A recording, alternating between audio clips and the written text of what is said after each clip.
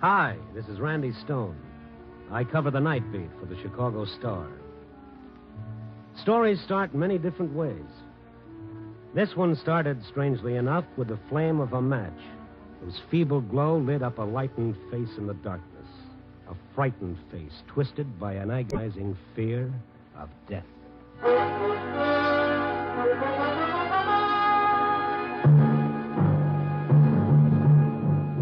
Night Beat, starring Frank Lovejoy as Randy Stone.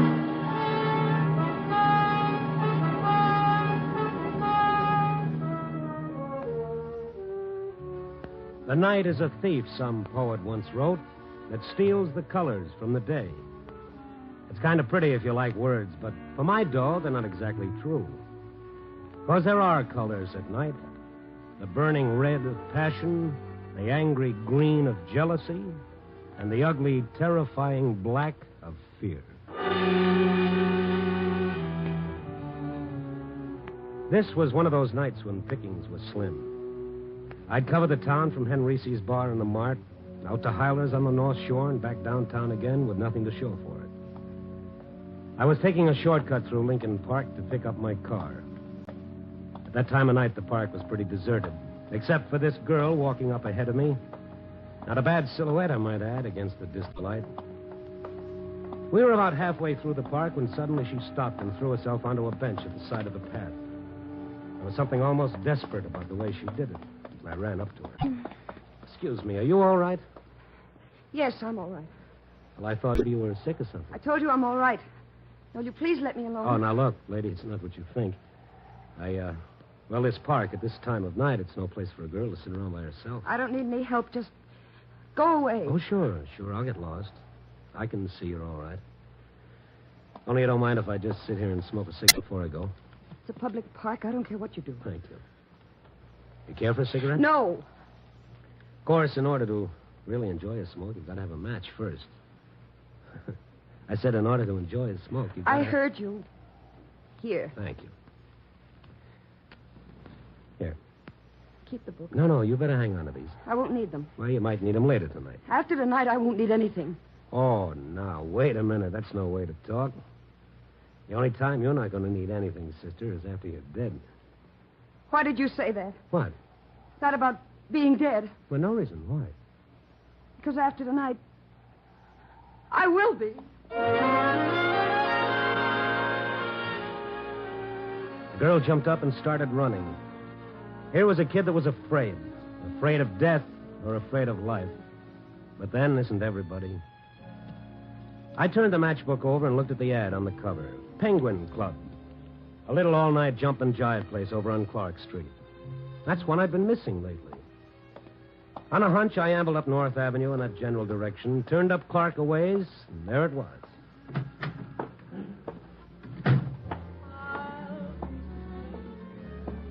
It was good to get inside out of that wind. Check your hat and coat, mister?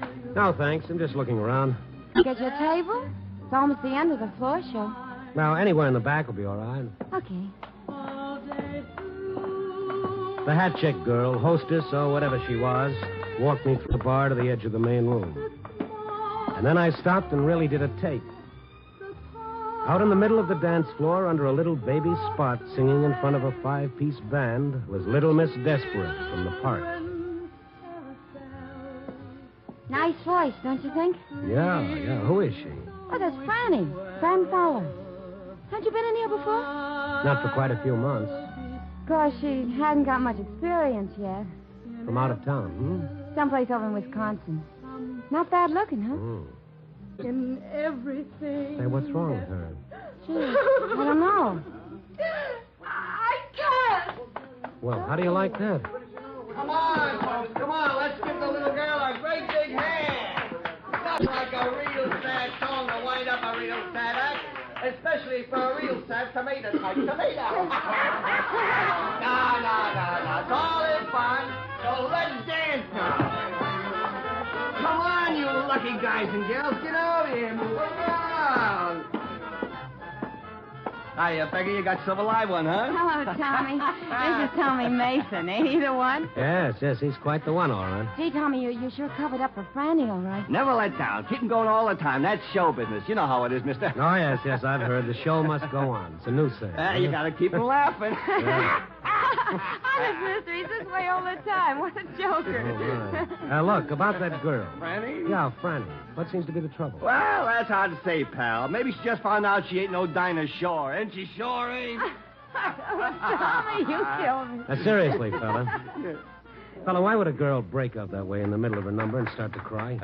Could be she got a cinder in her eye. But just to make sure, I'll go ask her. See you later, Tommy. Come on, fella. How's about buying a girl a drink? Oh, sure, in a minute. About this Franny. Look, do we have to talk about her? I thought you came in here for some fun. Maybe I get my fun wondering about people. What time's the next floor show? Next one's at 2, then 4. Oh, they're not kidding about this all-night business. And still another one at daylight. She's singing all of them? How should I know? She missed most of the 12 o'clock show. Just got here for that last number. Any idea where she lives? A rooming house around on Erie Street. No, the number? 391. You know, you ask an awful lot of questions. Well, that's my business. I'm a reporter, Randy Stone. I might have known it. Look, you're not going to bother her tonight, are you? Of all nights? Tonight? This is the night that Charlie Dana's being executed down at Joliet. What's that got to do with her? Well, how would you feel? Look, Mr. Stone, she's human. This is the night her boyfriend's going to die.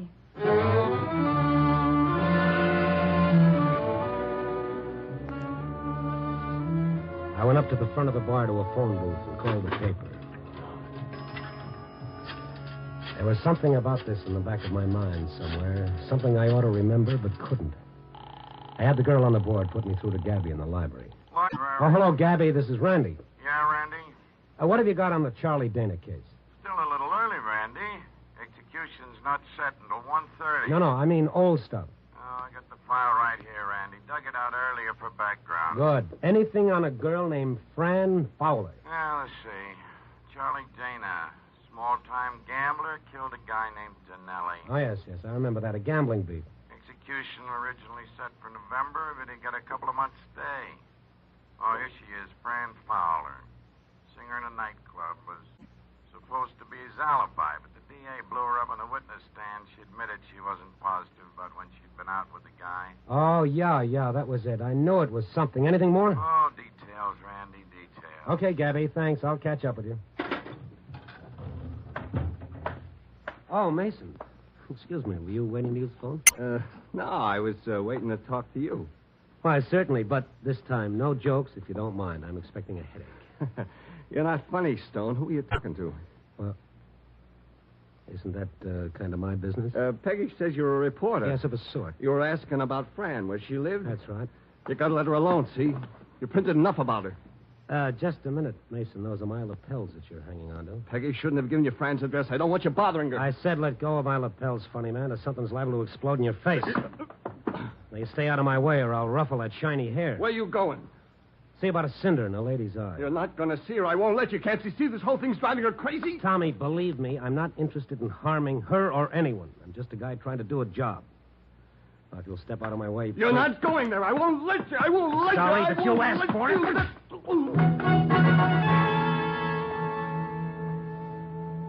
My, that's a real nervous fella. Now that he'd made such an issue out of it, going around to see Fran Fowler was a definite must on my schedule. I picked up my car and drove over to Erie Street. 391 wasn't much different from any of the rest of the rooming houses on the block. I got the number of her room from the mailbox and started down the dingy corridor to room 8. I knocked at the door, but there was no answer. I knocked again, and then I smelled gas. Hey, anyone in there? Miss Fowler! Fran! I put my shoulder to the door, and the flimsy lock snapped open. I rushed into the gas-filled room, holding my breath until I could smash open the window and let in some air. And then I saw Fran Fowler, the girl from the park, lying across the bed. And on the table beside her, one of those 2 burner gas stoves with both jets wide open. I turned them off and started shaking the girl. Miss Fowler, Franny, come on, get up. You got to get out of here. Look, am I going to have to carry you? Put me down. You little fool, this room is filled with gas. My purse. Where? On the table. Okay, I've got it. Oh, Fine thing with a gun in it. give that to me. Outside, baby, outside.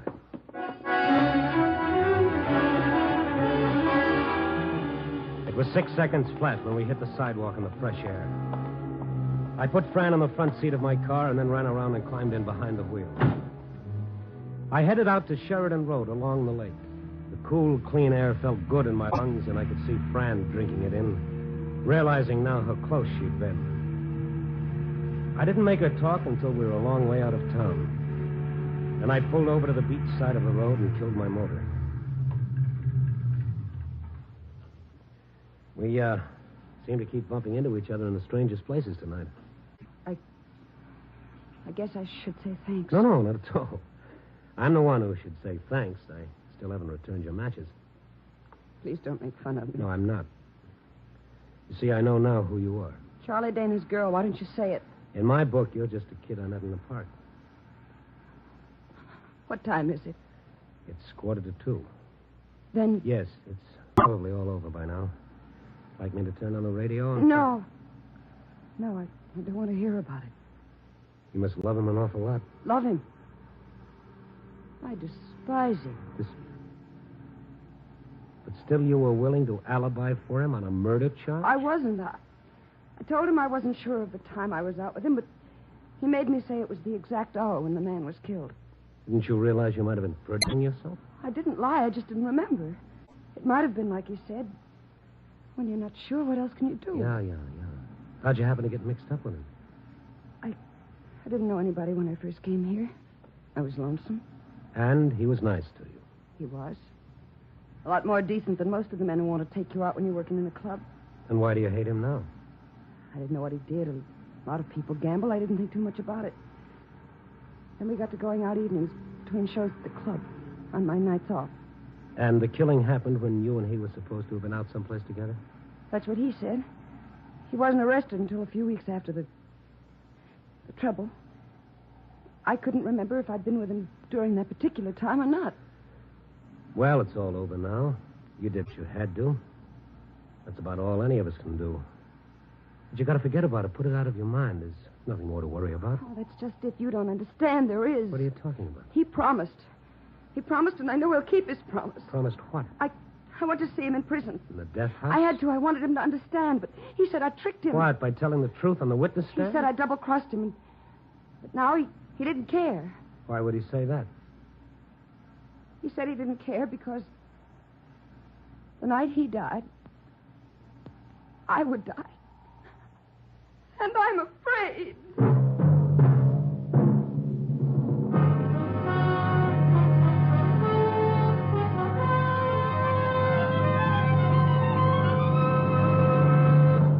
You are listening to Night Beat, starring Frank Lovejoy as Randy Stone.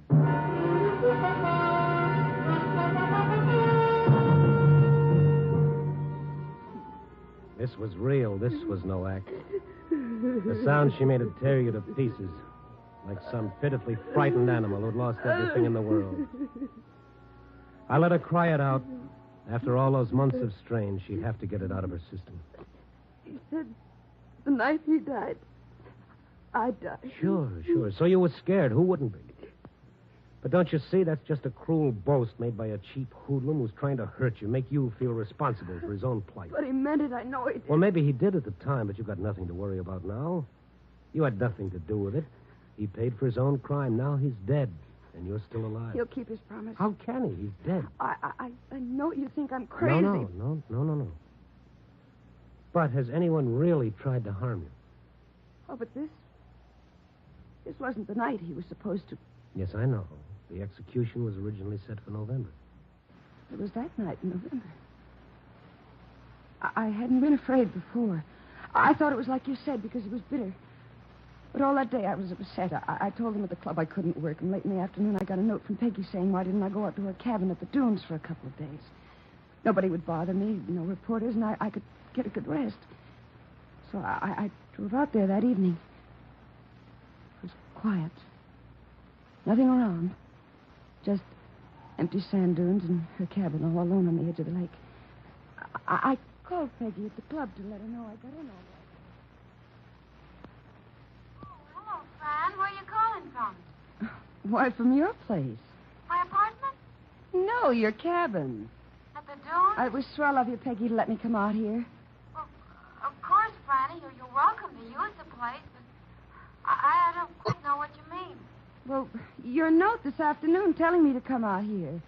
I didn't write you any note. Oh, come on, Peggy. You did. You even told me where the key would be under the flower pot.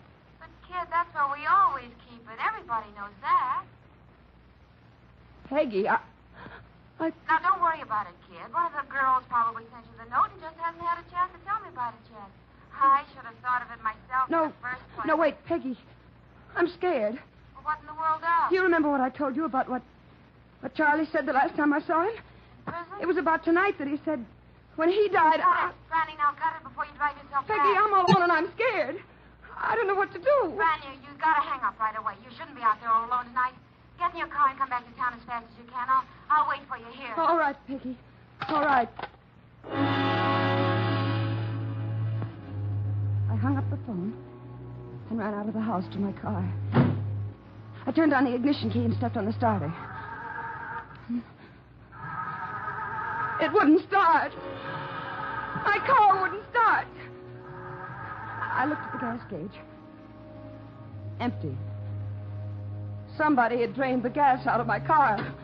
I got out in a panic and started toward the highway.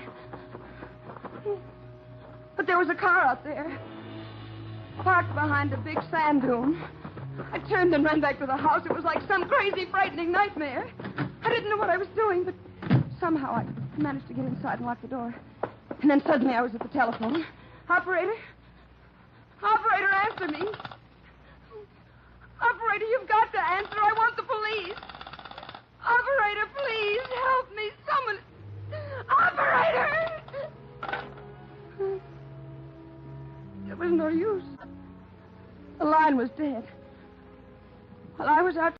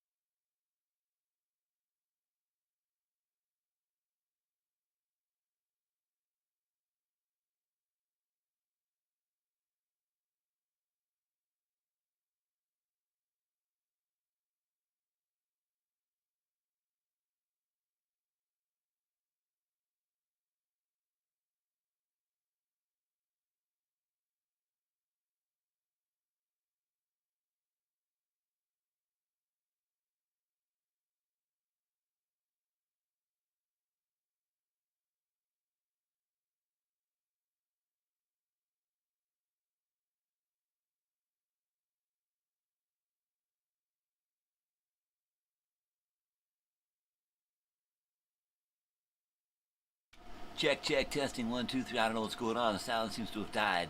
Back in a flash.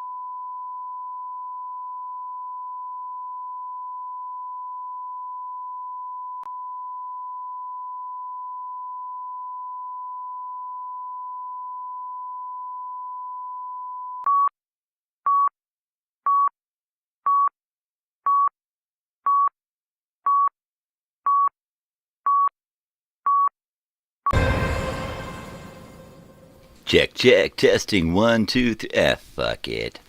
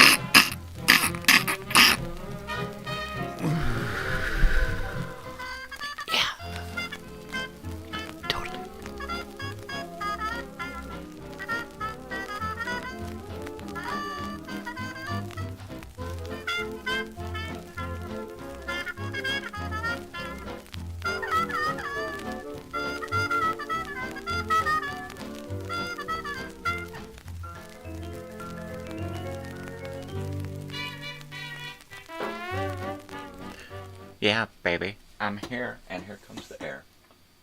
Because, my goodness, it gets warm in here quick. The sun's not even out yet, and it's getting toasty, baby. Good morning, everyone. It's Friday. It's 5 a.m. It's the 18th of July. Here, 2025. I am here. I'm weird. Get used to it. And if you don't like it, lump it. Totally, man. All right. We don't have anything planned for today except talking about the past. That's it. That's all we got going on, man. That's all. We're just going to chill out. We're just chilling. During the pre-show, we heard most of The Girl in the Park, an episode of Night Beat. And wouldn't you know it, the sound dropped away and never came back. It wasn't my program, it wasn't my app, it was the actual file. Appears to have lost the last part of the show. So there you go, there's that. That happens every once in a while. You know, these old-time radio show recordings aren't perfect. And because I have like thousands and thousands and thousands of hours of crap on my channel, I can't get through it all to do quality control on every single thing that I upload. I try to check the beginning and the end and the middle to make sure that it's an actual radio show in there. Every once in a while, a little bit gets missed. So this morning I'm in there cleaning my bong, making my coffee and stuff, and I'm like, why is there no sound? Why did the sound all of a sudden just drop away? I don't know. I put on my technical difficulties and it worked fine. Played some music, it was fine. Put on my morning opening and it was fine. So, I don't know what happened. It must have been the roses. Maybe it was the roses, man. But it's just the way it is, man. So here I am, bright and early, bright-eyed, bushy-tailed. My tail is less than bushy. I'm telling you.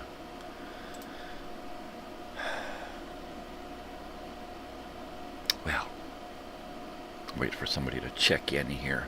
Wait for one of the irregulars to check in. Irregular because they stop by at irregular intervals. That's good. That's all. That's it. That's the only reason. They're not always here.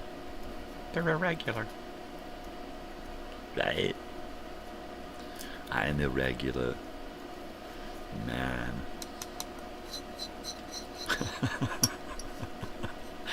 Well, you could take that a couple of different ways, couldn't you? Couldn't you? Yeah, I am irregulated.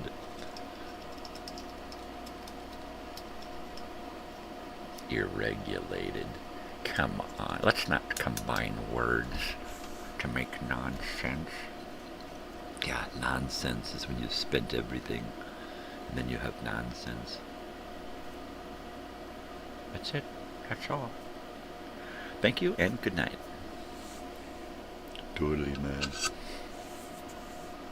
Yeah. The bong hits are going to be plentiful this morning because, man, I require lots of bong hits. I does. I definitely need some disconnect this morning from my body. Yesterday, after I got done here in the morning, I ate breakfast and then took my wife, dropped her off, and came home, ate breakfast, and then laid down for about an hour. And then I didn't really get any nap time. I just got to lay down. And we came back, and we had some lunch, and we hung out for a little bit. And then we went into the room. Both of us actually went and laid down at the same time, which doesn't really happen. Mainly because we'll lay down at the same time. She'll be out in 2 minutes and snoring, and I'll lay there for an hour before I finally can go to sleep.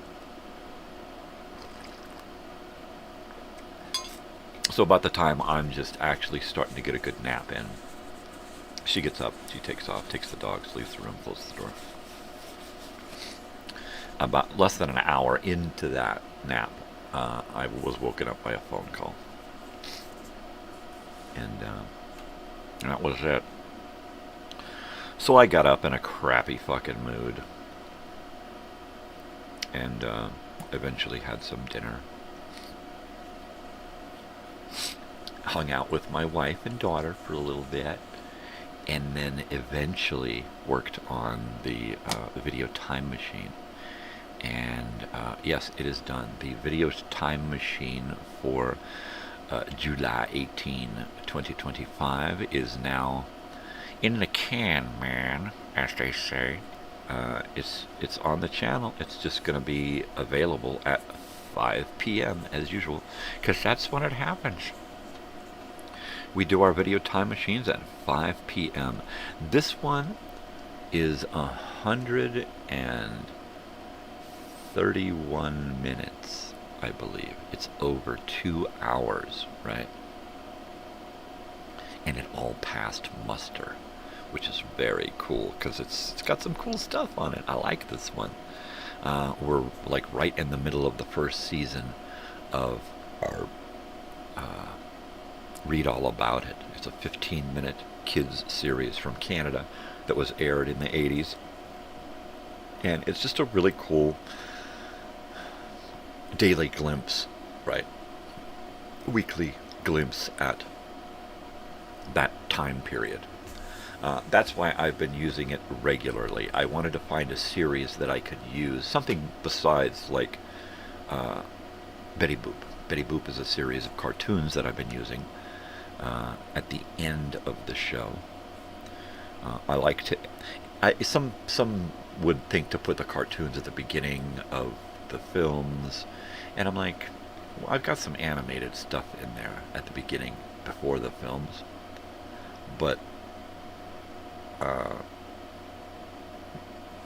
the time spot at the end of the time machine is where I like to put them. I like to end with a Betty Boop and then some rest in peace, a little R.I.P. at the end there. So there you go. Coffee. I'm missing Joey. Where's Joey? I'm missing Joey.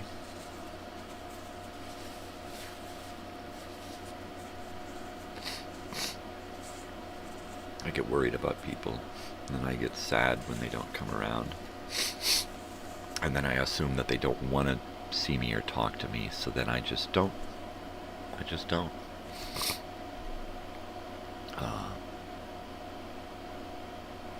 After a couple of attempts out trying to contact someone, I'll just assume they don't want to talk to me, and then I'll just stop, right? And a year will go by. Hey, morning, WW. What's going on, dude? Good to hear from you. So I kind of explained that to my brother yesterday when he called. Look, man, the phone works both ways. Nobody calls me, and then when I try to call people, they're usually busy and they got other shit going on, and they're trying to,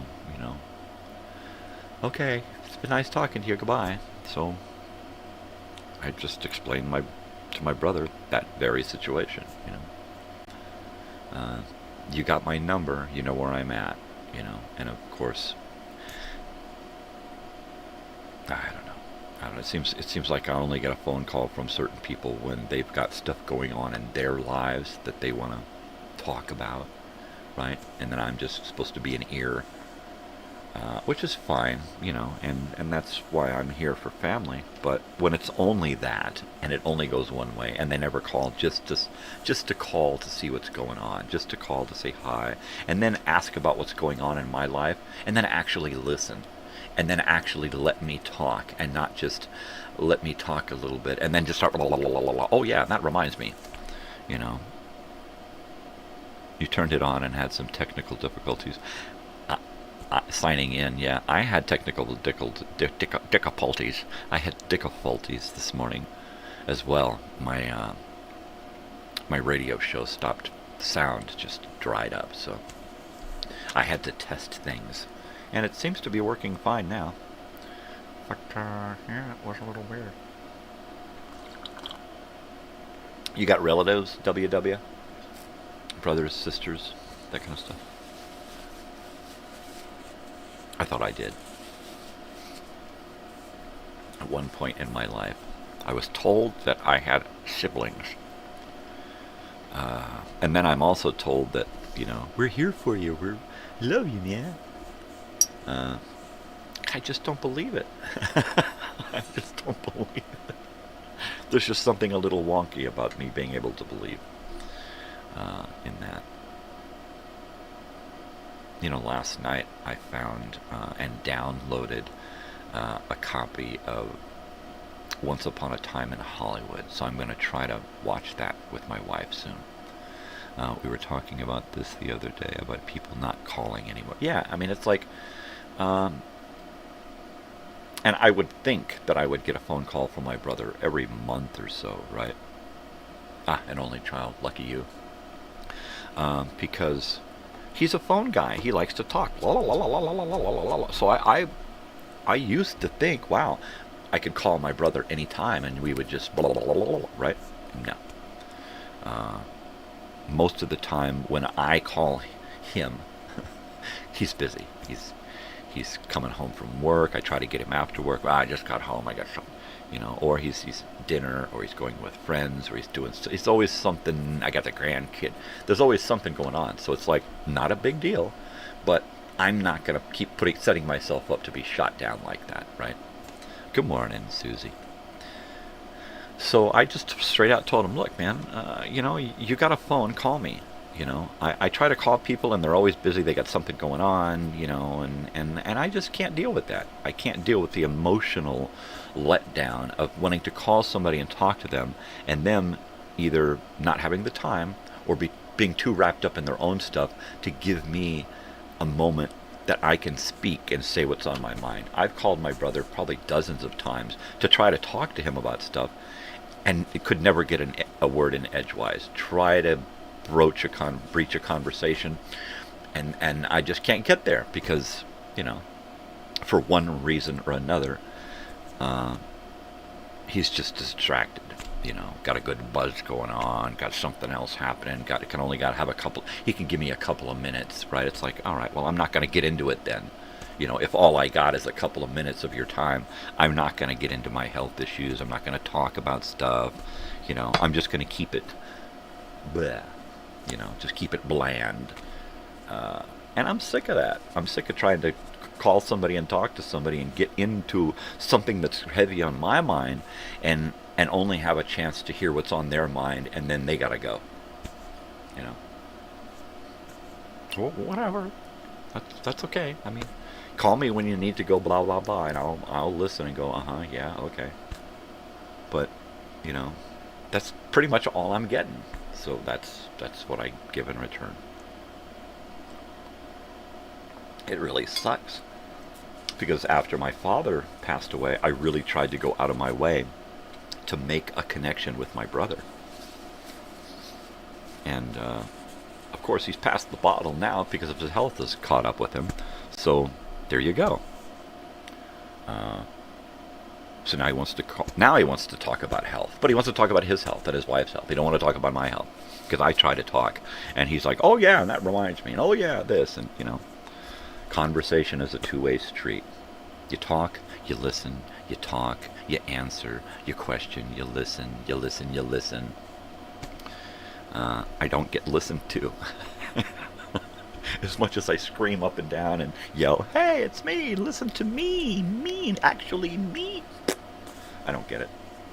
So I just move on. My life is just a series of moving on from people and places and things. There you go. That's it. Right there in front of you.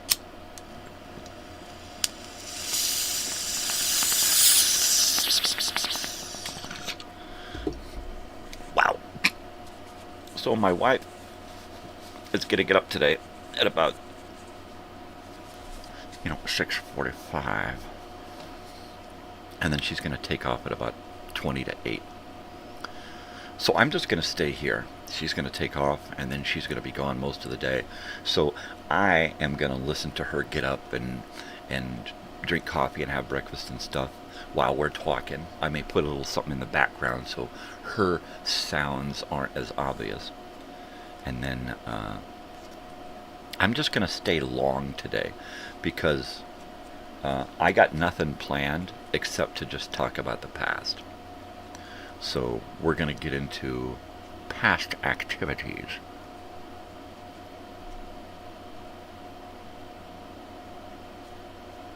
The sibs suck.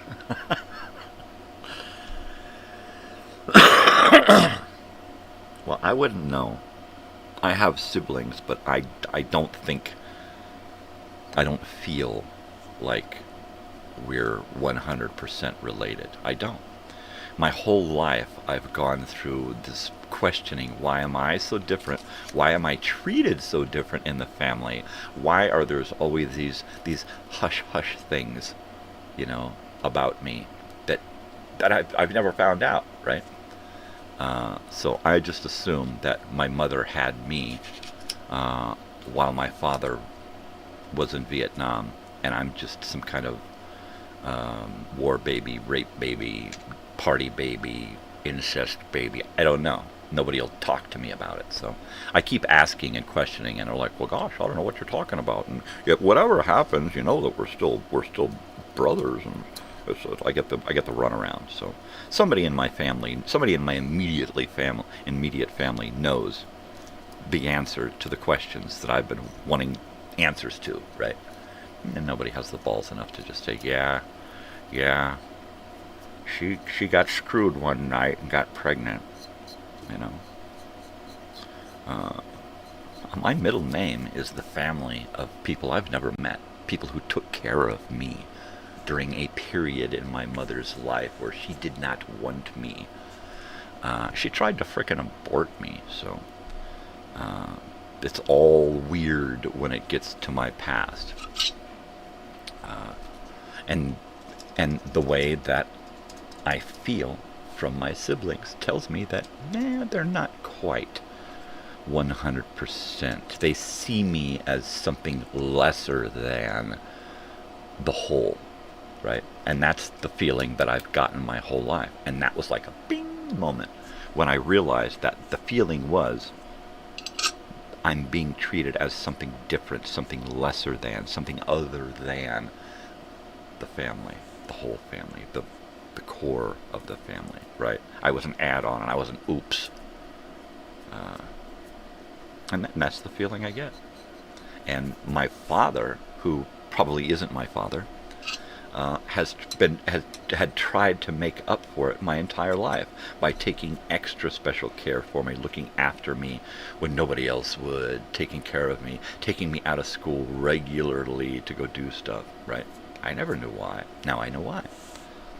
Because he was trying to make up for how poor my mother gave a shit about me, right? Because she didn't give a shit. I got like disdain from her. Like, why do you even fucking exist? If it wasn't for you, that's the feelings that I got from her, you know, if it wasn't for you. Right? Well, I got them and nobody to talk to. I got siblings and I got nobody to talk to. Yeah, less people to talk to us, right? Yep. It don't matter either way, where you got them or you don't got them, siblings. Sometimes it just don't matter whether you got them or not. You just don't get any conversation out of it. Friends, family, you know. I think even some of my old friends were told, either by my father or one of my siblings, that I'm like, he's a stepbrother, but don't tell him, right? Because that's just the feeling I've gotten, you know.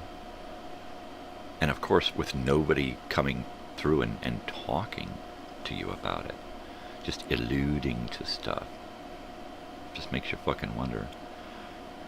35 years.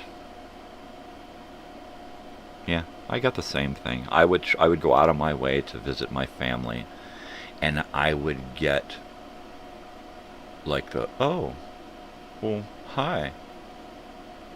What are you doing here? That's the way it would feel like. Well, what made you think that you could just stop by?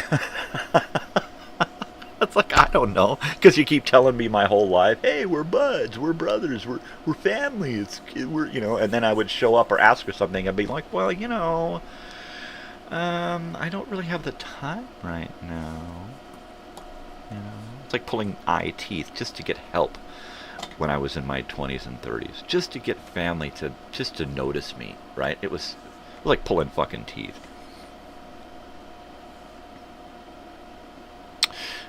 Yeah, when family starts to dwindle, you know, that's pretty heavy. My daughter is an only child, and that's the only thing that I feel bad for, is that when Mom and I are gone, she'll be alone. She has so many family members on my wife's side of the family, so I'm not so concerned, right? She's going to have a lot of friends and family and support and stuff eventually when her old parents kick off, right? But I'll be damned. I will be. I'll be damned.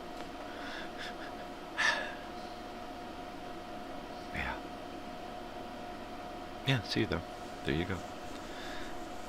I'll be damned if my daughter probably won't get one bit of help throughout her entire life from any of my side of the family. Not that there is a side on my side of the family. It's just kind of a bunch of people that I don't know and who don't know me.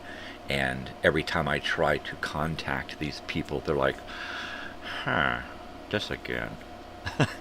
and I get that from my brother. My brother. Dude, we're bros. And I get it from my brother. You know, he talks to me and he doesn't even know me. He doesn't even try to get to know me. I know so much about him and his life, and he doesn't know shit about me and my life.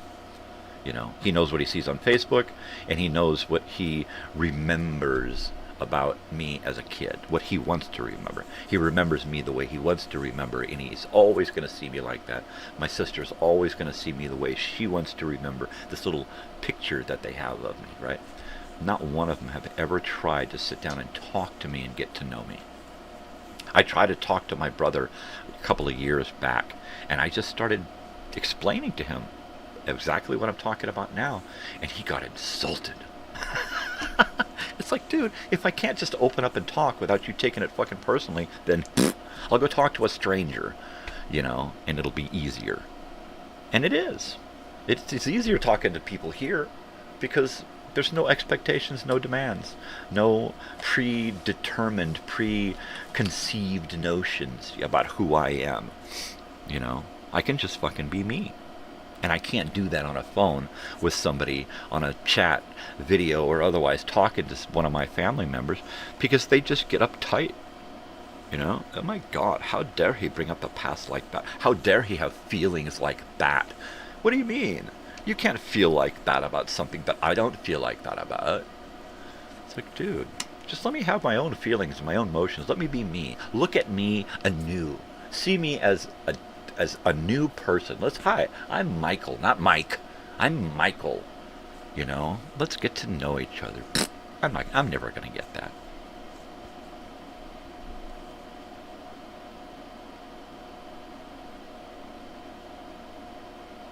And I don't even have that. I don't have people that I want to go visit, right? I have like a handful of people in my life from the past that I would love to see again, who probably don't think about me ever. And I think about them all the time. And they probably think about me, you know, never. And I got this reunion going on, and I want to see so many people, and yet I don't want to see anybody. Because I'm afraid that they're going to be so different. And when I try to get to know them anew, I'm not going to like them. That's it, you know? And I'm just assuming that that's why nobody goes out of their way to call or talk or get involved with me, because they already see something they don't like. And whether it's something from the past or something probably from the present, they don't see anything in me that they want to invest their time in. You know? And I totally get it. I mean, if you take everything that I'm talking about, and I try not to put any hate or emotion or, you know, fuck with anybody in the past about what happened, right? I'm just trying to get it out and express some ideas and thoughts and emotions about what had happened, right? I'm not trying to hurt anybody. I don't hate anybody. You know, it's just the way it was. People were who they were. They are who they are now. You know, it's just the way it is. I don't hate anybody over it. But I'm not going to shut up. Because that makes me fucking crazy. Most of my friends are addicts and alcoholics, because they're only ones that will... Because they're the only ones that will hang. I totally get it, right? Most people who are out doing stuff and who aren't addicts and who are actually have lives and jobs and mortgages and families and stuff, those people, so to speak, they don't have time. They don't have time to just sit and chill out. If they do, they're going to stop by the bar and see a bunch of bar buddies or something, you know. Yeah, I can't do that either. I mean, old friends, new friends, I just feel out of place. I feel totally out of place on this fucking planet since day one, you know. And no matter what I do, no matter how I try to make it so that I fit in, it's like the only place I fit in is at home, right? That's it. It's the only place I feel at home in this world. No matter where I go, what I do out in the world, I just feel completely out of place. Completely. If I go around a lot of family, I feel even more out of place. Old friends, I'm hoping it's not going to be. That's great. Haven't worked a job ever. That's excellent. See, it took me a while to... I've been dropped out off and on. I was never able to hold a job, so I didn't keep a job long. It wasn't until I got injured about 13 or 14 years ago that that I just figured out that working for myself was the only way. And it worked perfectly. I was a perfect boss, right? Agoraphobia. Yeah, I think I suffer from that because there are some days I don't even look outside. A week, 2 weeks will go by where the most I'll do is I'll go to the door and open the door and close it. Carl Eric Johnson. Hey, what is up, dude? What is going on? Do we know Carl? Hi there, buddy. Just hanging out. You know what? I'm going to do a bong hit here in honor of Carl showing up. He's like, well, I feel insulted. I don't smoke marijuana. Well, please don't feel insulted if you don't.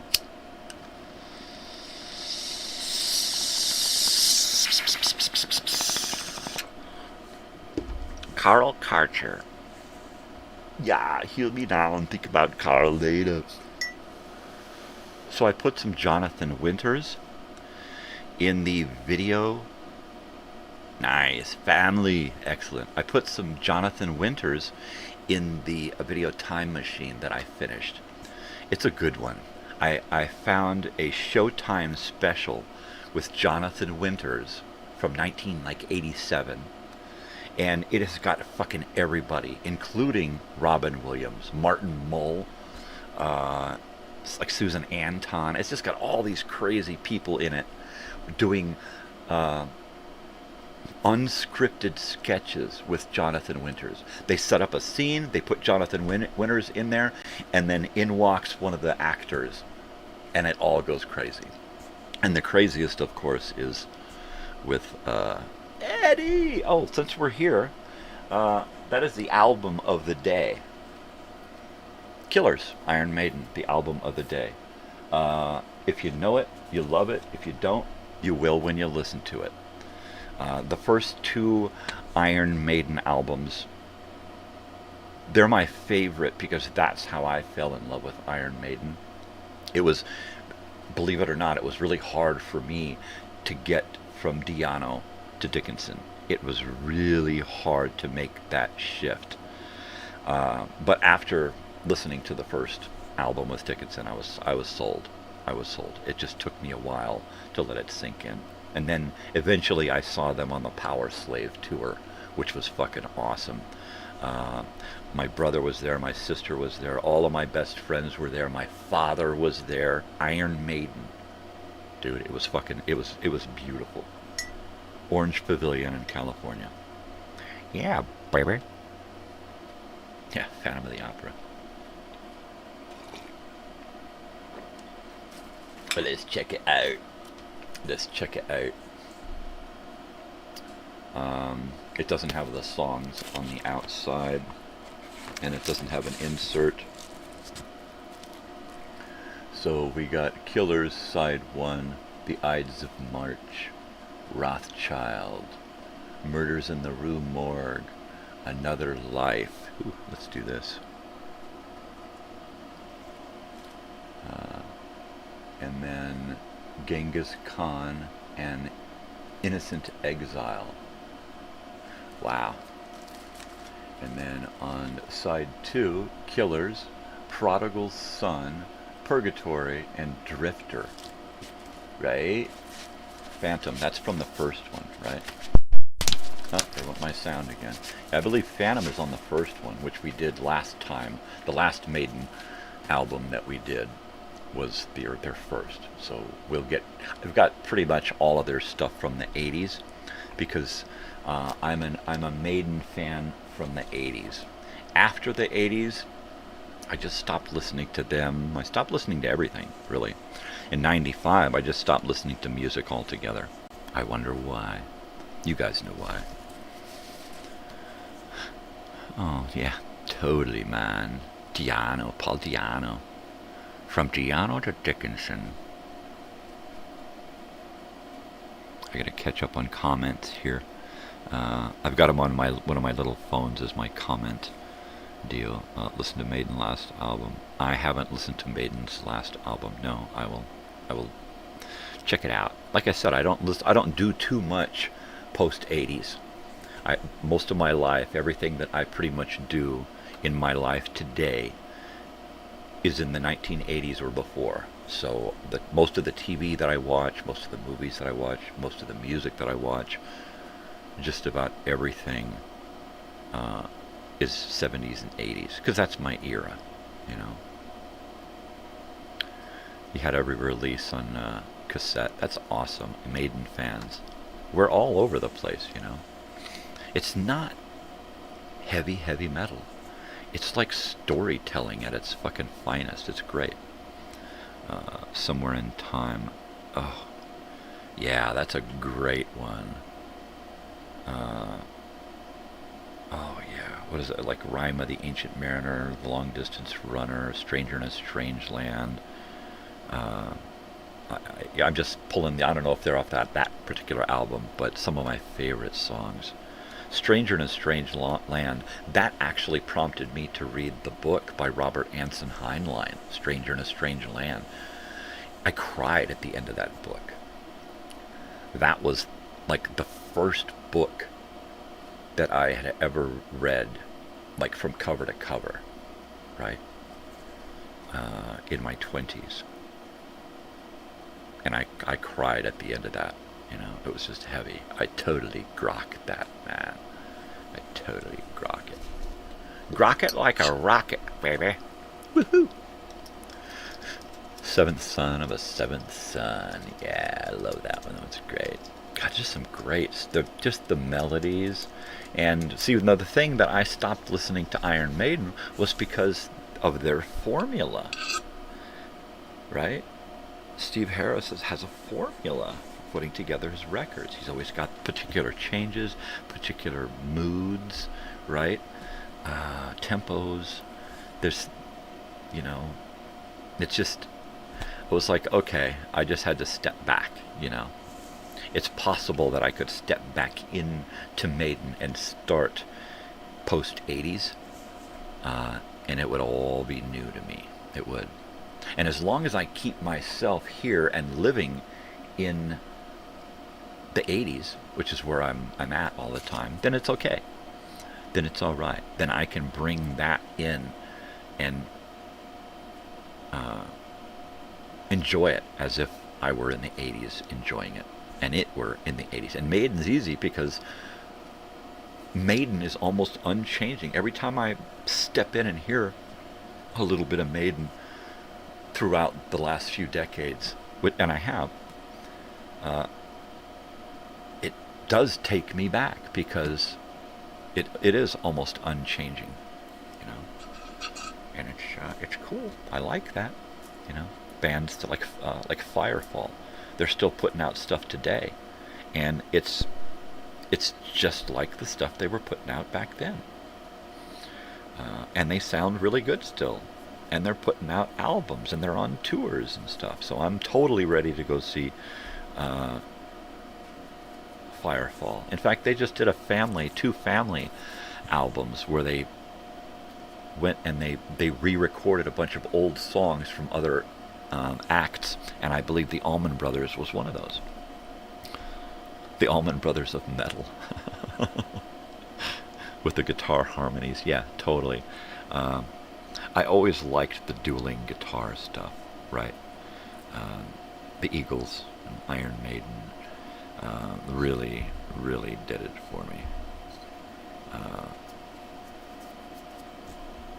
Yeah, another one from back then was Judas Priest. I was really into Judas Priest, 70s, 80s. After that, not so much, right? Not so much.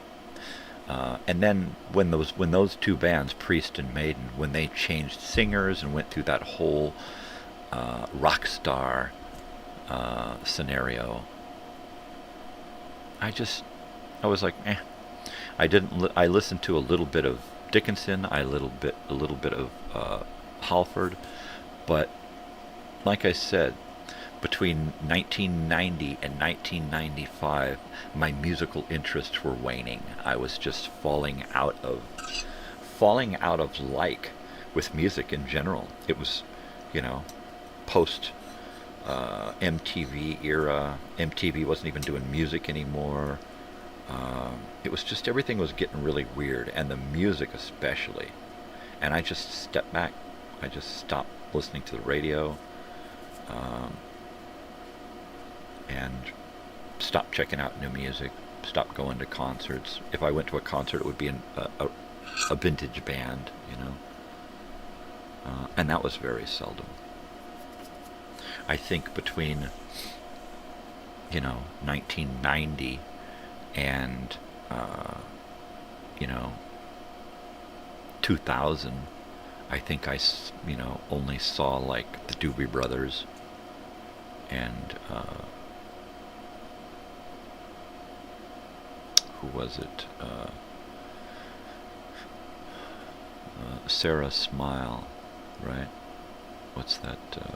Those two guys. Hall & Oates, that's it, Hall & Oates, man.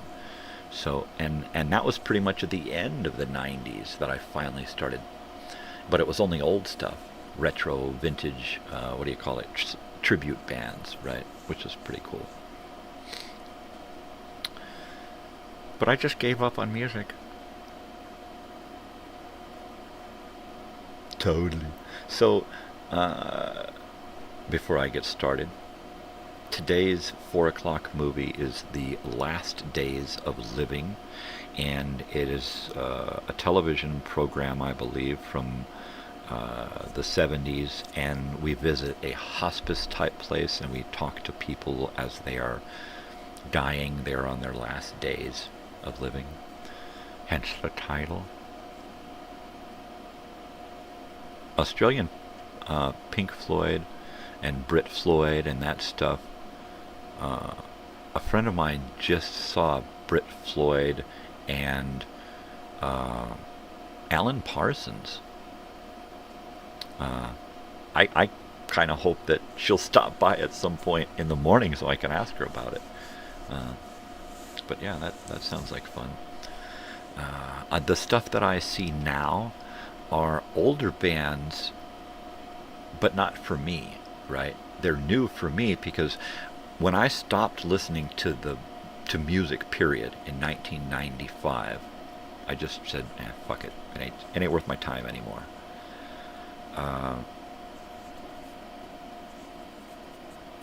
That was it. But my daughter, her musical interests cover my era, but they really start in 95. So she's able to go through and look at all of these bands that I missed and cherry pick the best of the best, right? And her interests are very similar to mine at her age. So she starts playing something, I'm like, yeah, I could totally be your age and be listening to this, and then I feel young, right? So most of the concerts we go to now are throwbacks to the last 20, 30 years. So we see Motion City Soundtrack, Fall Out Boy, Paramore, that kind of stuff that I never heard. And all kinds of great, just neat new music that's been around for 20 years. She's seeing bands that are on their 20-year anniversary stuff, right? I never got into Fish, WW. I never did. A friend of mine, I possibly could have at one point, but a friend of mine got so into it that he totally bombarded everybody with Fish music on a regular basis in a workplace. And because it was in a workplace and he was a supervisor, he gave us no choice, and we had to listen to stuff, the same things every day, and everybody at the factory got burned out on it. It got so bad that he got shit canned, and I had to take over as that guy, and it was okay. Everybody gets to choose what they fucking want to listen to. And even when the owners would come in and try to put on music because they were going to be back there, I would say, you know what, you can't play this. You can't play stuff about big sweaty balls back here. I got 20 girls working. Headphones or turn it off. And this is to the owners, right? So, but that's that's why I was put in charge, because I gave a shit, and I wanted to be fair. And being forced to listen to Fish every day, all day, and a small selection, I got burned out on it. I listened to so much of it. I've even got songs played on my head right now, and I just said, nah, I can't do this. And I had to, and that was another reason why I completely walked away from music. This was in 98, right? 98, 99, and I'm like, oh, you gotta be kidding me. No.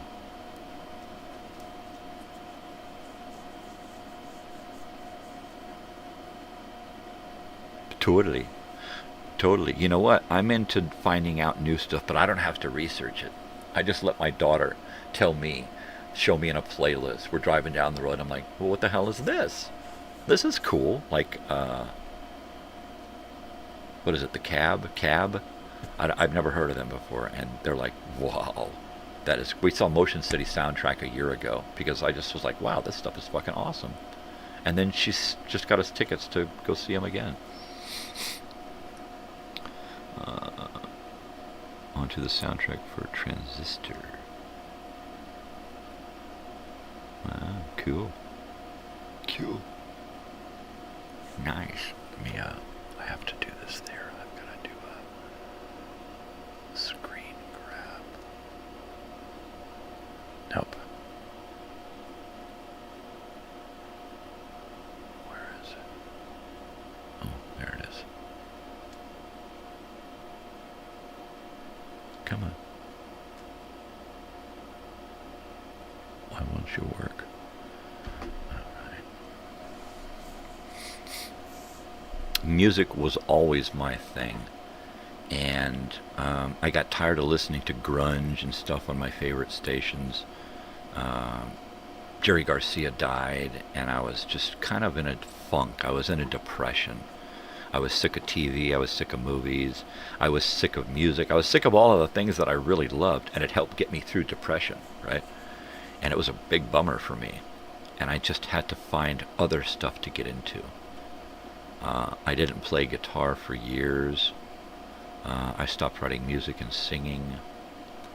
I was just in a huge funk. Yeah, music from video games is really cool. I like that. In the late 90s, I was playing a game called Road Rash and found Soundgarden, Black Hole Sun. Wow. And I was like, okay, this is I can do this. And I would play that game over and over and over again just to hear that music. You know.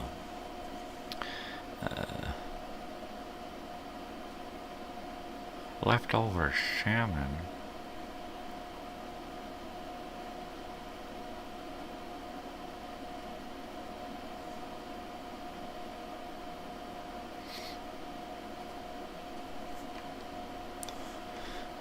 Yeah. Kids are alright. I like that. Darkness has got to give. That's what I was thinking, right? And it did. I got married in 99. December of 99, right at the end of the year. And the darkness gave. We immediately got pregnant, and then immediately lost our child in a car accident before our child was born. So the darkness came back, and it hung around for a couple of years until we were able to have our daughter. And that was close, and so close that we decided we didn't want to risk it and try for another. So we are how we are.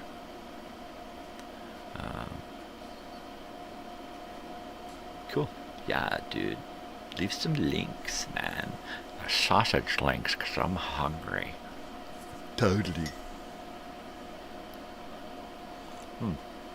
I gotta heat up this coffee and smoke a bong hit.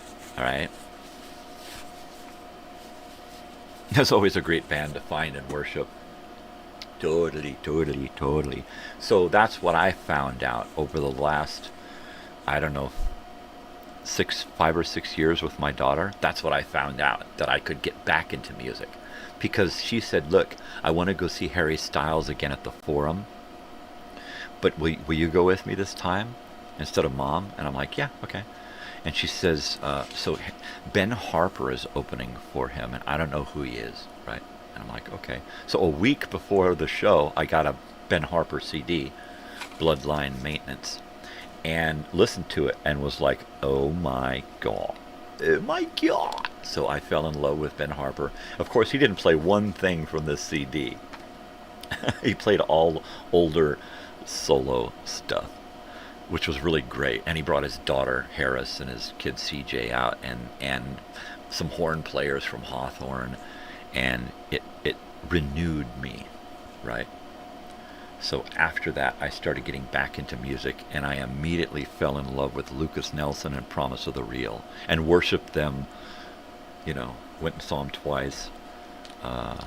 It's great when something awesome comes to my hometown, whether it's down in Coachella, you know, less than an hour drive, or right here at Pappy and Harriet's, 15 minutes up the road. You know, that's fucking awesome. You know what? Yeah, there's lots of great dead music out there still. There are a lot of great bands keeping it alive. And I'm finding that out now, because while I was out of music for so long, my daughter brought me back in. First, I started playing a lot of old classic music in the house, right, for about 10 years. Just turn on the music channel and just play the 70s channel. And I did that for a while. And then she got into junior high and got her phone and started getting into her stuff, right? And then she got her account at, what's that music place? And so now she's got playlists. She's got all kinds of great music that she's into. She's got her own record collection. Her stereo is a 1979 Sanyo turntable, and a couple of realistic Radio Shack, it's a receiver and some pieces, some old vintage Radio Shack speakers, Numb and Bleed. Yeah, he played some really great stuff, opening up for Harry Styles, mainly because they had hooked up. Harry Styles asked Ben Harper to do some guitar work on his album. So they made this connection. And then Ben Harper was on tour during he did a residency, a 15-night residency at the Forum in Los Angeles. And Ben Harper was the opening act because he was local. And that's the way he did it. He went to a place and he got somebody semi-local to be the opener, you know, which was fucking cool. And then left it up to Ben Harper to do whatever the fuck he wanted to do.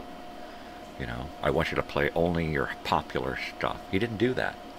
He let him play whatever the hell he wanted to fucking play. And he sat out there on stage for like half the set. Just him and his fucking slide guitar playing and singing. Oh, it was fucking beautiful. It was fucking beautiful. Yeah.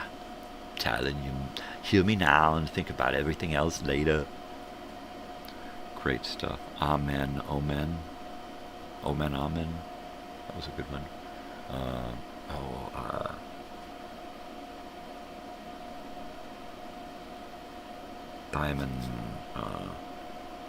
Diamonds.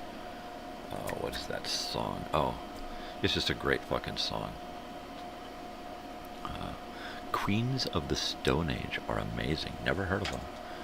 I will write them down.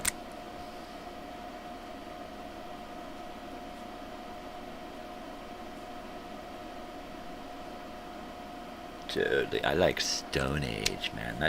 That totally Stone Age. You know. What age? The Stone Age, baby. I was a Stone Ager. I mean, a teenager. Totally. Stone Age. Stonehenge. Unhinged. Unhinge me now. Oh, I was going to heat up my coffee. I'll be right back. All right. Don't go nowhere because we're going to do a bong hit. Get ready.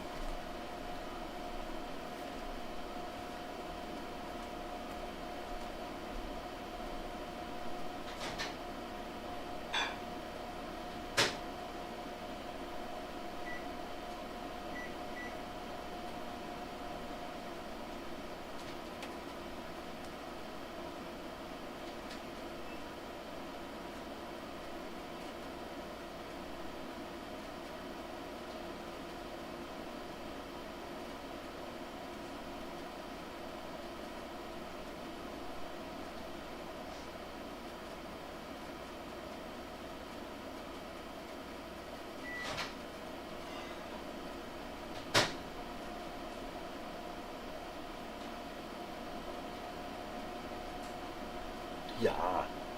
Yeah. Forget about it. All right, baby. All right, let me catch up on some comments here, man. Smooth sailing. Ah. Smooth sailing. That's awesome. So, bong hit. That's what I was going to do, man. I got to keep these on so I make sure not to talk too loud. I got to keep my mic up in case I'm like over here talking. I'm like, what the fuck is going on? Unless you can still hear me, right? Or when I get up and walk away. But if I get in too close, I got to be cool, you know. If I had a tail, I would tell a tale about a tail. Or something like that.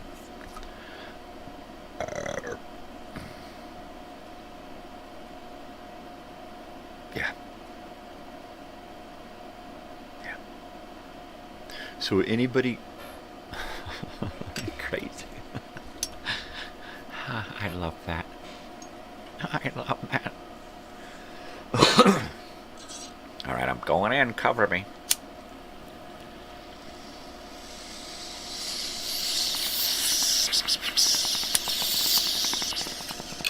So, Monday nights at 5 o'clock, normally I do Minecrafting Monday, where I play Minecraft, and I listen to some Grateful Dead, and I sit here and get high. And last time my daughter played Fortnite, so we could see Fortnite, right? And then I was just going to go back to playing Minecraft. Oh yeah, that's a great Genesis album. I think I've got that one on 8-track and LP. But for some reason, her SD card in her Switch got corrupted or something, right? So she's no longer able to access any of those games that she has on the SD card.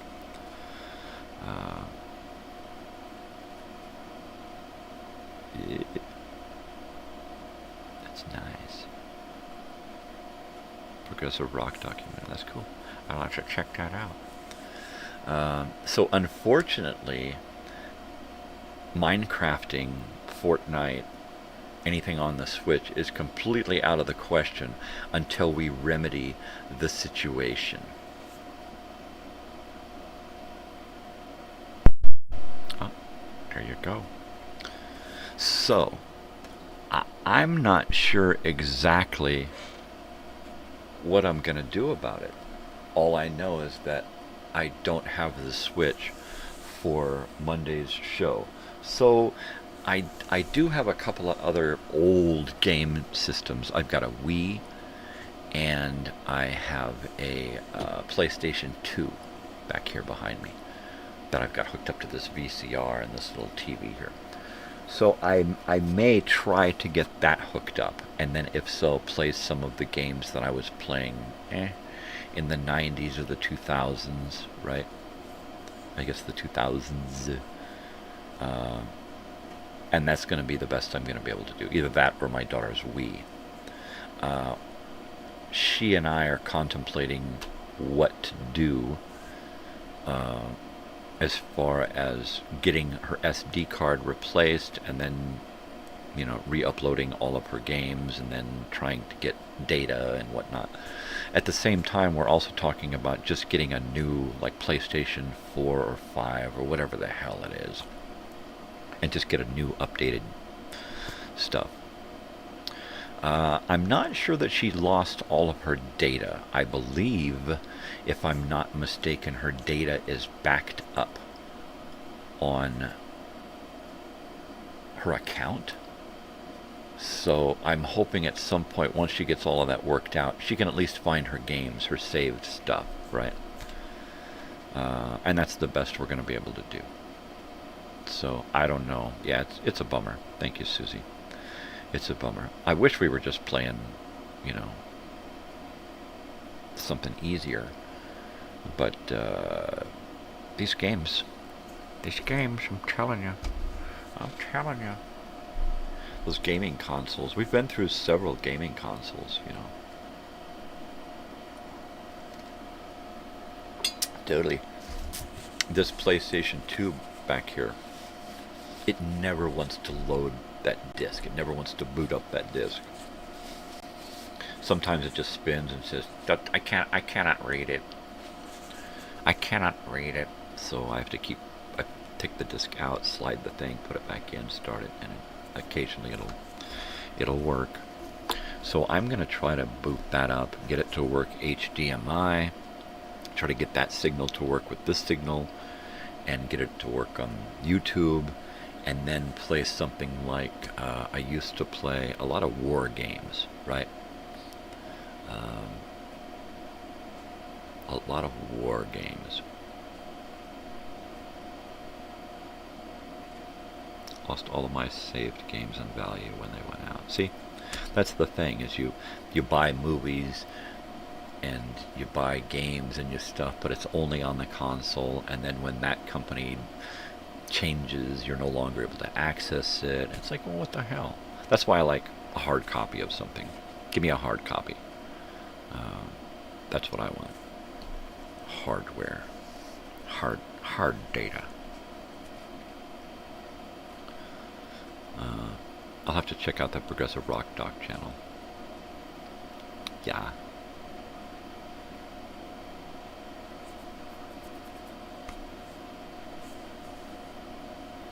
I'll have to check that out, Susie.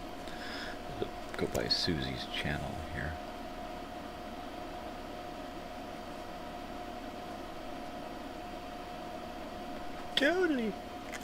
Totally, man. So like I said, I'm just going to be here hanging around all day, talking shit and doing whatever. One of the things we used to do after school, like in high school, was everybody would pile into a car and we would drive out an hour up the freeway. Well, maybe a little less than an hour. We drive up the freeway. Sometimes we just take the back way around the freeway because we could get loaded. But we'd go up from Lake Elsinore up to Riverside, the city, and go next to the mall was, I believe it was like a Ticketmaster, right? Ticketron, that kind of thing. And there was a head shop right there next to the mall. And then there was the mall. So we could go up there and we could just kill all kinds of birds with like one stone. Hang out at the mall, do the smoke shop there, buy some fancy cigarettes, buy some stuff to go with your cool outfit. You've had to buy PlayStations 1 through 4, huh? Is there a 5? Because I think that's what my daughter said. Oh, and it wasn't. See? That sucks. Our Xbox One that we had, the drive belt that would eject the disc broke. It stretched out, and then I tried to pull it off, and it just shredded. So I was like, okay. So I found an O-ring and stretched it out and put it on there as a belt, and it worked for a little while. But the game just stopped working, right? I don't know why. They make that shit so it will wind up in the landfill and you got to get more. That's just the way it is. That's why they keep changing and upgrading and updating. There's no real reason for it, right? You should be able to just add some memory and update. Add memory and update. That there should be a system that all you do is add another hard drive and update, and you can continue to play the same system, right? Buy some new controllers, because they've added some new stuff. But instead, yeah, good old Ticketron. My father went to the Ticketron, or no, it was a Ticketmaster. He went to the Ticketmaster in Temecula, California, and cleaned and repaired all of their office machinery just to get me 2 tickets to see Metallica in 1991, which was great because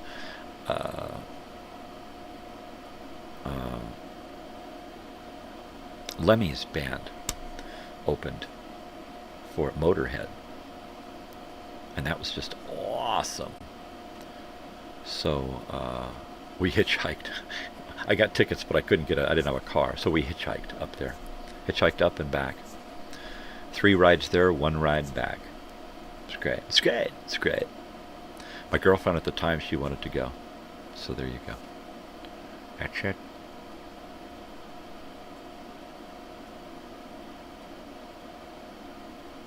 Yeah, I love those long documentaries, those long multi-part, those series. Here's a documentary on something, and it's got 8 parts, and I'm like, yeah! Total immersion, Totally, you just dive in and go, hey, look at me. I'm living it. Totally. All right, I gotta get some more bong hits rolling here.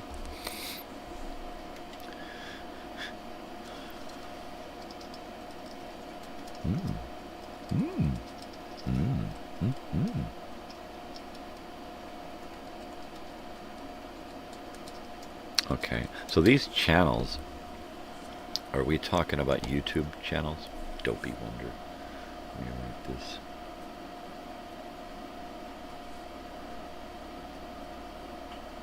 This is great because I'm captive at home, so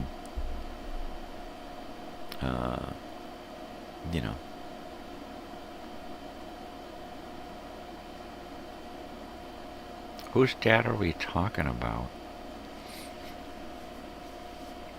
It's neat to find out about all of this stuff. Because I don't get out much. I don't talk to many people. Nobody's always knocking at my door. So, yeah, thanks for the info, guys. Thanks, appreciate it. I appreciate it.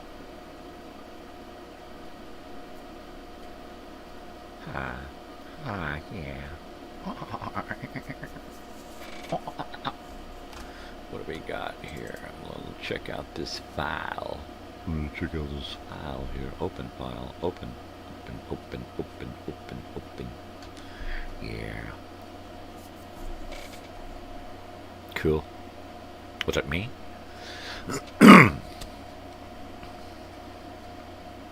Oh, my dad. Are you talking about my dad going to a Iron Maiden with us? Oh, Metallica, yeah. My dad getting me those tickets. He did a lot of that kind of stuff. He was a really cool guy, really cool dad. Well, he was a really cool guy and a really cool friend, kind of. Not a great friend. He was an okay dad. He wasn't perfect, right? But how many of us are? But he did a lot of really cool stuff.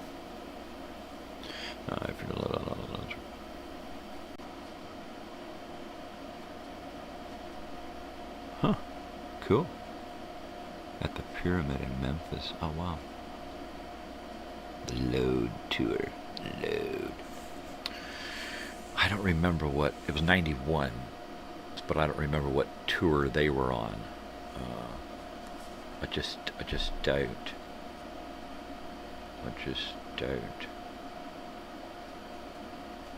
I had another friend, a girl, and we were like I think we were in our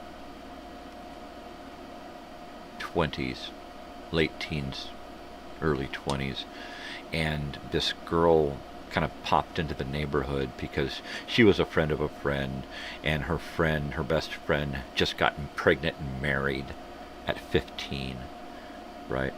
And so she was kind of like, had nowhere to go, nobody to hang out with anymore. So she started hanging out with us older guys.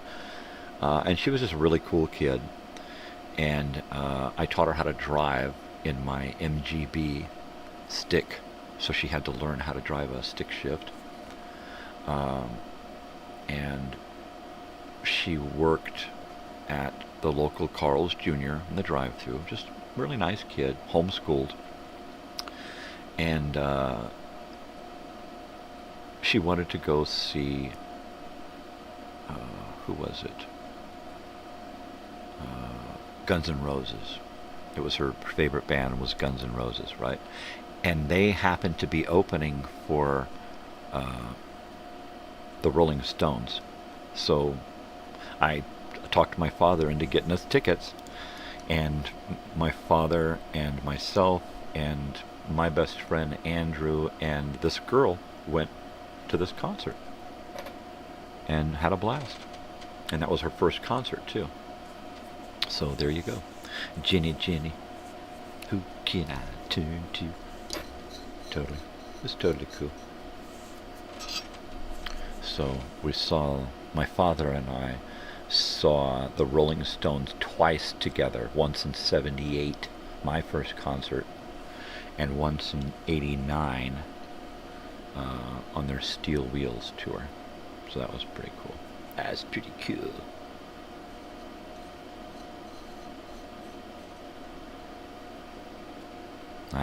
People. Visiting people, right?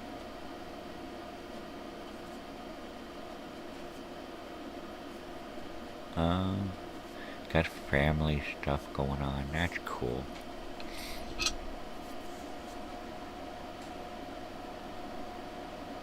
My daughter has a friend in Chicago, and she's finally set up to go out there on her birthday and go to a festival and see her friend and hang out in Chicago for a day or two. So that's pretty cool. And Joey's going too, so it's doubly cool. So there you go. Awesome stuff. I didn't get to do a lot of that heavy, hey, let's just jump and go, you know. And she hasn't had a chance to either. COVID screwed up the last couple of years of high school for her. So, yeah, totally. Yeah, take a road trip. You know, there's this family reunion, hometown reunion thing coming up that I planned. And I'm just going. It's gonna be one of those BYO events. BYO everything. Bring your own everything.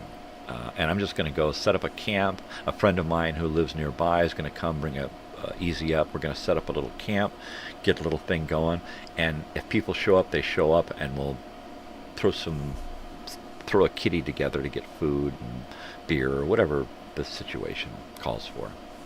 And just hang out on the lake for the weekend, and that's what I'm going to do. And then if people show up, they show up. If they don't, they don't. I'm not going to stress over it. I tried to make a big thing. Never happened. So that's my next road trip thing, is going to my hometown and hanging out there for the week. So that'll be cool. And it's just going to be me. I'm just going down there solo. I told my wife and daughter, don't even bother, you know. So, yeah, why drive when you can just, you know, just fly, baby. Fly. Fly like the wind. Fly like an eagle. Yeah, baby. So what did we like to do after school?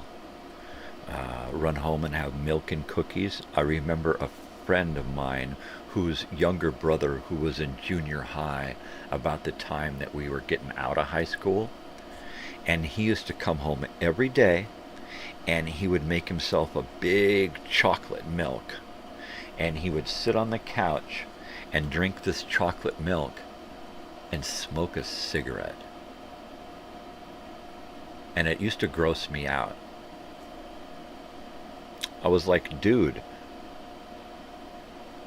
why don't you smoke the cigarette and then have or have this and then have but to smoke the cigarette while you're drinking milk, it just seemed like a really weird, icky thing, you know?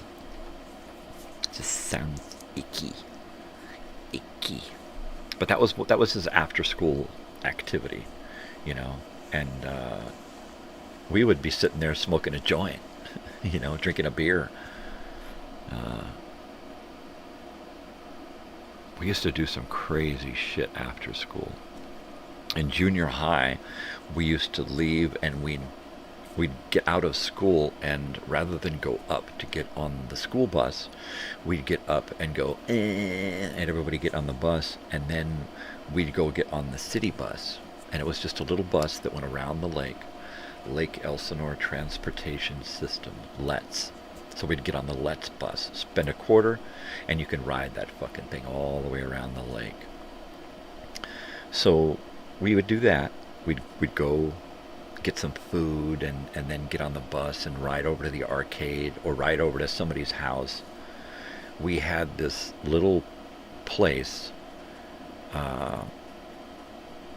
that was like between the arcade and a friend's houses around this one side of the lake.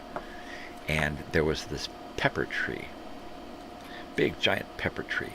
And inside the pepper tree it had like an old sofa and a little table and some, you know, some furniture, little stick chairs and shit. And we called it E.T.'s home. And that was the place that we went in junior high, whether it was middle of the day, early in the morning, late at night. Didn't matter. If you were pissed off at your parents and you were running away, you'd go sleep at E.T.'s home, you know, and then somebody was going to stop by and rescue you or bring you stuff, right? Hey man, just come stay at my house. But yeah, hey, where you staying, man? I heard you ran away. I'm staying over at E.T.'s home, man. Totally. Most of the time after school, it was definitely the arcade or somebody's house. Yeah, my parents are gone, man. Why don't you cruise over and we'll swipe some of their weed and get loaded.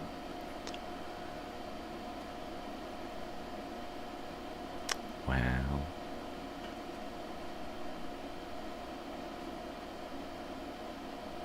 That's cool.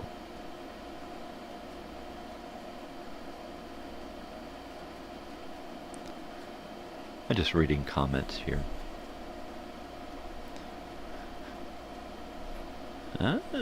Practice sports. I didn't have many friends who did that. I had a few friends who were into those kind of after-school activities. Pig pen pal. Pig pen pen pal. That's cool.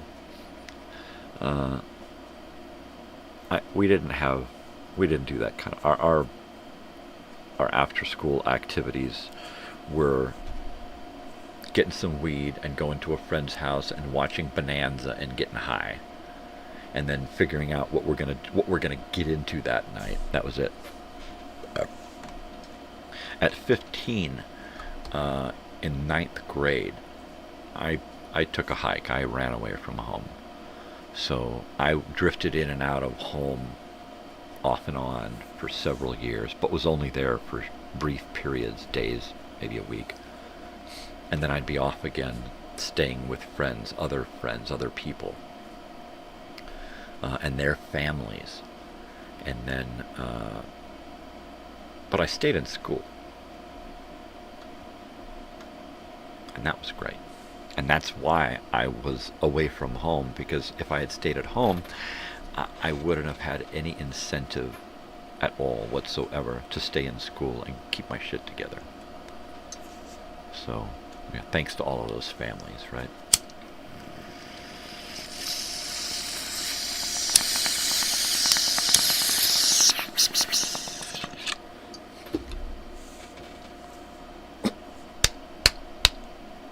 remember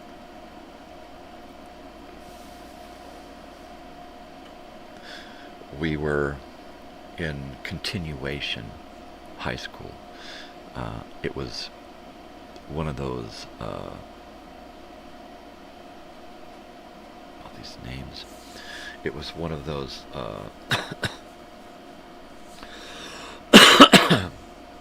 one of those days when we would go over to hang out at somebody's house after school, right? And we had this, we had these friends, right? This girl from school, her parents were really cool. They were like, potheads, hippie type. So we'd always hang out at their place, and we could always find weed and mushrooms and that kind of stuff, coke, whatever. So it was a really cool hangout place back then. I'm sure these people are completely different now, so I won't even mention them. But they asked us as a group of kids one day, right? High school teenagers. They got us together, brought us over, sat us down, we got high, and they say, hey, look, our friend is moving into this area, and she's bringing her kids, her older son and her younger son. And we'd like you to kind of take the older son under your wing and show him the town and introduce him to people and help him to get along and stay out of trouble, because he's been in trouble. So we're like, yeah, sure, cool. And we did, and and everybody just went out of their way to welcome this guy and his family into the neighborhood, into town. So one day we're over at his house, and of course he's showing it off. He's like, yeah, come over to my house, and we'll hang out. And he was always doing that. So we get over to his house, and he's locked out. He can't get into his house, right? And we just want to get into his house and get into his mom's weed and get high, right? And then disperse. And so he's trying to get into his window by popping the lock and then sliding it, right? So he's trying to push and slide and push, and he breaks it and slides and slices his fucking hand open. Just fucking shreds himself up, right? So we get into the house, of course, through a broken window, and we have to call his mom and explain to his mom what happened. We weren't fucking around. He couldn't get into the house, so he, made a mistake, but it's not like we were, smashing windows and shit. So his mom, who was a nurse, registered nurse, took him and got him fixed up and everything.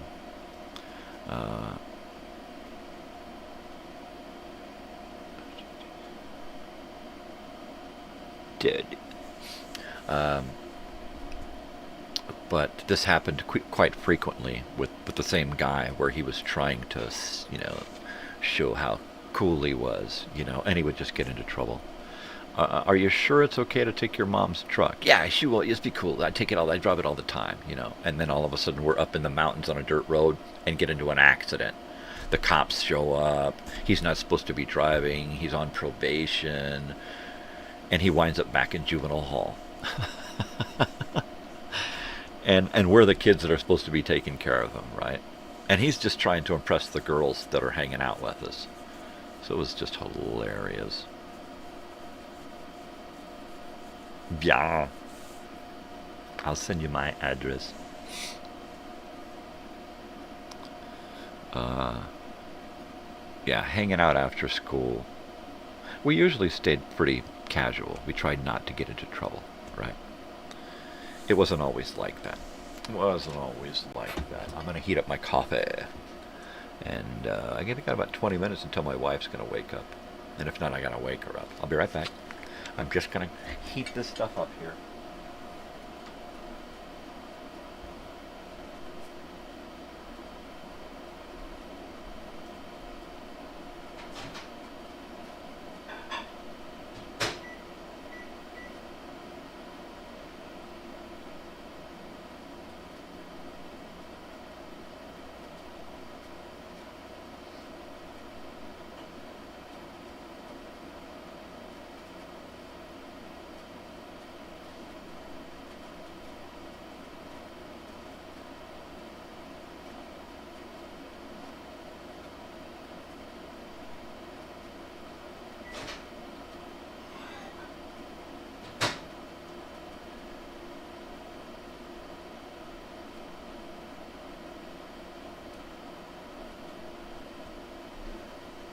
Hey!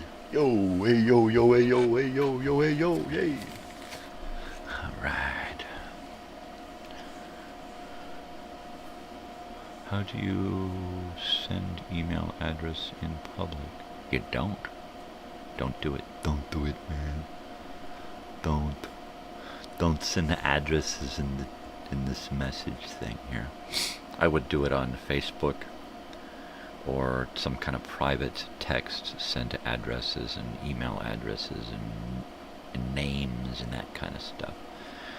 Yeah, it's better to err on the side of caution. You never know who's watching. Somebody's got their little address bot hooked up to the YouTube thing, looking for addresses. I don't know. What the hell do I know?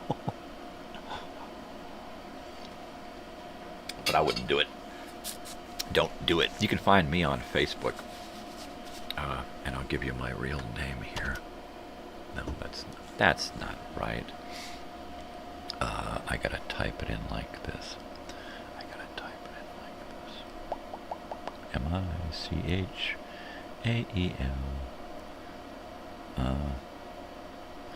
So you can find me on Facebook if you want to send me private messages. And it is the Facebook profile with that name. Yeah, exactly. We're all paranoid. Boy, my mother and father, they were like the paranoid potheads. But it is the Facebook account that has a stoned smiley face. Kind of a twisted smile and red bloodshot eyes. That's me. The one whose hometown is Lake Elsinore. The one who went to Copper Mountain College and San Jacinto College. That's me. I'm that guy. Yeah, everybody has. Yeah, if it's on Facebook, the whole world has it. So that's cool. I don't care. I got nothing to hide. I'm putting myself out there so I'm not forgotten. So there you go. And that's that, baby. That is that. I'm going to do one of these one-hitters here because I just feel like doing a one-hitter. Yeah, totally. I need a cigarette. Totally. I haven't had a cigarette in about 13 years, but I really want a cigarette.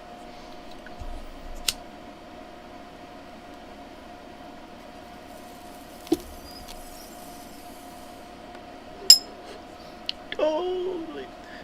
My address and phone number are not public on Facebook. But if you send me a message on Facebook, then I can private message you information. I will send the information, and then you will sign the papers. Sign the papers. Did you sign the papers? Yeah. Video time machine tonight. I'm excited. I got a whole half hour of Jonathan Winters in there. They let me put it in there. It's a Showtime special, and I was allowed to use it. So I'm totally excited about that. Another Betty Boop. An unusual educational film. Yeah. It's fun. Never been on Facebook. Good for you, ever. Good for you, buddy.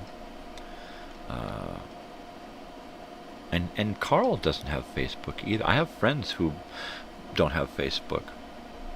You know. Oh, there it is. That's it. And then I try to contact them on like their phone and call them or and there you go. I don't get anything. They don't want to talk. Which is great for Facebook because for me, I can catch up on what people are doing and kind of share what I'm doing here. But that's all I use it for anymore. I used to do a whole lot more. But yeah, Facebook. it's just all ads, and a lot of people trying to say, "Oh, look at me, my life is really glamorous, and it's this and it's that," and usually it's not. You know, usually it's pretend book. People, you know. See, a lot of people just don't have it. And that's cool, baby. I use it because that's a way that I can get in contact with a lot of people and not have them have my phone number, right? Yeah, contact me on Facebook, and then I don't have to give up my phone number. I just give them my little card, and it's got my Facebook account information on it, right? So there you go. I gotta figure out a way. Political crap. Yeah, you know what? I just turn shit off. Every time I'm on Facebook, I'm turning off stuff that pops up, so it doesn't pop up anymore. I'm always turning people off who post political crap. Yeah. And like I said, I use it. Oh geez, I use it for like one thing at this point in time, and it's, well, two things: to keep up on what other people are doing, and to post my shows. Every morning I get on and I post a show. That's it. So the people out there know what I'm doing. Yeah. You know what? That's because I don't use it a lot. I don't watch videos. I don't look at posts and share posts. I don't like posts. I don't even view them, right? If somebody writes something and I can see that they wrote it in their own hands, their own words, and they're sharing something from their life, I will watch that and I will comment and I will like it. I will leave some kind of response, right? If it's somebody reposting somebody else's bullshit, I unfollow them or snooze them, get rid of them, you know.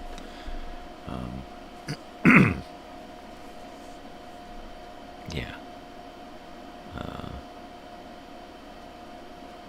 Yeah, they steal your pics and then they pretend to be you, right? And if someone thinks they can pretend to be me, go try. Nobody's going to believe that you're me. You know, you're not going to be able to say one thing that resembles anything that I say. You're not going to be able to post or do anything. And then even if you friend request people who are already on my friends list, they'll probably deny you and then unfriend me. So, you know, it's like a lose-lose situation. I don't know what you think you're going to accomplish fucking with my shit. So there you go. And I don't know, I may just, you know, at some point just say fuck it and turn everything off. Like the only reason that I've got YouTube on right now, or that I'm on YouTube, is to just do this live show and to just share as much stuff that means something to me in my life. That's it. You know? And I can't really do that on Facebook anymore. I used to do a lot of that, share a lot of sideways stuff, albums and books and stuff.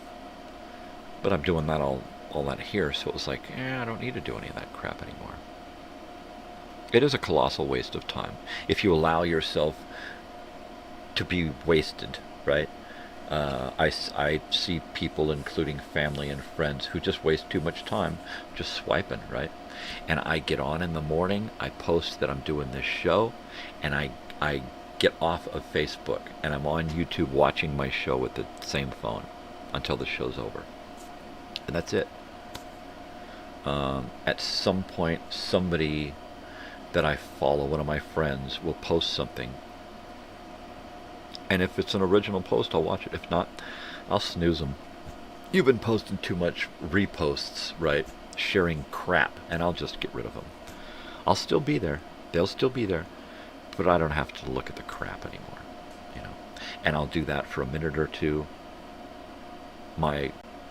A video will catch my eye, and I'll look at it and go, oh, jeez, I'm out of here. And then I'll just turn the thing off and throw it down until tomorrow. And I try real hard to keep that regiment, you know. Use it because it's necessary and then put it down. And, you know, it's unfortunate when you see people around you that are just wrapped up in it.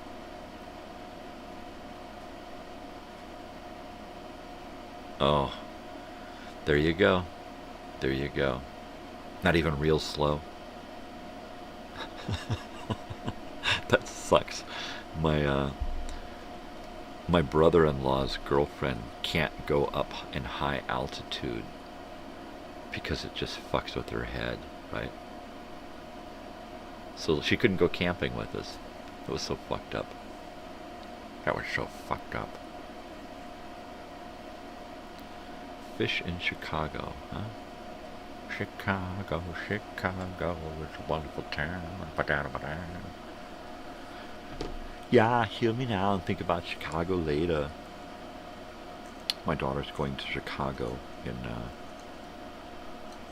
September. That'll be cool. Totally cool. It's one of the things we gotta do with the DMV is get her real ID so she can fly. Yeah, 3-night run. Sounds like a fish show. There you go. It'd be nice if I could have, you know, gotten into something like that and continued, but I was just so devastated in '95 by so many things. So many things had really gotten twisted up in the early to mid 90s. So by 95, I was just like, oh, I just had to run screaming. And I just, I did a lot of Renaissance Fair with my friends. They were really into it, and I just kind of went because I needed something to do and somebody to hang out with, you know. Next. So, yeah, I didn't do much in the 90s but work. And then the 2000s, just work. Got married and just worked. Worked right up until 2012, 2013, no, 2011 when I got injured the first time. And then things got different, you know.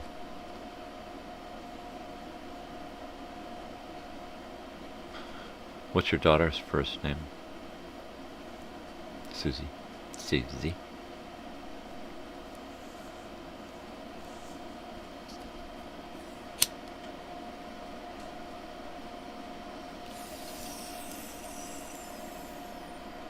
Or nickname.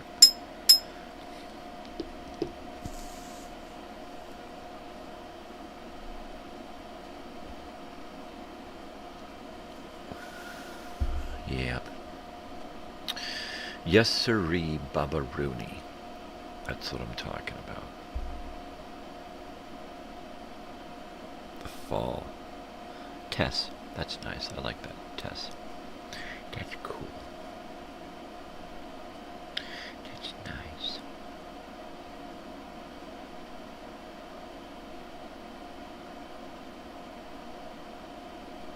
Yeah, I just drifted off into a place thinking about being a kid, being young. Things were so different.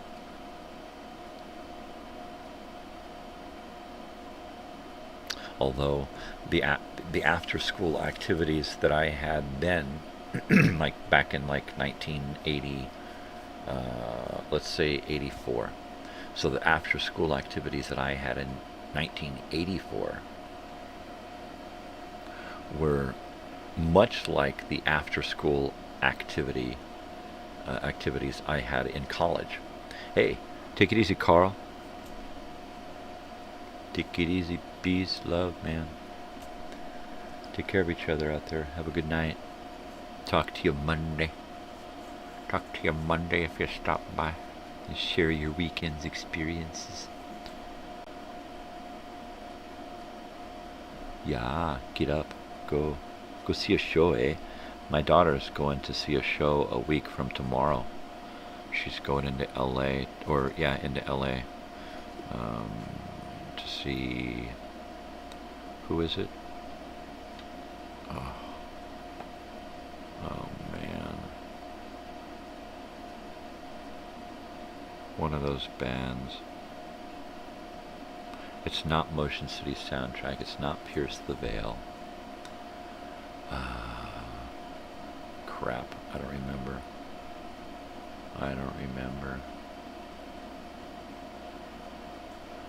The dude. What's up, dude? The dude abides number. I see. It's a code.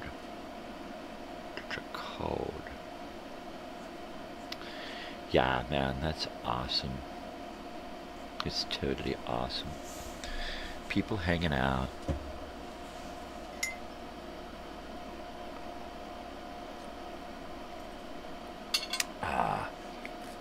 So yeah, like I said, I don't know how long I'm going on today.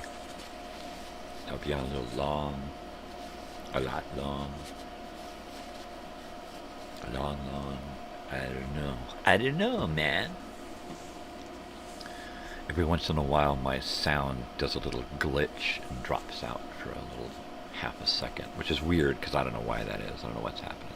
It might be that it's getting warm, but I don't know how or why. I'd like to get another one of these. Have two of them, one hooked into another, so it'll double my camera capacity. That would be really great. I'd like to have a hands-free on a long cable that I could go around and do stuff.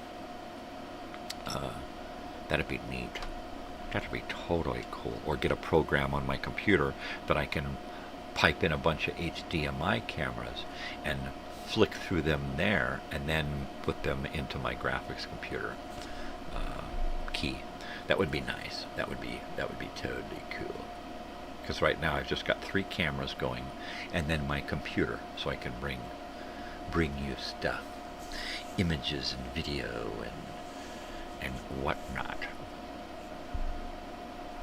So what the hell? I was just going to ask what we did after, but I think we went through that, what you guys were doing after school.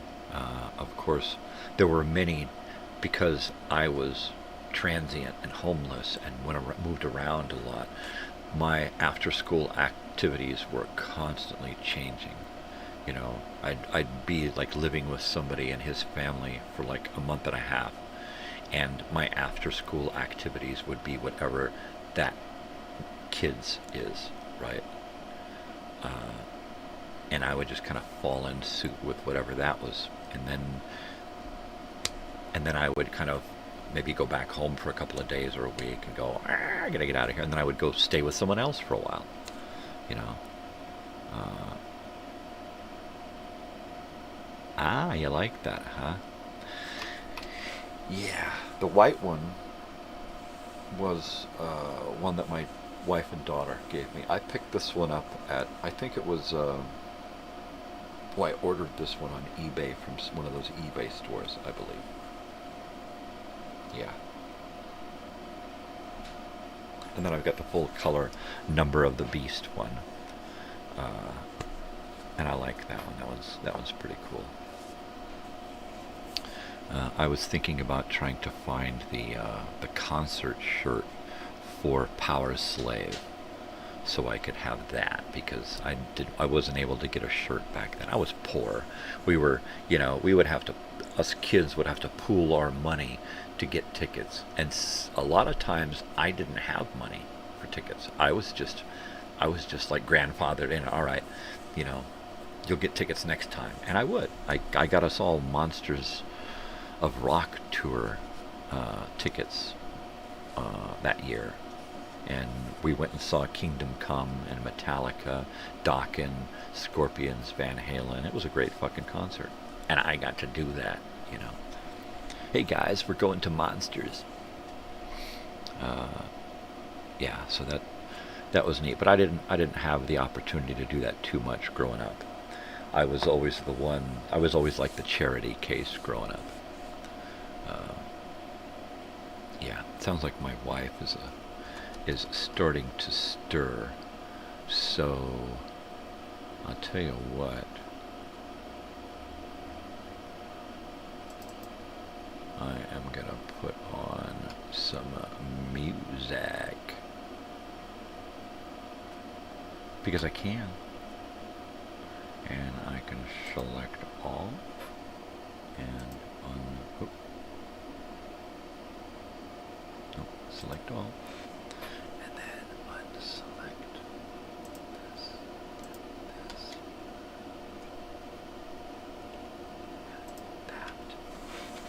And then hopefully my media player is working again. And I will... Oh!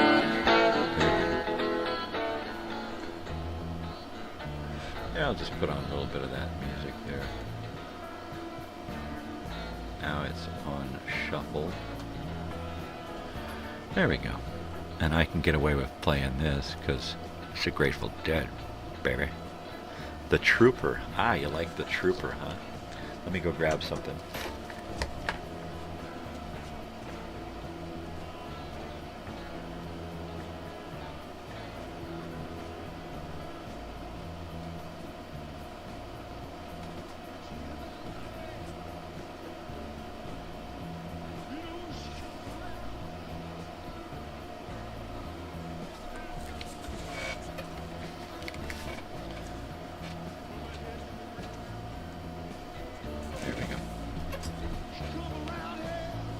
Ah, see, there we go. So this is, I'm gonna probably use this when I share the next Iron Maiden album. But it's either the next or the next. I think it's the after this next one. But anyway, here is this. Here's your Trooper here. Let me show you this. This is one of my 45s. I've got hundreds of 45s, but this is one of my newer purchases. And it is pretty cool. It's got Trooper and of course Cross-Eyed Mary, the Jethro Tull cover. In this chat address, I didn't see it. Did we see it? I don't see it. I don't see it.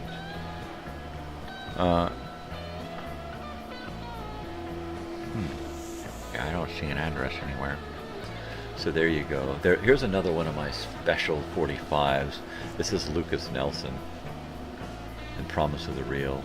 Alright, it's Turn Off the News and Grow a Garden. Right, Turn Off the News and Build a Garden. The acoustic version, and Consider It Heaven. This is a great 45. It came with my one of my records, the album Turn Off the News and Build a Garden.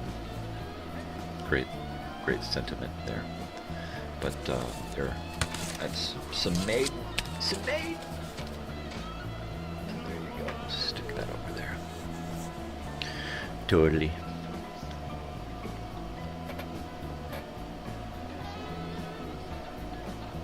Boogie boogie. Boogie boogie boogie. Boogie.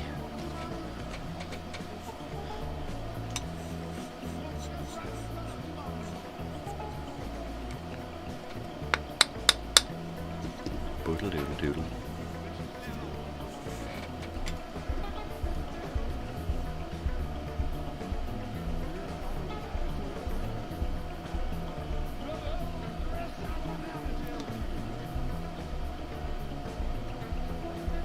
Just jamming. Just jamming, man. So, at 4 o'clock today is the 4 o'clock movie. We've got The Last Days of Living, and then at 5 we've got a brand new Video Time Machine. I finished it last night, got the quality control check done this morning, and it is uploaded. It's in the can. It is ready. It is ready. Now, there may be a bot on here disallowing you to post anything that looks like a phone number or an address. Seriously. So, let's see if it works. Boogie boogie boogie boogie boogie boogie boogie boogie boogie boogie boogie boogie boogie boogie boogie boogie boogie boogie boogie boogie. I'm ready, baby.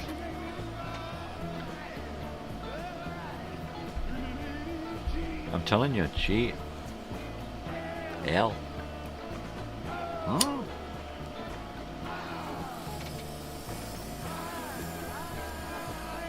G-L-O, alright. G-L-O, alright. One line at a time. Am I working? There you go. I like that. One. Enter. One. Enter. Two. Enter. One. And go.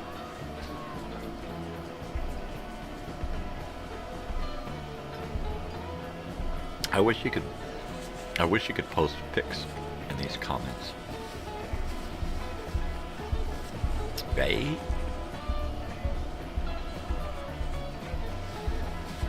That would be totally cool.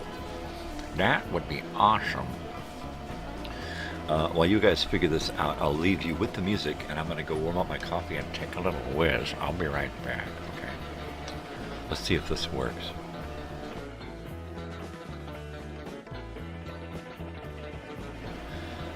Did you get it?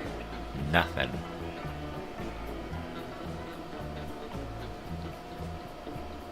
What about if I go like this? 111. I'm just doing a fake address. Front Street.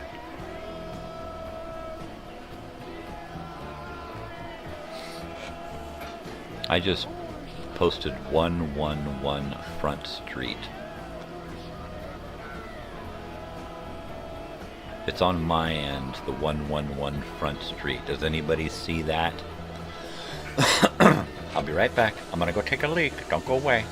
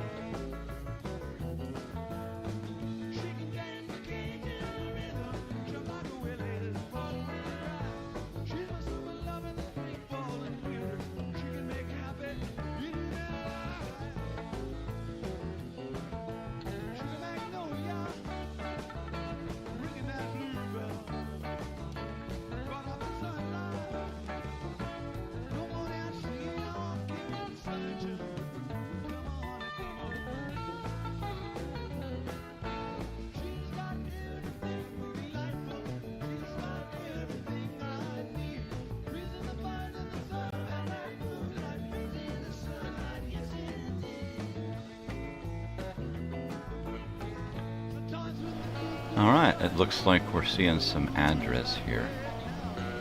There we go. So it works, it piecing it out.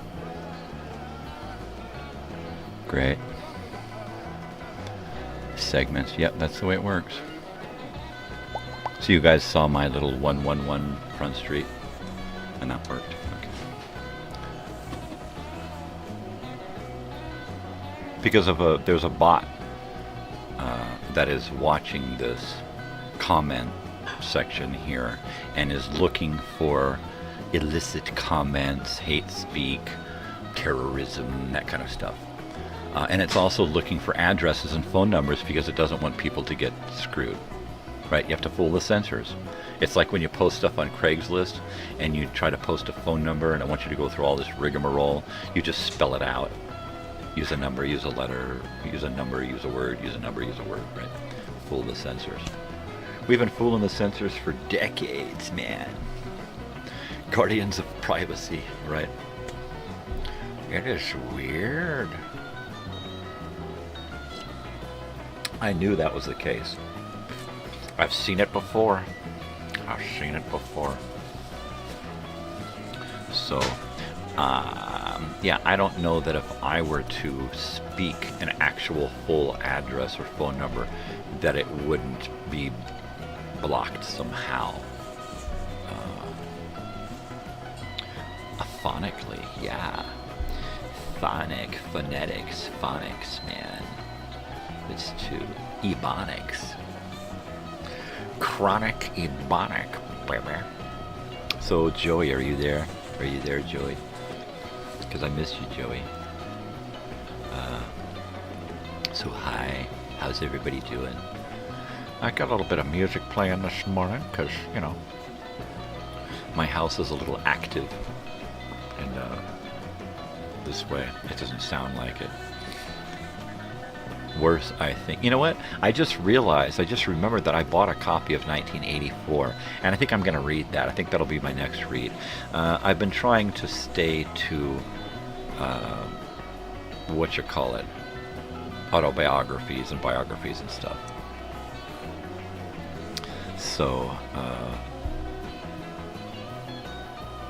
yeah. The butcher of the ditty. Okie dokie. If you say so. I totally agree with you. Alright?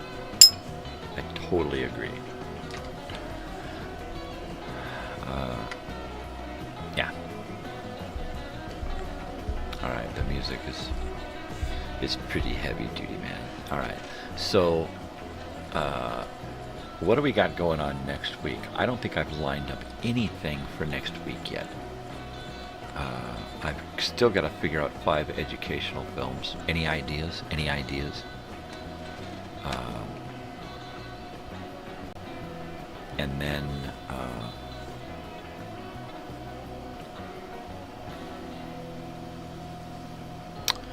you know what? I just read that.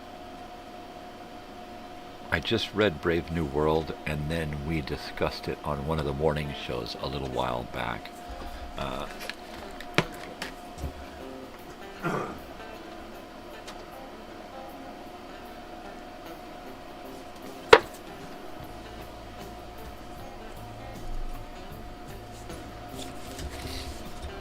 But I got it because I wanted to watch the documentary, or not the documentary, but the miniseries, the little couple of part miniseries. I wanted to watch that, but I wanted to read the book first. So I read the book and I watched some interviews with him, and it is kind of a difficult read, but it's really fun and it's funny. So I really enjoyed the read. But I'm going to have to do 1984 now because Big Brother's watching.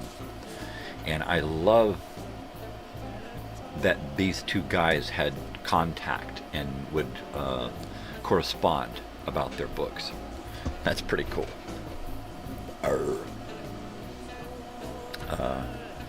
So I'm excited about reading this and then watching the different theatrical versions. Read it. Read Brave New World. It's what I do is I break it into little parts. I don't sit and just read. I will do that, but I will break it into, okay, I'm going to read until I get to halfway through the chapter, or read to this chapter. To read a couple of pages because it's kind of heavy, and then I'll stop and I'll get up, I'll mill around, take a couple of hits, and then sit back down and get into it again. My brain doesn't allow me to read stuff. Since I was young, had a brain injury and kind of screwed me up.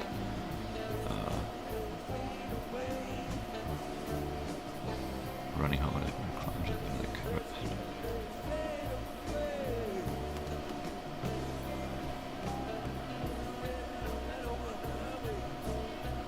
Yeah, I thought it was really. It was great. It was just a beautiful book. It was funny. It was heavy, but mainly funny because, God, they got so many things right. It's in a weird way. They see it in a weird way because they're looking at it from the past, but in a weird way, they got so many things right. Yeah.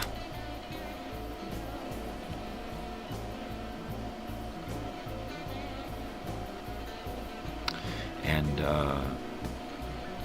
the film is really good, the miniseries for Brave New World.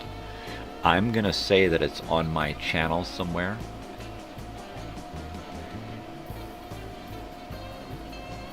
Totally Television Tuesday.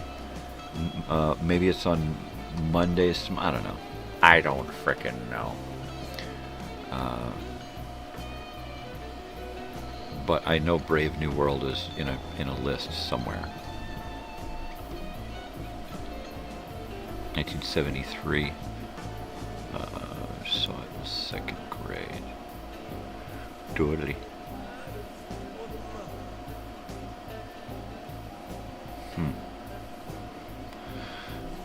And what is the name of this one?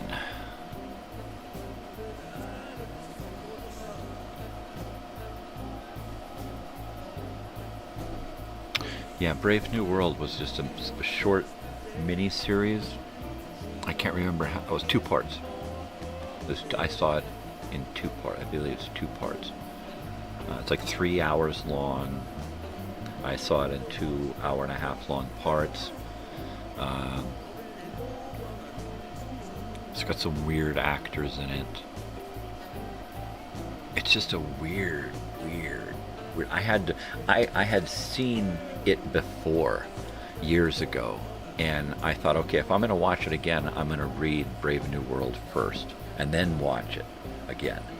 And when I watched it the first time, I was like, oh, this is weird. I don't really get what's going on, but it's weird.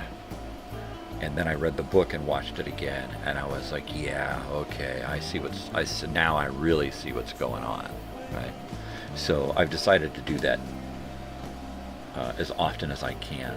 If something is a movie, and especially a movie that I've already seen, I will, before I go and re-watch it after 20 years, 30 years, 40 years, I'll find the book, read the book, and then re-watch or watch for the first time, whatever that element is.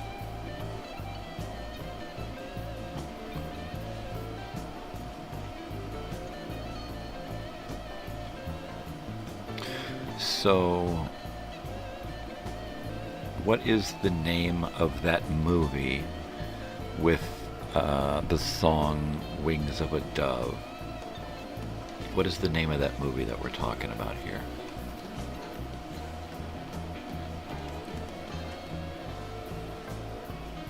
Animated Brave New World. Oh, see, and I didn't even fucking know about that. Come on, you're killing me here.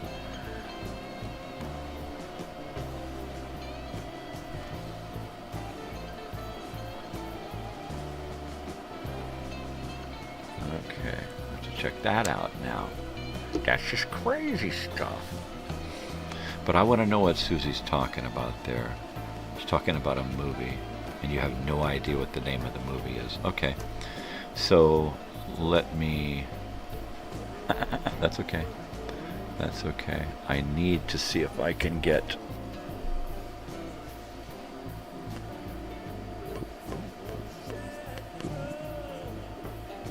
See if I can get a screen grab of this. Okay, I just got a screen grab of your comments with the description of that movie.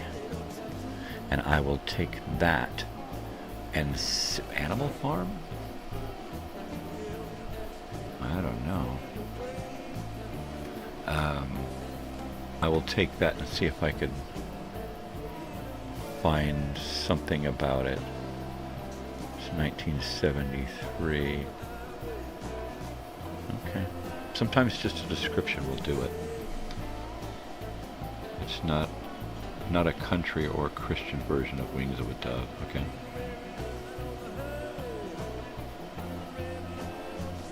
Okay. All right. We'll look into that.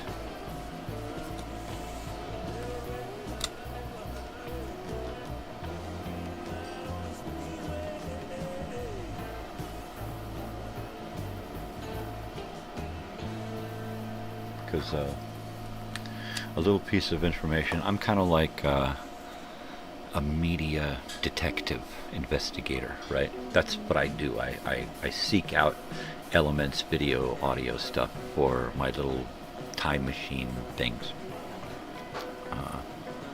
Just kid riding his bike. If I had the wings of a dove. Okay. Kid riding a bike.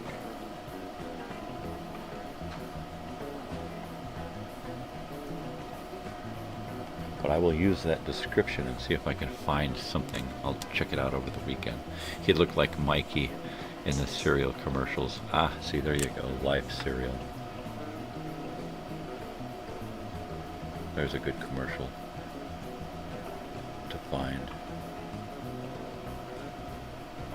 See, now we're getting some elements together for the next video time machine. And next week we'll see what I can find about a lot of this stuff here. And we can always revisit Brave New World as well next week.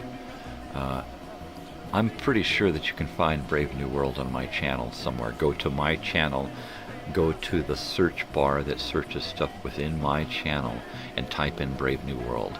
And it'll bring up a few things, because not only should it be there on a playlist, maybe, and if not, it's on YouTube.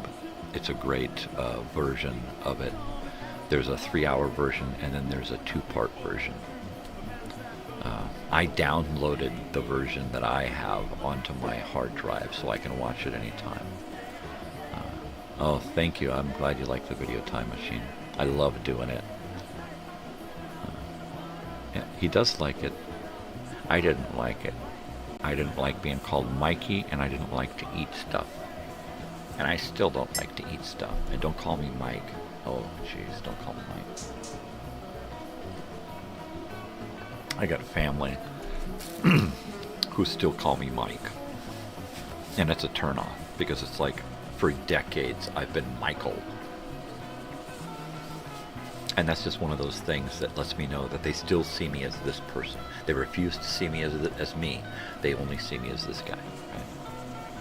It's just one of those little things. Just making noise here. My paper. Doodly man. So yeah, I think I'm gonna do this one here. This 1984, and then I think I am going to revisit the 1984 film from 1984, and I'm just looking around the room to see if I actually have a copy of it somewhere. I don't think so. I don't think I have a copy of 1984 on yeah, Michael the Archangel, yeah. that's supposedly the story that I heard was my grandfather who named all three of us kids. My father's father, right? He named all three of us.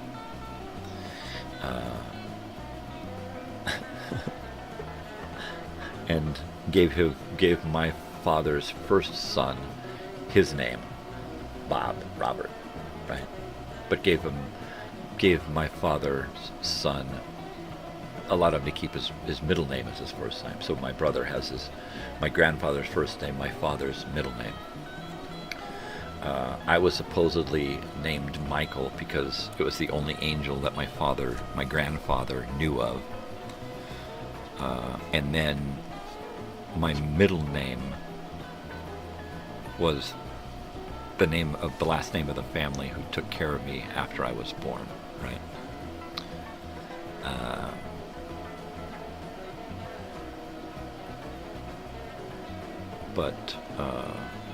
And then he also named my sister as well.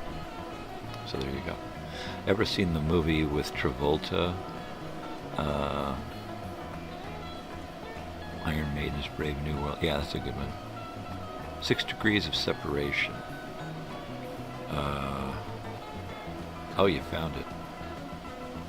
Next to Iron Maiden's Brave New World. That's very cool. I like that they're right. Perfect. With Travolta.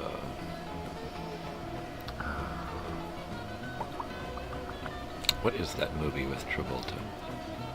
Which movie are we talking about? Phenomenon?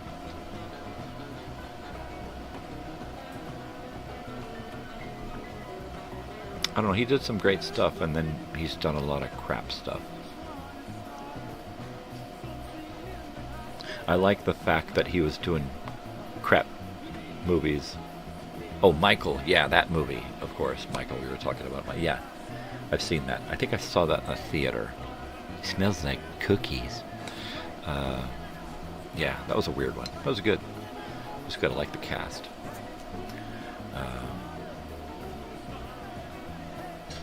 Yeah, totally. Totally Travolta. He did a lot of crap. And he was doing those crappy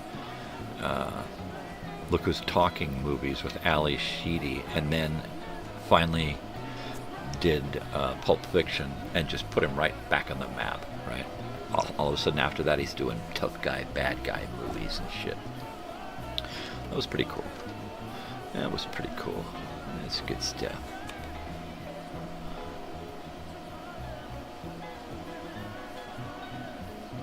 Yeah, that's it. Phenomenon. Phenomenon was good. Weird. It was weird. I always wanted something like that to happen to me, right? Get hit by lightning and then all of a sudden have this super mental power or something. Or be able to all of a sudden play the piano, right? Who didn't want that, right? What, get hit by lightning? I don't want to get hit by... No, really. But to get some kind of, bump on the head and get some kind of superhuman thing out of it, right? That would be great. That would be. I was just looking at my charger hooked up to my phone here, and it says 11%. So at some point I'll switch chargers and hook up a different charger. How much does this one have? This one has 32. So this one will work. Totally. I guess while that one is waning down, I'll plug this one in.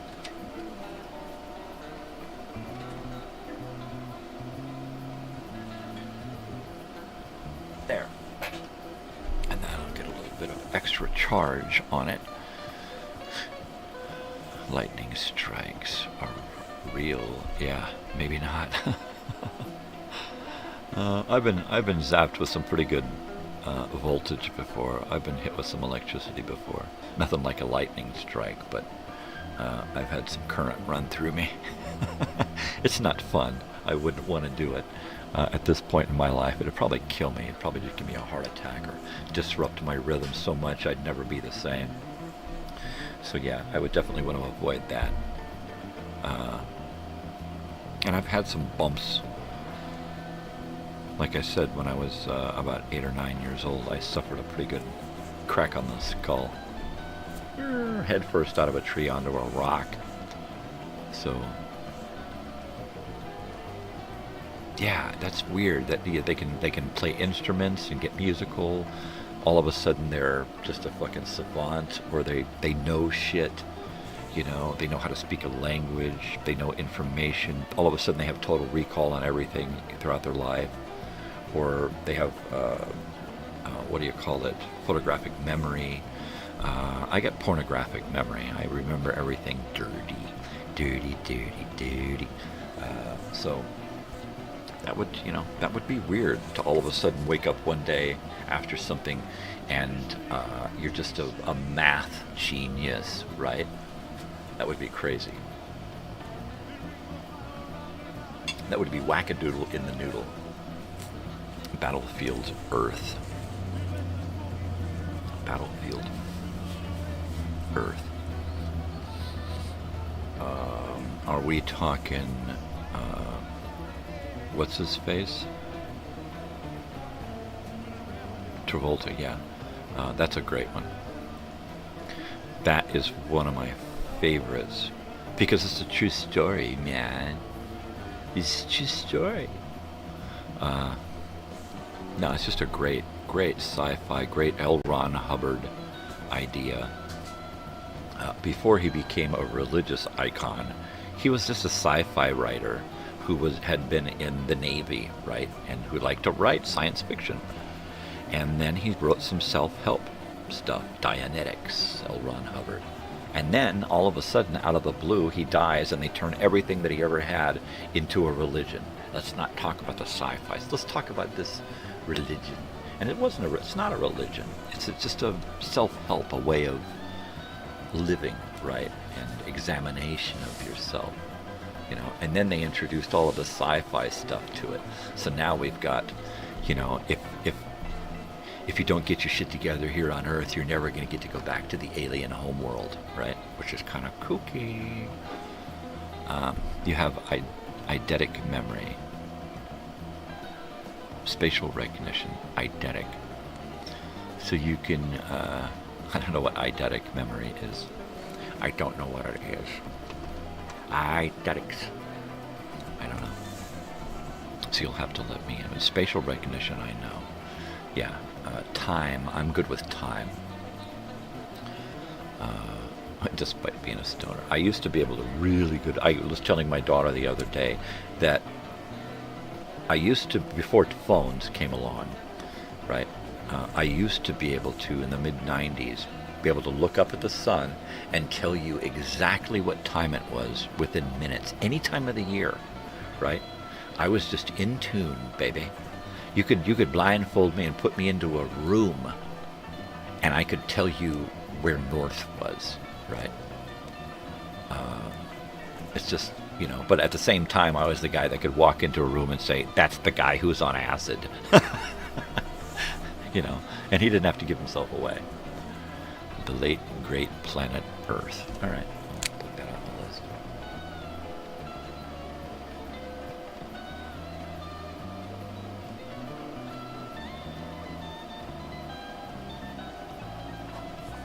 I will do that. I done it. Totally. Yeah, and then phones came along, and you rely upon phones for everything. You're always stuck in a building on a schedule or something, and so, yeah. The other one. What's the other one? I'm gonna write that down. There you go. Oh, the song that's playing, of course. LDS and Christian Scientists got you Dianetics is a Dianetics. I love those old Dianetics commercials. Every once in a while on a video time machine, you'll find one. In fact, let me zip into the back here, to the next video time machine, and I'm going to put in some more Dianetics and some of this other stuff here we've been talking about, 1984, and what's some of this?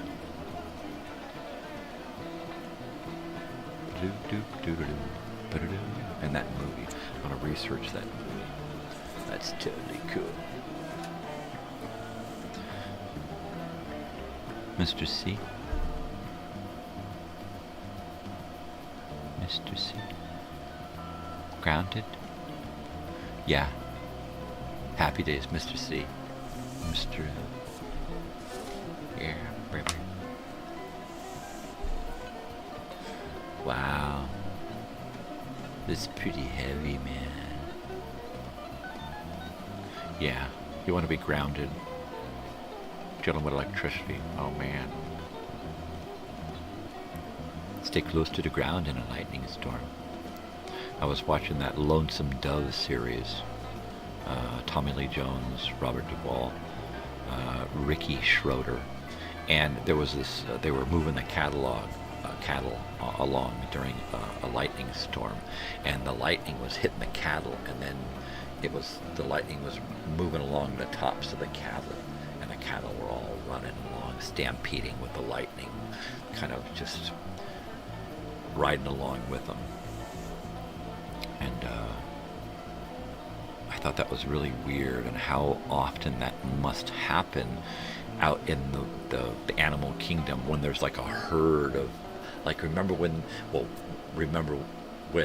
the planet Earth, the United States, was just plains with roaming buffalo, right? Imagine lightning storm over like 1 million buffalo. Whoa, that would be heavy. That would be heavy.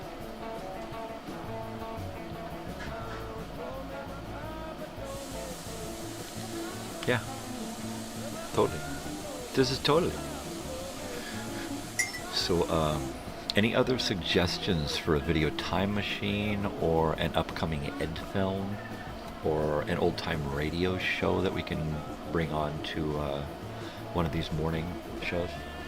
Or records, movies, suggestions. I got a lot of crap sitting around here, so if you ask about it, I can probably dig it up. Sometimes it takes a little bit of digging. I have to go through piles and piles and stacks and stacks. One of the things I did the other night was take all of my records and organize them. So now I can actually listen to my music now because I know where shit is and I can access it. And where's Scientology? I see. Exactly. And then all that stuff spawned from Dianetics and his science fiction work. They just tied it all together, you know, and turned him into a religious icon. That's the weird part. And the fact that the next guy up to be in charge is Mr. Mission Impossible himself, right? That is the weirdest part, you know. But if you look at that guy, TC, and you see his character change, you can totally tell in Hollywood when he found Scientology, his career just totally changed. Because they saw something in him they could use, and they did. And they've been using him ever since. You know, and he's been using them, or whatever, both ways. But it's just weird how all of a sudden people just fall into something completely different from who they were. Are you talking about me? What's my sun sign? You have to guess. You have to guess. If you guess it right, I'll give you a kiss. Now you gotta guess first, and then I'll tell you. At least I won't do 3 guesses. Okay, 2 more guesses. No, just 1 guess, and then I'll tell you. So go ahead and type. It takes a few seconds to get to you, so I'll wait. and then a few seconds to get back. But yeah, let's do that. I want you to guess first, because I'm bad at guessing people's signs, but other people who are involved in it seem to be able to get it usually right off. Whoa, dogs. So I want to hear what your guess is, because most of the people who guess my sign usually, nope, not Cancer. You want another guess? You can guess again. I'll tell you if you want. I got Cancer, but I'm not a Cancer.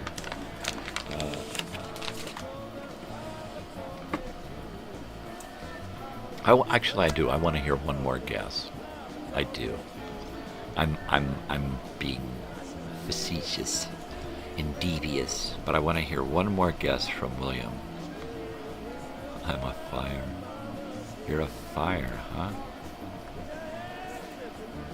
You are the fire. Nope, I'm not a. My mother was a Pisces, and my father was an asshole. No. I am a Leo. 820, baby. I'm a Leo. Leo. So, Libra? Susie's a Libra?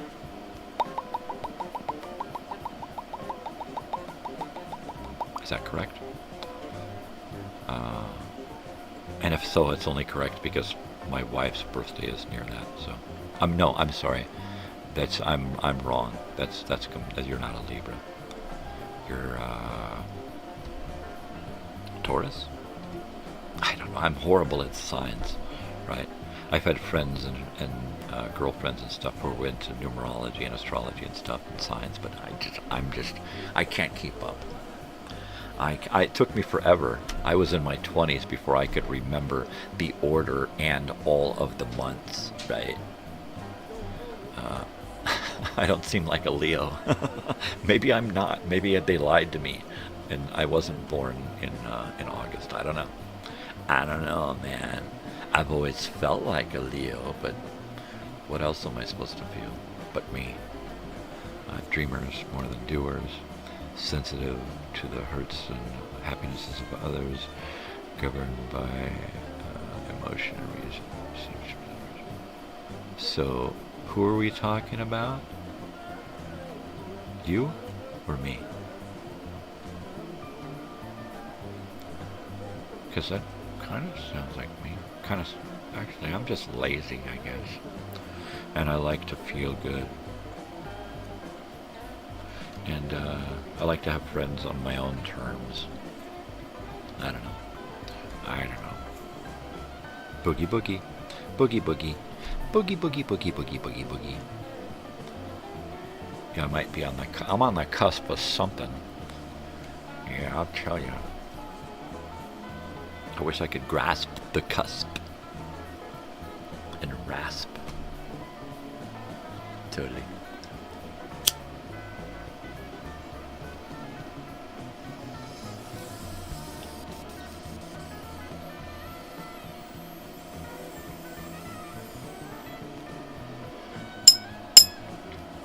I don't know, everybody who I've ever known who was into astrology usually guessed pretty quick that I was a Leo.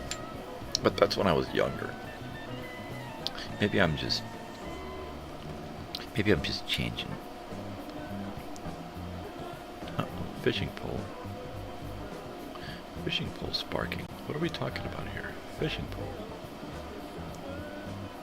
Are you fishing, Susie?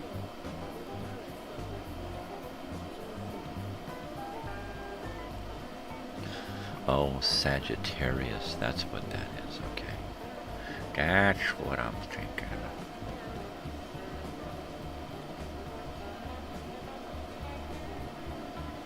of. Pitch in.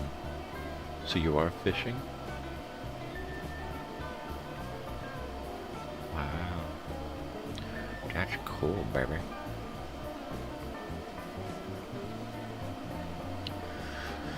Well, this music's nice.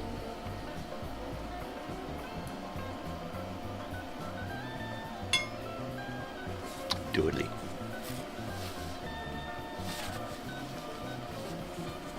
Saggy. Saggy. Sagittarius. That's funny. Yeah, baby.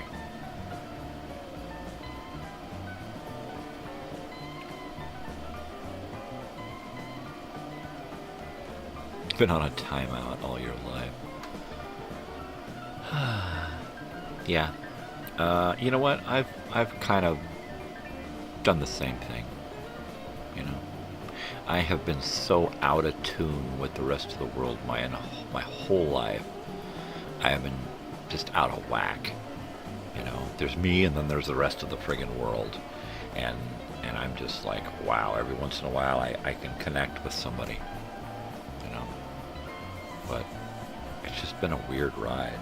Hi, Oliver. Good morning, Oliver. Oliver. Hi. Nope, you don't want none of it. Nope.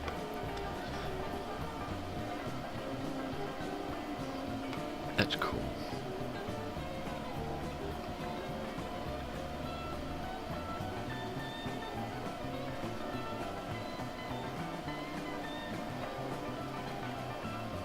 You know what? It's expectations that screw everybody up. Everybody always expects too much, or they expect something other than what they get. And it just fucks with their heads, and they cannot deal with. Just, you know, take what you get, be happy with what you get. You know, life is going to throw shit at you. Just deal with it. You know. Have fun, baby. And have fun.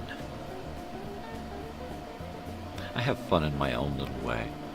You know, I am slightly agoraphobic and antisocial, so I spend a lot of time at home, and I just find ways to have fun at home. Haven't guessed yet?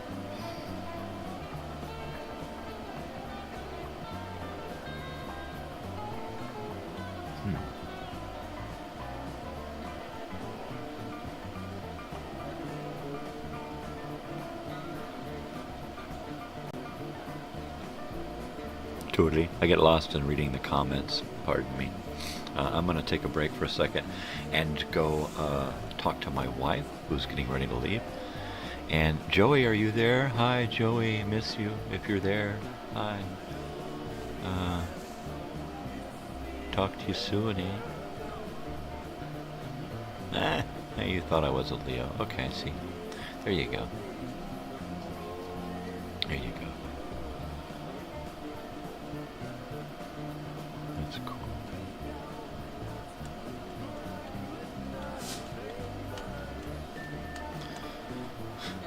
Hopelessly curious. Yep.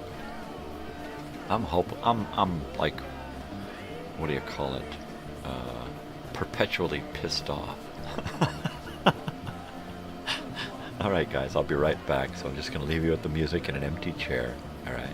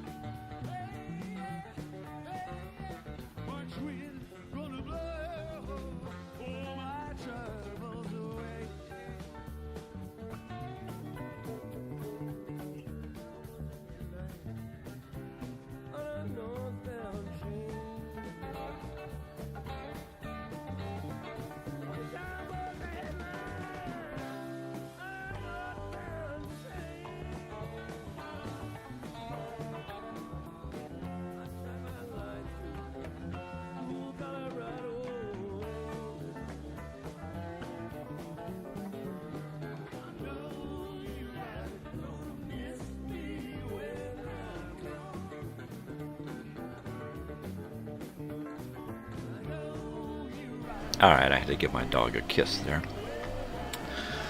He gets jealous. I kiss my wife goodbye, and he's like, hey, what about me? Yeah, Jerry was a Leo. What was that, the 3rd of August? My best friend was the 5th of August. My sister, 10th. My brother, same birthday as me, 20th. Weird. Leos are usually extroverted. No, not this one. Not this one. I am one of those solo cats. That's it. Yeah. Yeah, I'm hopefully going to be either camping or coming home from camping to hang out at home on my birthday. But the reunion that I planned, which is open to anybody and everybody really, is scheduled for the weekend right before my birthday. So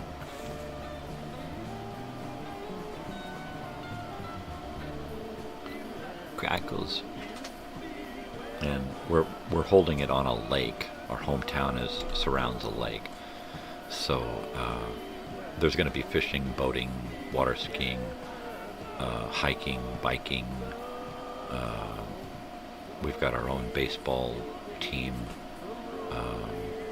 There's just a lot to do, right? And we're only an hour over the hill to the ocean, to the beach, an hour from Los Angeles, hour to San Diego. So it's a perfect place for people to come from other than California and stay for a couple of days a week and not just do that, but be able to go out and have fun in California.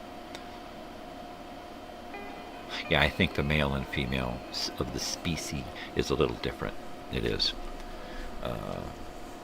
Because, you know, while I believe we are the same, I think that men and women are just inherently different. You know, we're just different, you know, and we're the same, but we're different. So, yeah, it's probably there too. Totally. I got dogs now. I got dogs. I think one of them is with my daughter and the other two are here, sitting on the couch looking at me. Who are you talking to?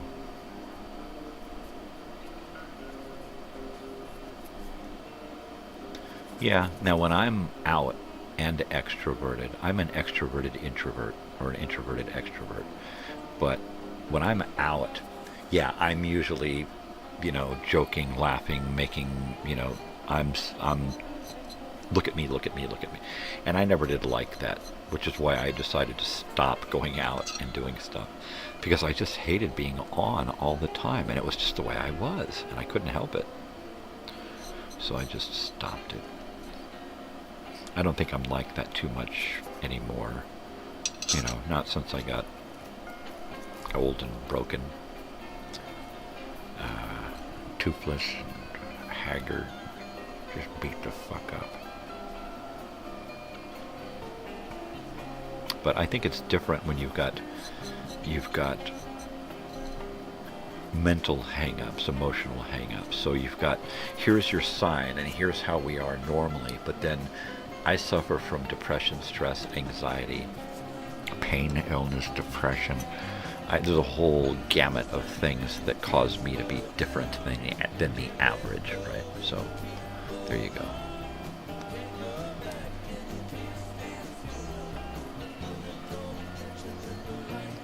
Yeah, I'm totally first to stand up and help, volunteer.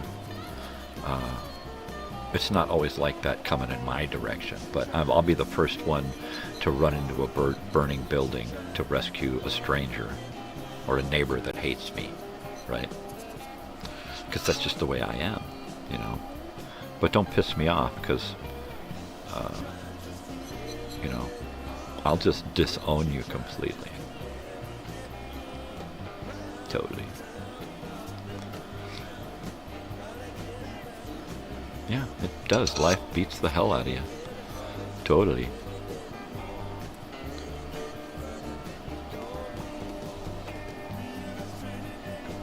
There you go. That's awesome. A Leo named Leo. That's awesome. Totally. And just don't make an enemy of a Leo, because they're ferocious. Leos don't forget, or you're an enemy for life, you know. And by that, I just mean that, you know, I wash my hands of you. That's it. I'm not into hate. I'm just into just leaving you behind. It's like, okay, you do nothing for me. You know, all you do is create turmoil and drama, so I'm moving on. Yep. There you go.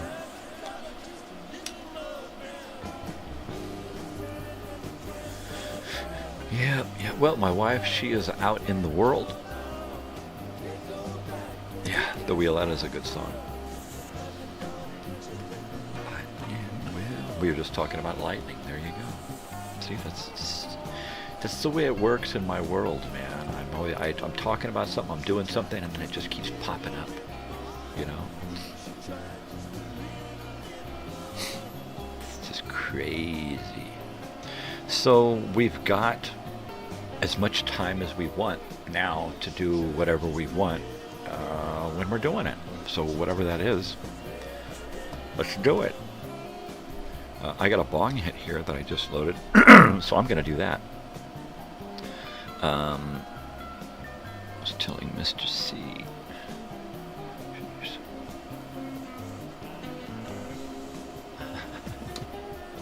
That's great. That's great. People, yeah, a lot of people should do this. You know, whether somebody's watching or not, I'm still here, blah, blah, blah, blah, blah, blah, blah. And it's great for me. This is my time. This is my therapy. This is my story time, right? Paul Harvey reference. That's cool. That's cool.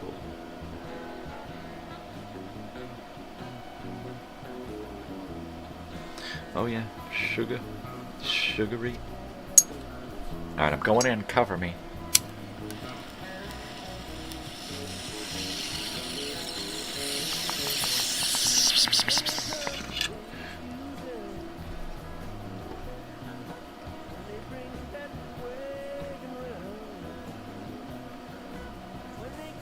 So I've got a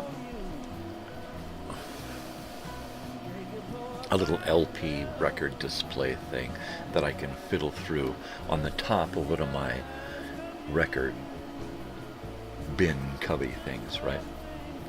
So I still need to empty that of albums. Half of that little thing to look through is filled with unopened records, LPs. So I need to get it back down to just those, and then those are in line to be listened to. I've got some unopened Ben Harper, some unopened Lucas Nelson and Promise of the Real, some unopened Kiss and Judas Priest, and just some old stuff that I just haven't had a chance to open up and listen to. So, nature settings, hiking, parks, or the beach. Yeah, you know what? We live in the desert, so we don't get out too much to go do that kind of stuff. We can't take the dogs out walking around a lot because there's cactus needles everywhere. No matter what you do, you can't keep your dog from getting a cactus in their foot. And like I said before, my one dog, he won't let me deal with it. So we just have to not.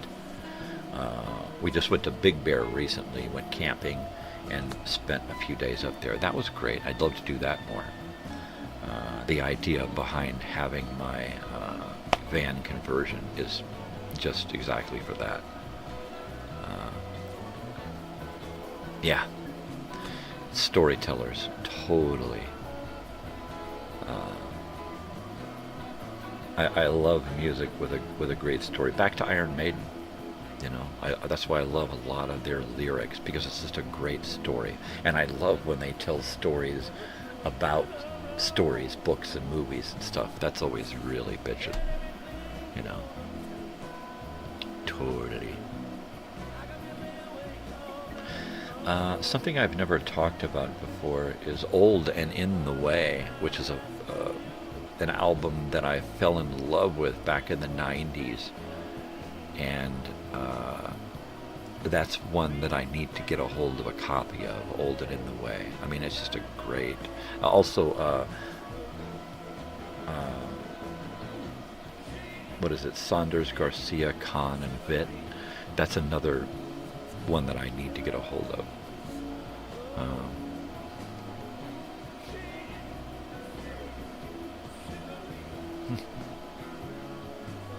Cool. I like these, dropping these names, man.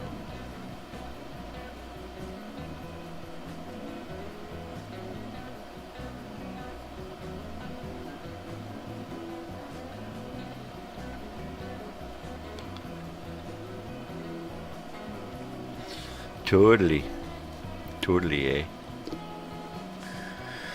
So, set these guys aside. You know what? I'm gonna go ahead and, before the, well, I want to read what's happening at Friday in 1978, right? Because we can, and we got time. We got time. So we got Friday, July 21st, 1978. Right? Right. We got prime time.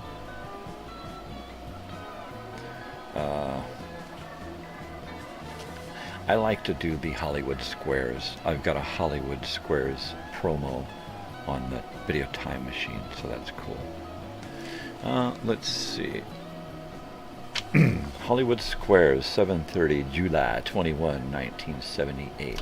Mac Davis, Paul Lynde, Rosemary, baby Rosemary, George Gobel, Roddy McDowell, oh yeah, Joanna Patet, Tony Randall, Buffy St. Marie, ooh, and Jonathan Winters.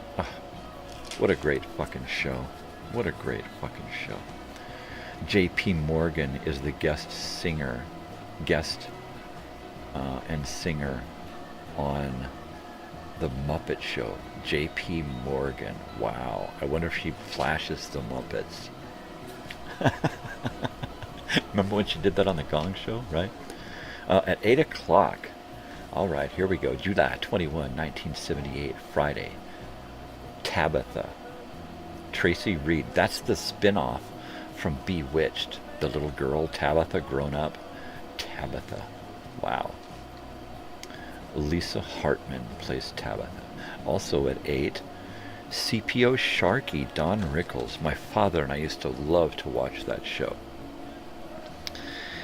Superman movie.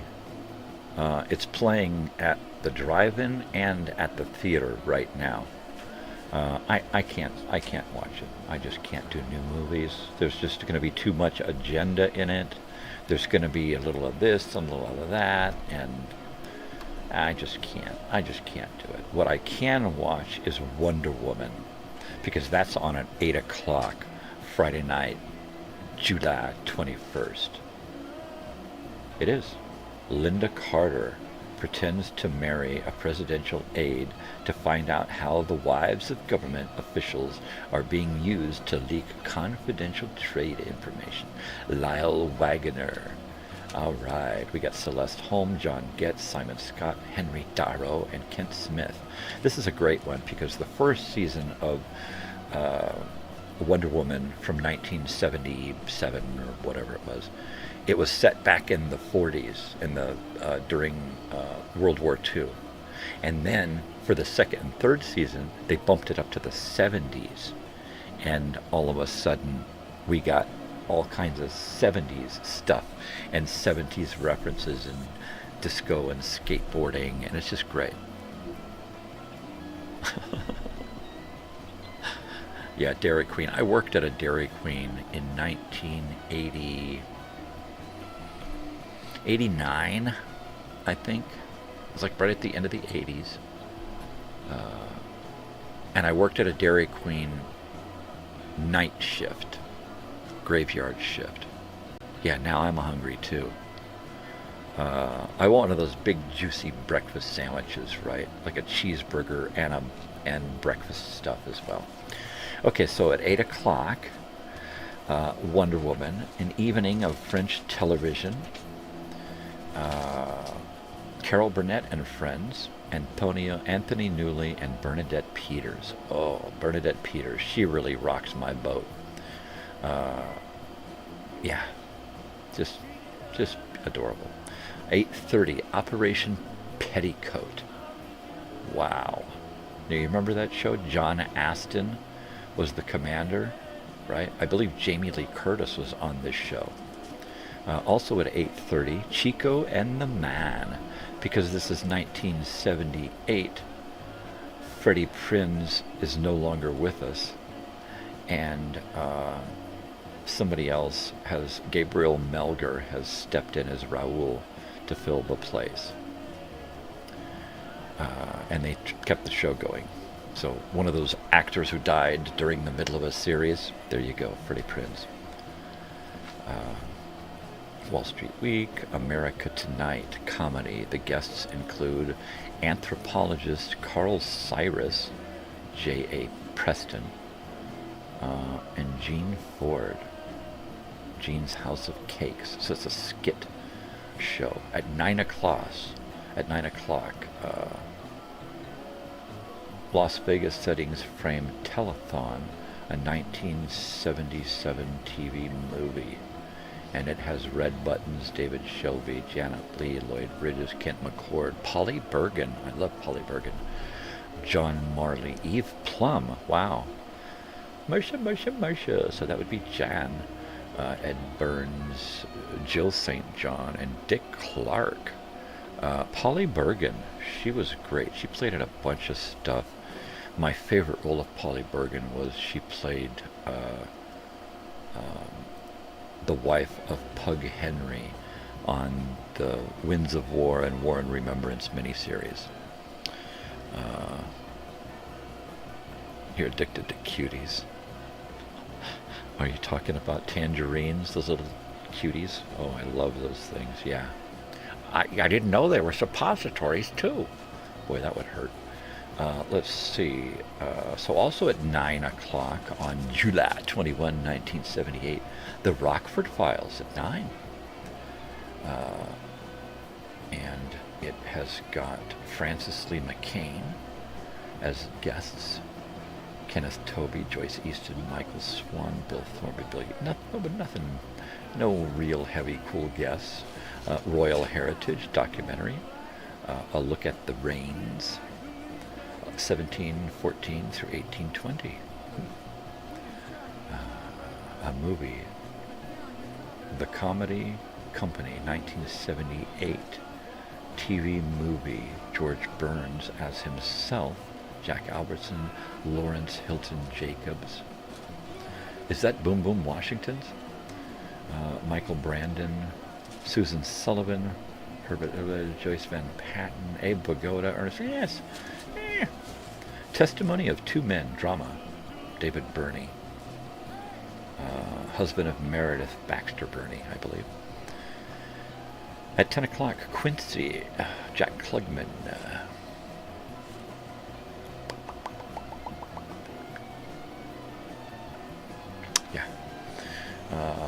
Let's see, and at 11, Dick Cavett. Love American Style, Beretta, Johnny Carson, Steve Lawrence, Dorothy Fuldheim. And that's that. Science fiction, Outstanding Forbidden Planet. Ooh. And then Phantom of the Opera, also at 11:30. The Mudlark, 1950 movie. Yeah. And because it's Friday, in 1978, we have Midnight Special. Let's see, I saw Bernadette Peters on Holloway, Into the Woods, fabulous musical. I have that on DVD. You got to see that on Broadway? You are so fucking lucky. Wasn't she awesome in that? I've got the DVD, and it's like, 2 parts. You got to put another disc in. It's great. It was one of those things that we used to watch every Thanksgiving. Oh, Dairy Queen. Now we keep talking about food. Cut that out. Okay, so we're getting into late night here. One thing that's always 1978, because it's Friday night, we've got Midnight Special.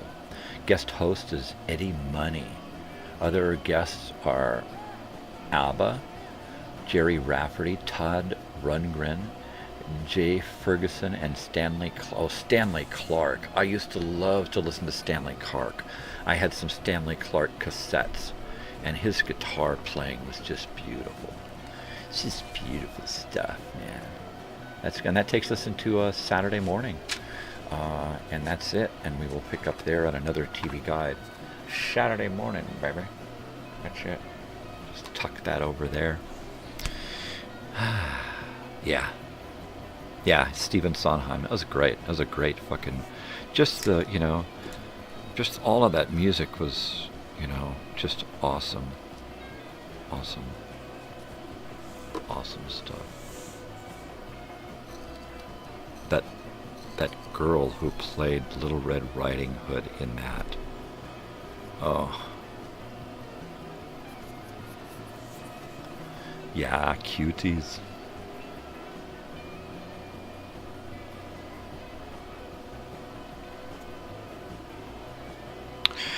Now I want a cutie. Now I just want some kind of food, anything. Joey, are you there? Joey, hello. Are you there? Totally.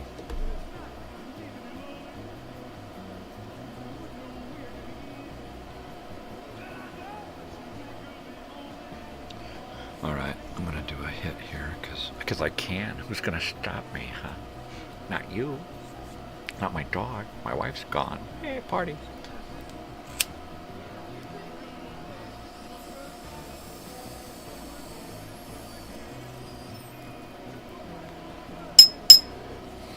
Stanley Clark.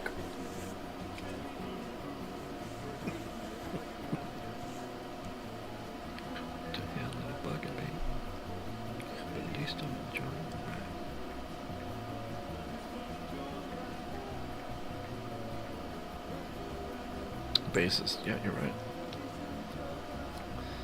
That's right. He was just such a. He played it like a guitar. That's what I remember.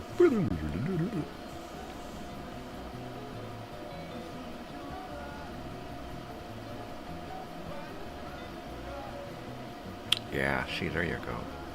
There's some good Stanley Clark from the 70s and 80s there. That's awesome, man. Because that's where it's for me, man. I try to just stay in the past. Every time I try to come out of the past and into the present, man, I just get like, I just get scared and I just run back. That's it. The right of streams.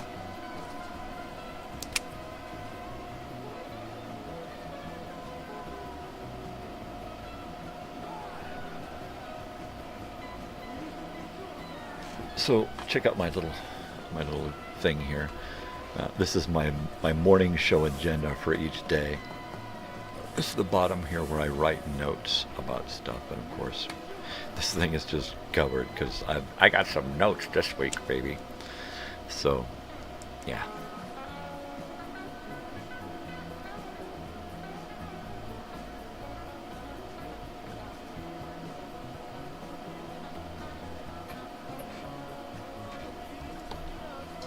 Wow, man, that's pretty heavy.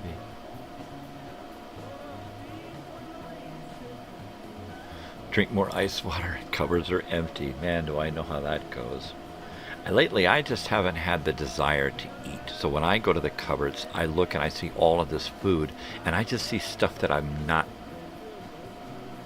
wanting to eat. It just, yeah. Nope. It is Friday. So, elegant gypsy. So I just want to, find something to eat that, I think this morning I'm going to make some biscuits and gravy. I think that'll be fun. So I'm going to do that. Soup for lunch, I guess. Soup for lunch. And then for dinner, I don't know.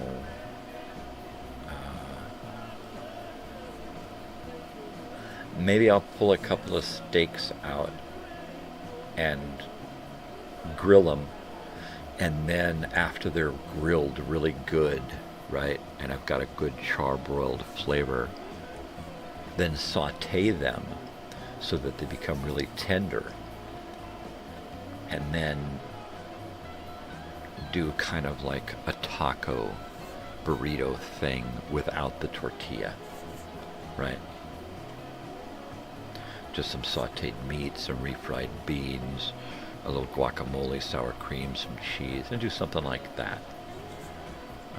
I'm trying to avoid like a lot of corn and wheat filler stuff. So for breakfast I eat cream of wheat and cereal bar. That's enough wheat and corn filler and all that stuff. Yeah, but see, that's the thing. I don't get hungry. The longer I go, the less hungry I get. And then all of a sudden I'm going to go lay down and go to sleep. And then I wake up and I'm not hungry again. And then I'll drink an energy or a protein shake. And then that'll make me hungry. But then if I don't eat right away, it just pushes it off again. Chronic faster. See, there you go. I think that's what I'm falling into. Doesn't GNU? Who's GNU, man? Who the hell is GNU? Am I going to get preempted, man? What's a GNU? GMU? Hey. Oh, it's GNU. GNU.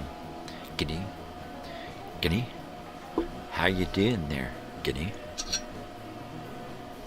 Yeah, the bottle was dusty, but the liquor was clean. If I could eat enough food, I'd probably drink more, or at all. But I just don't eat enough, so I can't drink anything. If I was an alcoholic, it wouldn't matter. I'd just fucking drink instead of eat. But at this point, I just smoke instead of eat, right? Which isn't really great at all. But it's what I got, so that's what I do.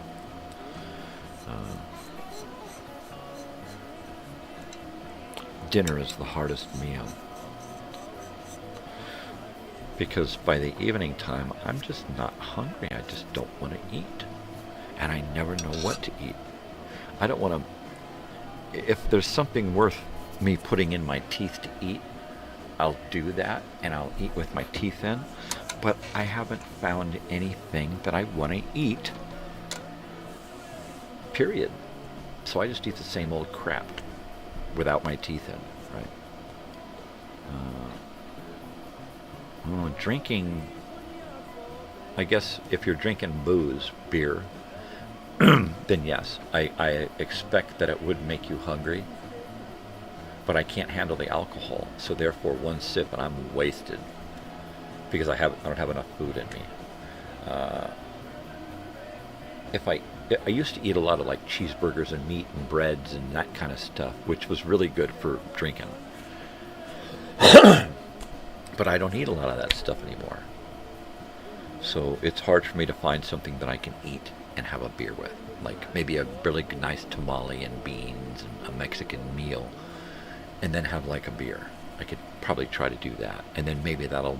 But see, then after that, if I drink beer, I'm not going to want to have my milk later on, which is part of my meal every day, you know.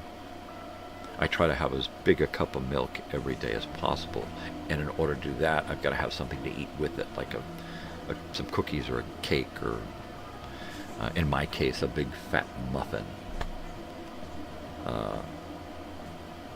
But I only eat like 3 to 4 times a day, and I don't eat a lot during that.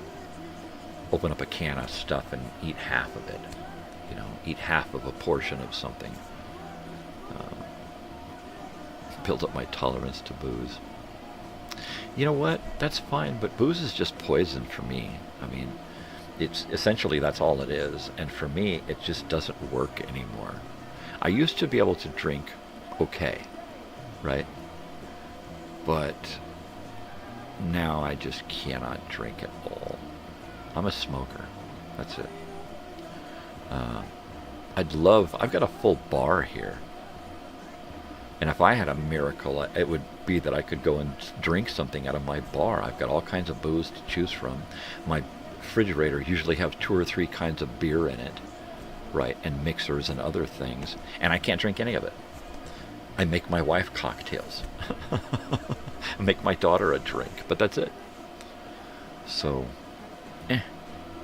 I'm going to get some, like, Galliano, and maybe some, I've got, like, bottles and bottles of wine, too. So I might start dabbling in a little bit of wine here and there, but I got to dumb it down with fruit juice, and then freeze it and make a slushy. No, but that is good, especially in the summer. Ah, nice. Guinea.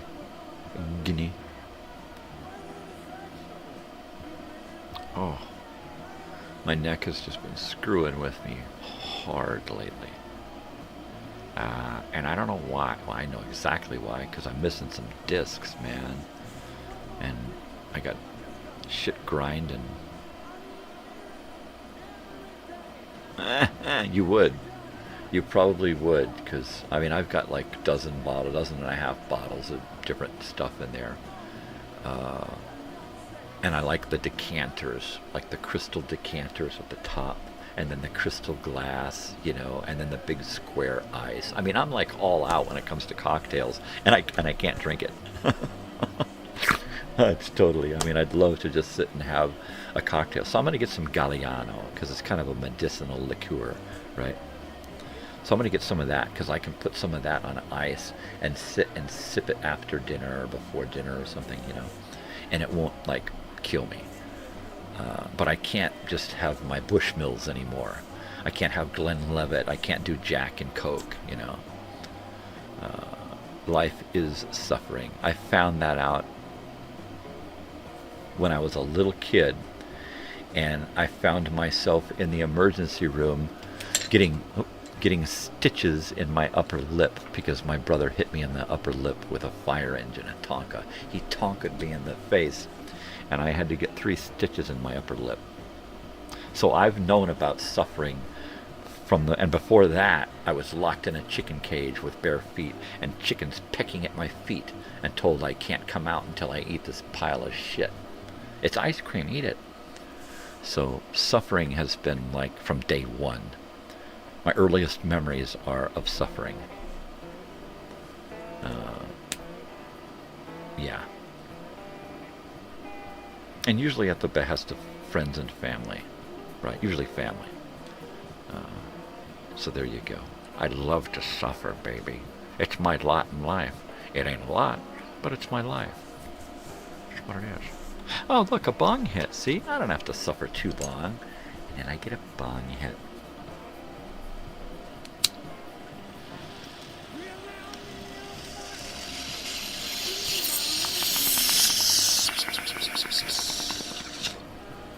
Yeah, baby.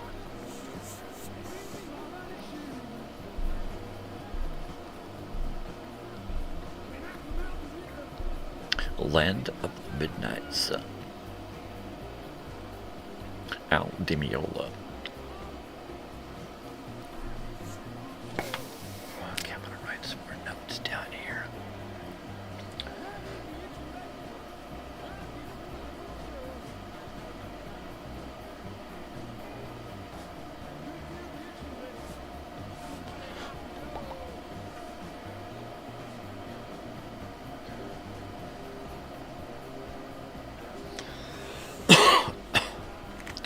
Sounds fine. I think I have some of that.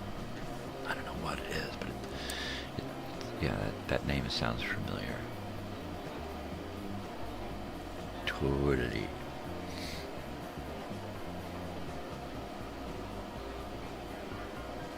I went out with a girl named, her last name was D'Amato. She was great. She was a really kooky girl. Wear pointed horn-rimmed glasses. She had buck teeth. Just as cute as a button. Had a perfect body. And I was already brokenhearted, so even though I was in love with her, I couldn't tell her. So that was one of those girls that I just let slip away because I just assumed that it was going to go bad. Yeah. It wasn't, it was like 10 years, almost 10 years had gone by until I was ready to, like, give myself another chance. And I finally met my wife. Was she demonic? Yeah. Totally. Who? D'Amato? The girl that I'm talking about?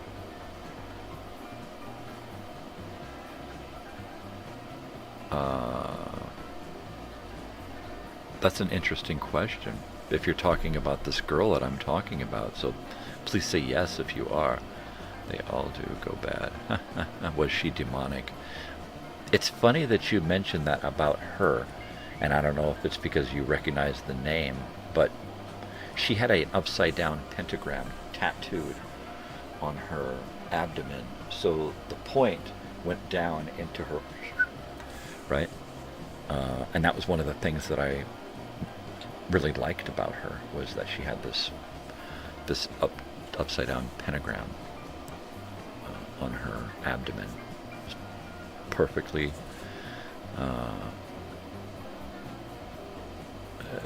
D'Amato, I think it was spelled.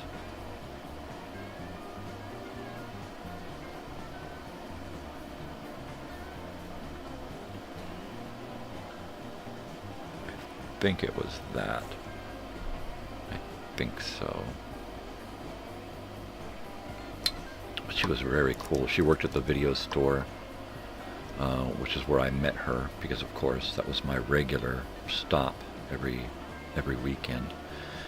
Video games and videos. Ah, well, okay. Well, if you do know, then if you do know a girl who is a D'Amato, then what would be the first name or the first initial to her first name? And then maybe we actually know the same person. That would be weird, but I don't know what that emojis means. I don't know what that emoji is.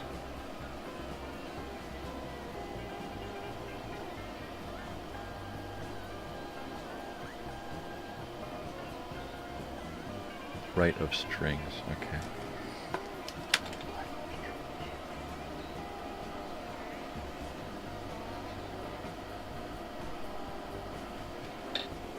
Debbie, nope. Both, maybe they're related. Maybe they have similar tattoos. The girl I dated, her name was Michelle, of course, because I've dated like a half dozen Michelles. I don't know why, it just fell into that. Michael and Michelle, Michael and Michelle, Michael and Michelle. It was weird. And then a lot of the girls that I dated had M as their first initial. Mary, Megan. I mean, it's just weird. It's really weird. And it wasn't on purpose. I don't recall it being on purpose. Maybe once I dated a girl named Michelle, or I tried to, because her name was Michelle and I was attracted to her. But she was a redhead, and I never had any luck with redheads, so there you go. There you are. But Michelle D'Amato, she was a very cool chick, and we were both leaving town at about the same time, you know. And I just remember that at one point we were going to date, and then we were both like moving. And I was like, all right, well, let's go out on a date then. And we went out and had dinner, and then went back to her place and hung out. And that was it. And that's all we had. And that was it. But we were really, I really enjoyed being infatuated with her, because she was just so cool, so neat. And I liked that she was quirky and weird and nerdy. She was really nerdy, and I loved that. Those horn-rimmed glasses that were pointed up, and, you know, it was just, oh, it was beautiful. And her cute little buck teeth. And her weird wardrobes, you know. That was cool. That was cool. But I always dated girls that were just kind of quirky and weird, you know, or that nobody else liked, or, you know, or that the guys were talking about, you know, and would often get myself into trouble, you know. But while a lot of these girls were like dating to like find somebody, I was just dating to screw around. And I would be dating a girl for a couple of weeks, a month, and all of a sudden they'd be talking about kids and marriage and stuff, and I'm like, okay, time to go, you know. And that's just the way it was, because that's not why I was in that kind of relationship, you know.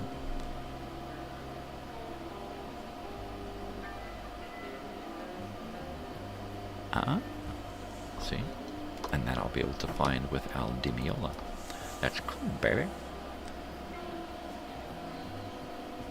I remember in the 90s, early 90s, finding that Saunders, Garcia, Khan, and Witt album in my father's collection for the first time, and finding it and going, what the hell is this?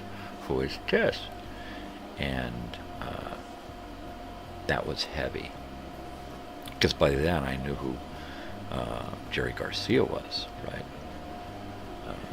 And I'm like, this is really good stuff. And I really dug some of the tracks off of that. 280. So who's singing this one? Dear Mr. Fantasy? Because I want to... This is the 1980-something, 85 tour. So that's the keyboard player, right?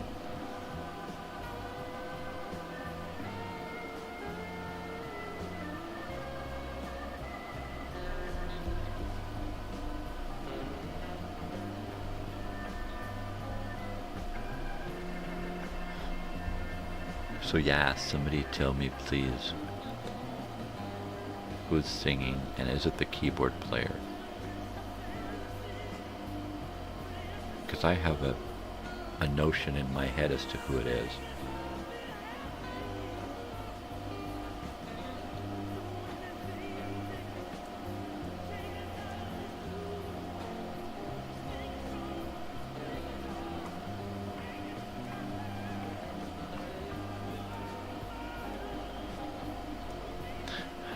I'm gonna say Brent Midland.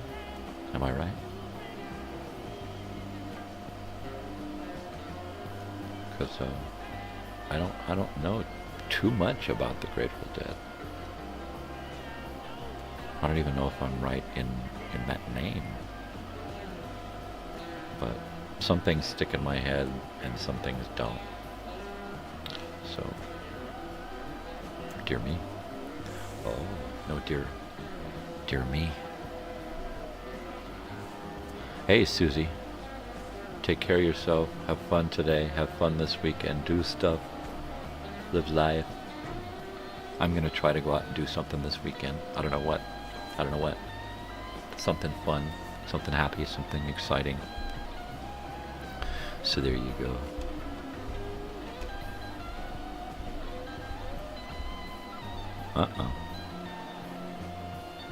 Yep. They're always needing something, huh? But you take care of yourself, take care of your guys, then take it easy. After a while, crocodile. One for the road.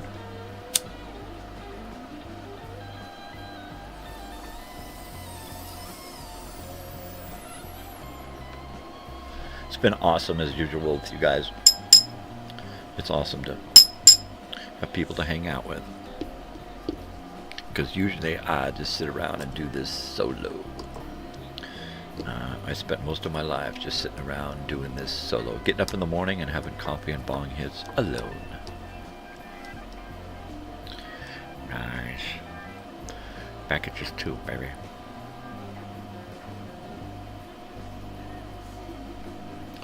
And, you know, I've been doing this for, gosh, almost 2 years now.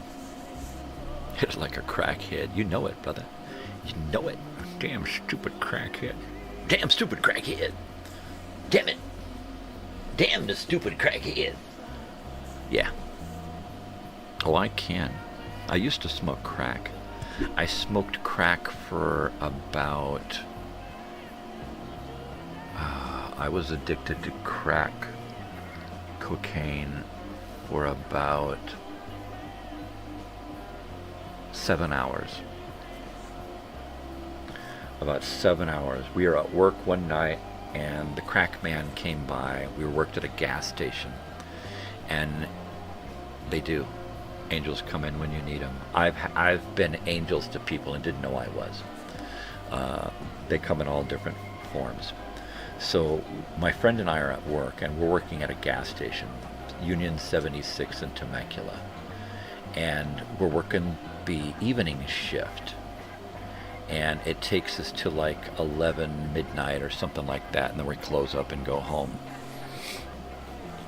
And the crack man came by while we were working, and we had just gotten paid, and he offered up some crack.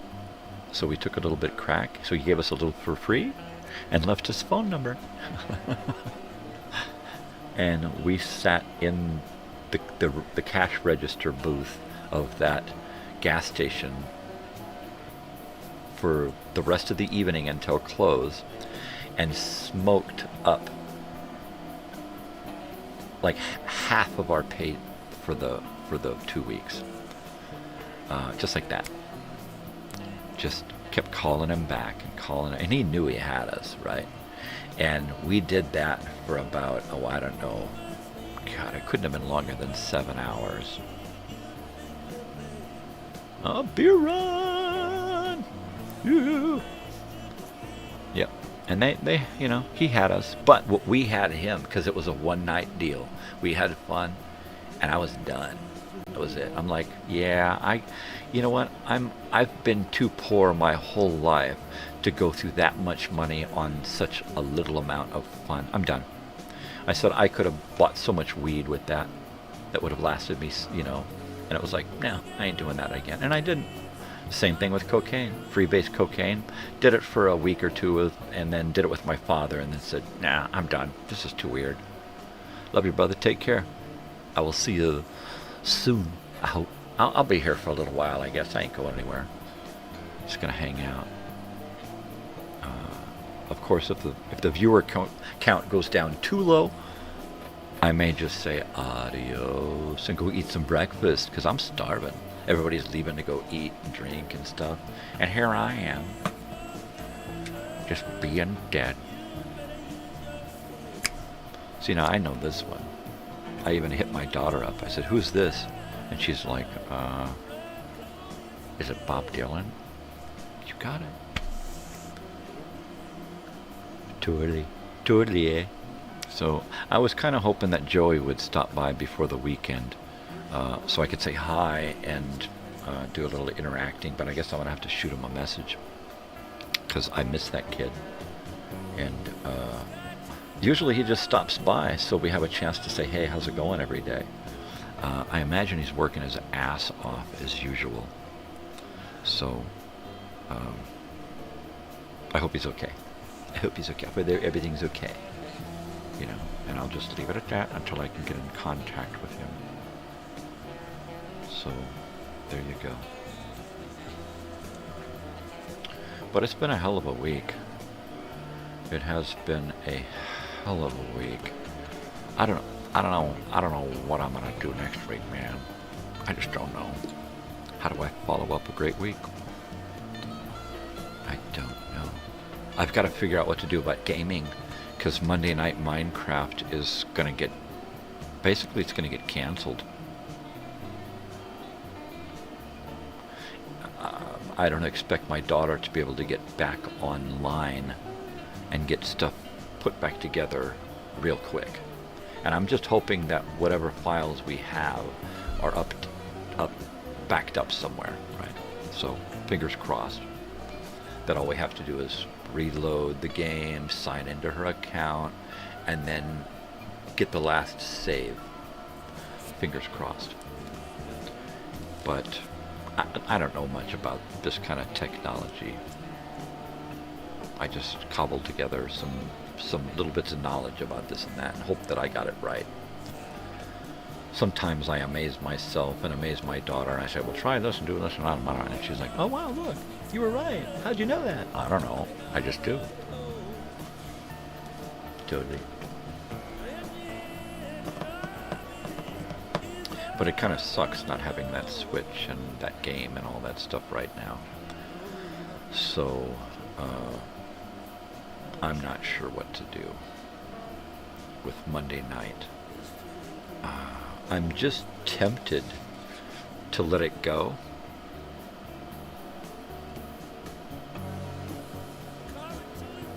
I might put together a couple of specials to put in its place for right now, because Monday night is a good night of the week to do 2 shows, a morning show and an evening show, because I haven't done anything all weekend. Usually we haven't got anything big happening on Monday, so I can plan to take a nap in the middle of the day and be ready to go back at it again in the evening. But I don't know what to do. Video gaming was easy because I didn't have to put a whole lot of thought into it. If I was going to do the nighttime nonsense and nostalgia thing, I would have to put a lot of thought into every episode, and it would be a lot of work.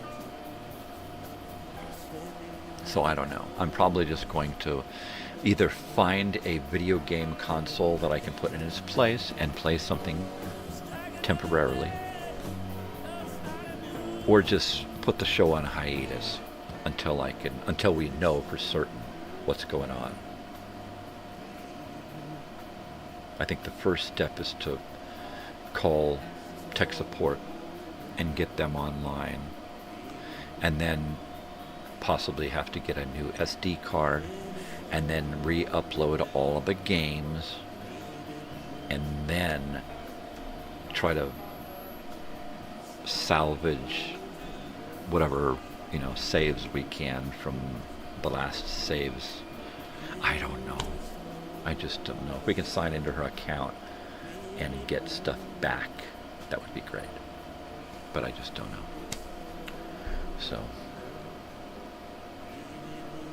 So Monday night's totally up in the air.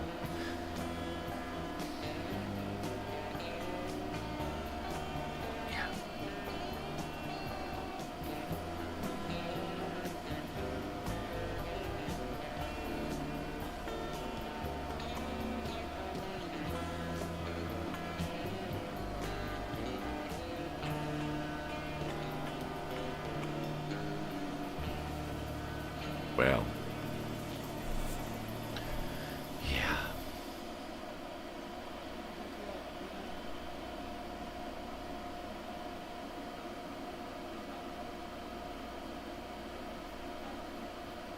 Totally cool. I'm just sitting here vegetating. It's about the middle of the morning for me, so I'm trying to figure out exactly what I want to do for the day. Usually first up is taking a nap. I get about 3 hours half-ass sleep at night, and I just cannot get any good solid sleep at night anymore. During the day I can eat and get a good buzz going, and then just crawl into bed with the air conditioner cranked up and some movie blasting on the TV and just pass the fuck out hard. But I can't do it at night. I just can't. I don't know why. Maybe it's because I got this phone sitting next to me, and I have it as my alarm, so it's got to be on and sit next to me. I need to get an alarm clock. Where's my alarm clock? Here's my alarm clock. I need to set this up. That's what I need.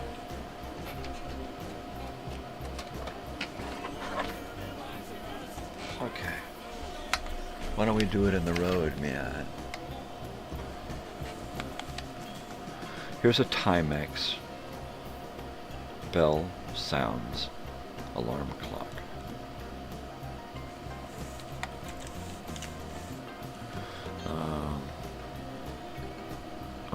It's got a broken alarm switch. Shit. Look at that. This switch is here, but that one over there is broken. Alright, so I have to go out into my storage and grab one of my old clock radio alarm clocks. Because I've got like a half dozen old clock radios with alarms on them, so I'll go out and grab one of those. I like vintage anyway. I like the ones that flip. Those are cool. So that'll have to be on my next thing, is an alarm clock.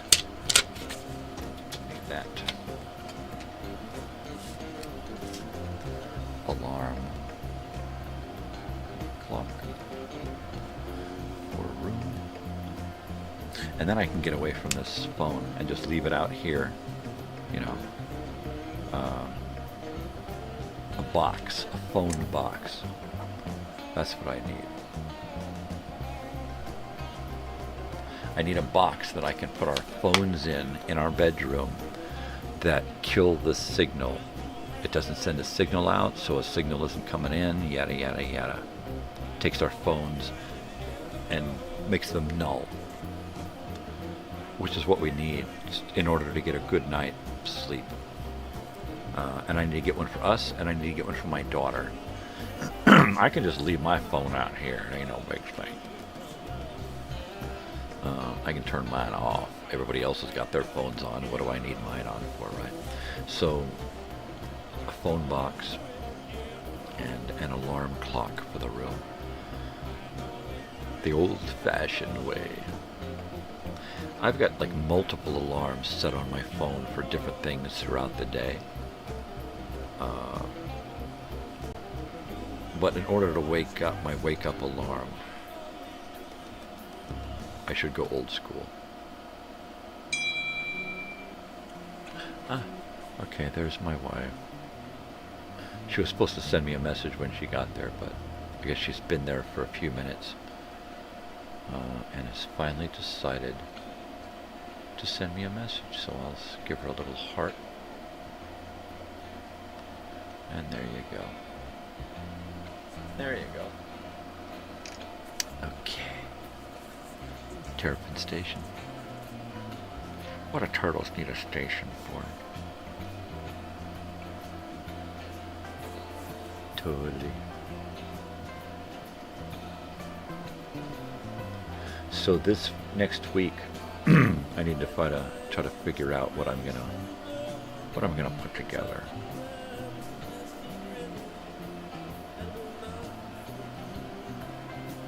I need something I can run my voice through that changes my voice. I want to be able to talk like a woman or an older man or a kid. I want to be able to change my voice. So I need to come up with some kind of device that'll change the pitch.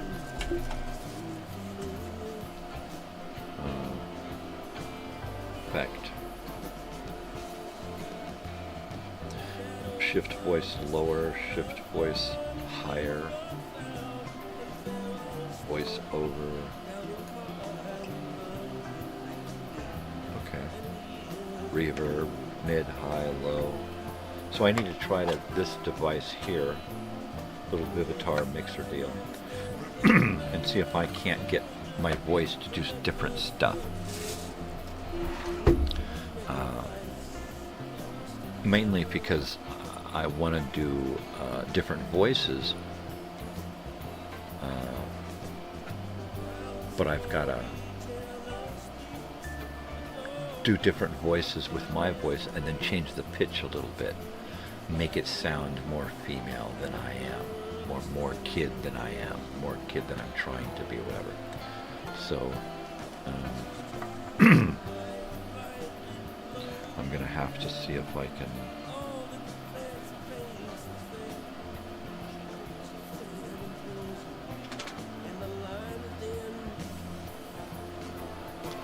see what I can get. See what I can get.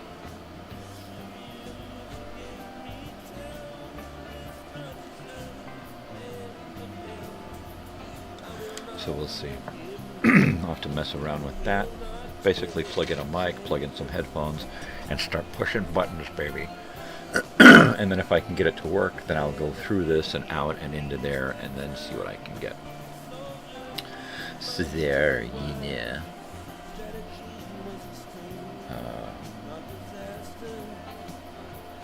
Once I can kind of,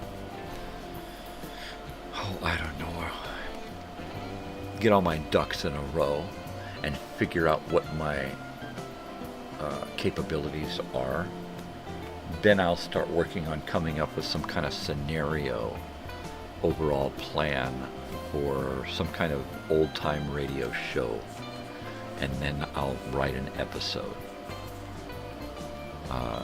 What I'll probably do is do something more like an anthology, where it's just a short story kind of brought to life in a radio show form.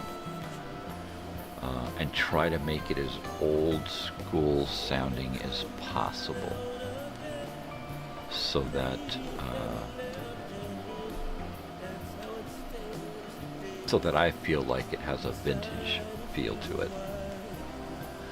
One of the most important things is to try to take my voice and make it as different as possible in many different directions, so that I can do a lot of the voices. I can get a couple of people to help me do some voiceover stuff, but not many.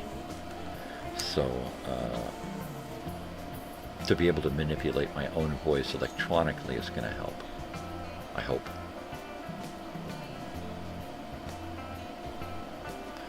And then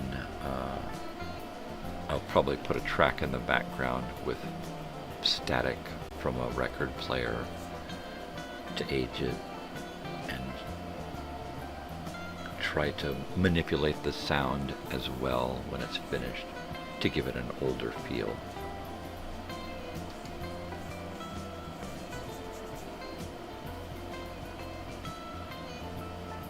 Totally. Well, unless somebody is hanging out and is going to do some more commenting and a little back and forth, I am probably going to be cutting it off around 9. Because I got nothing left. I've probably got 15 or 20 minutes left in me. And then I'm thinking about some breakfast, and then put some more of my records away. Try to get this area back here organized, because right now it is just a disaster. I need to get some shelves up on the wall. I need to get some of these photos up on the wall. I need to get a lot of this older episodes junk out of here and get some newer episodes junk in here. And I think as soon as I get this all cleaned out in here, it's gonna enable me to bring in a whole lot of stuff. I need to bring in another typewriter. I need to bring in a movie projector. I need to bring in some old video cameras and players.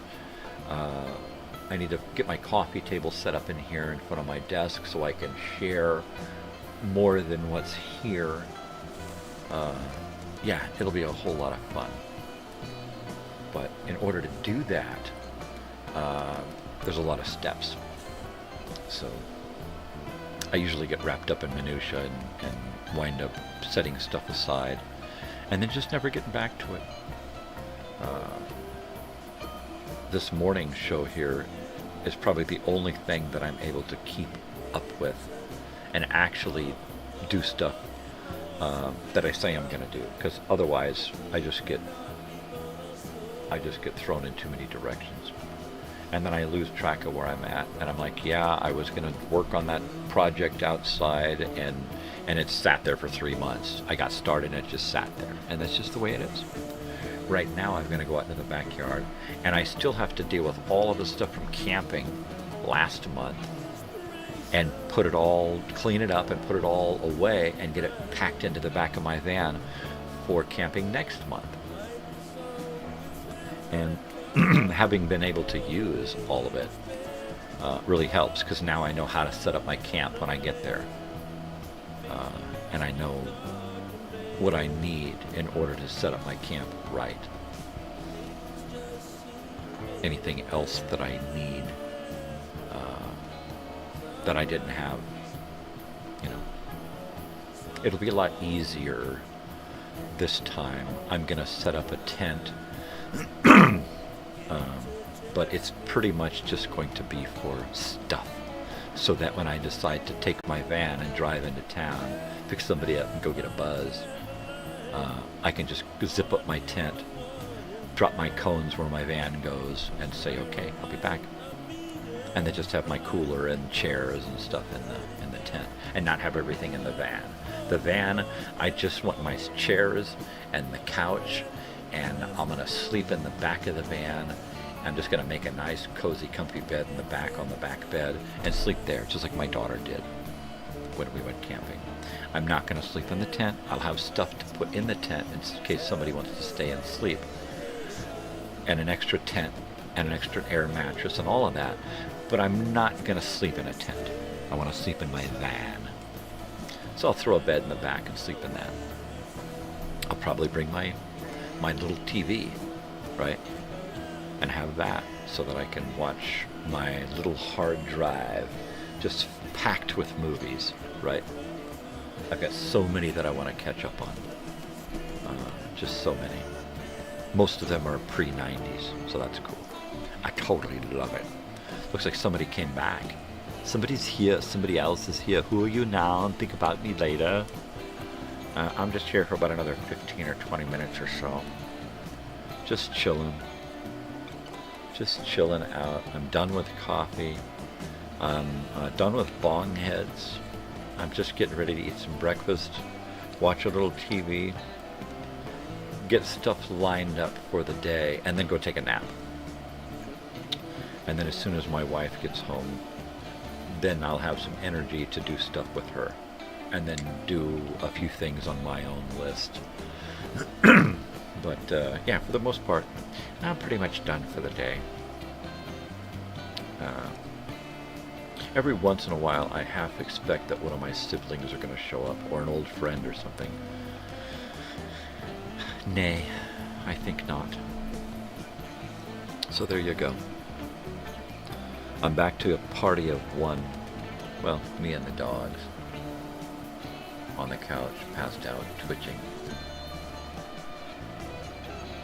Twitching and glitching. There you go, making funny faces, twitching and shaking and running. I love it when the dogs make all kinds of faces. Yeah, that's cool, baby. So yeah, this has been a long show. We even did some Grateful Dead. Basically have just been talking about the old days, after school special stuff, and just about anything else that people want to talk about. Totally. Next week, I have no idea what's going on next week. It's potluck. It's up in the air. I really won't know until probably Sunday night exactly what the week is going to look like. By then, I will have filled up my daily boxes with items to talk about, movies and LPs and tapes and stuff, and other things, books and games and whatnot.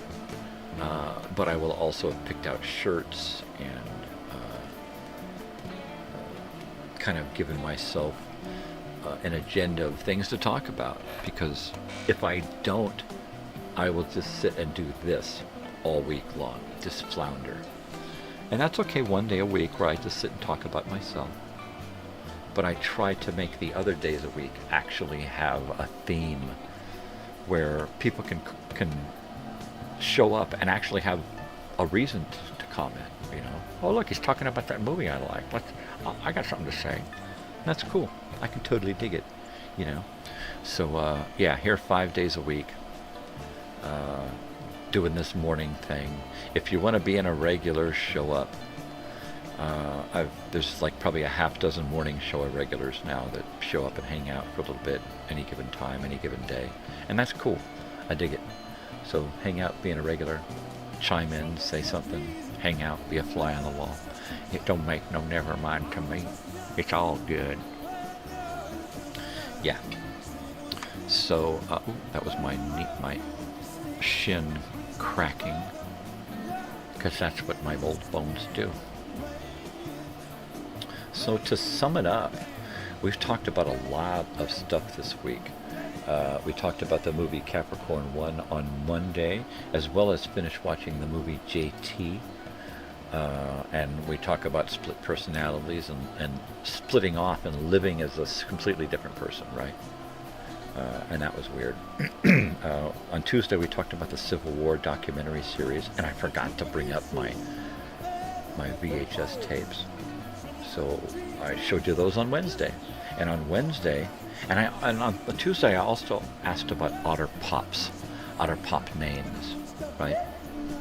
Nobody had an Otter Pop name for me. That's weird. And on Wednesday, we listened to an episode of The Green Hornet. On Thursday, we looked at all kinds of K-Tels and other, like Ronco records, Pickwick, and that kind of stuff. But I have a crap load of K-Tels that we looked at, records and 8-tracks and stuff.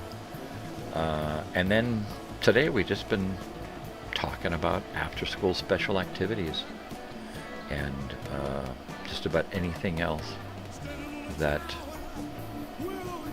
kind of gets thrown on the wall.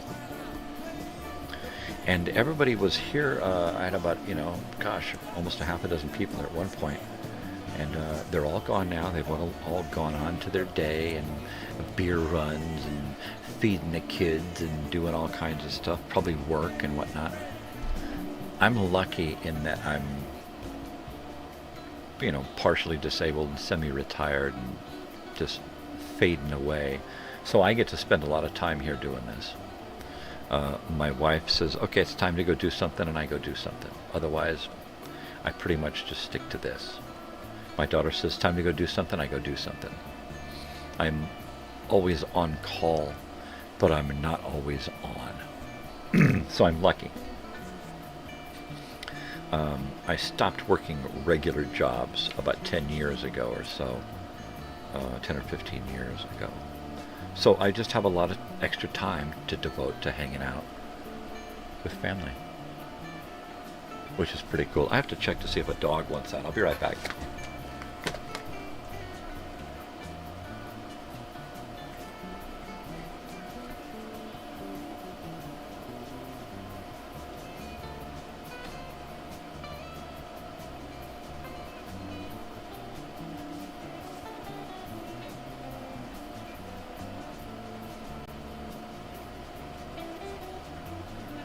Totally nothing, eh? There was nothing going on, eh? It was like total spook fest there, eh? Just the dog just freaked me out. She's like, huh, made you look. Yeah, they do that to me. Hi dogs. They just get curled up on the couch there, and I just want to cuddle with them. I'm just going to eat breakfast, watch a little bit of TV, and then probably scoop them dogs up and hit the bed for an hour or two until my wife gets back. Get up and have some lunch and hang out with her. And then, gosh, this place needs so much organization. I gotta go out and start my van, make sure the battery hasn't died for some stupid reason again. I've been through 3 batteries in a couple of years. It's ridiculous. Some button gets left on and all of a sudden everything's dead and completely drained. It won't hold a charge. So they're warranted, so I never have to pay for a battery. I just take it back and say, duh? Wow, this isn't too old. What happened? It's just a piece of crap. Just don't look at my history to see that I've gotten like 3 or 4 batteries in the last 3 or 4 years. Please don't do that. Totally. Totally, man. Because at some point they probably want to cut me off. Look, we'll only do this so many times. It's obviously something on your end. It ain't us, so. But it's a heavy-duty, badass battery, so they better fucking guarantee the guarantee of the guarantee of the guarantee. I mean, that's just all there is to it. You better, man. You just better do it. I know, I'm still here, huh? What the hell is he doing here? He's still there? Oh my god. It's like totally still blah, blah, blah. Yeah, it's one of those days where I know it's going to be the weekend and I won't have this. So I'm kind of getting it all out now. That's what Fridays are for me now. Getting it all out. So I'm getting it out. It's out. I let it out. It's hanging out there. What are you going to do? We're going to cut it off. That's what my wife says. Chop it off. I say, my neck hurts. She says, chop it off. Ow, my foot. Chop it off. Okay. Hey, good morning, James. How are you? That's kind of heavy. That's heavy, dude. You're here. It's just about the end of the day, although if you're going to hang out here for a little bit, I'll hang out some more. I'm just listening to some Grateful Dead and just bullshitting with myself. Just hanging out. Everybody else is gone. But I decided to keep talking to myself. Got to keep my dogs company.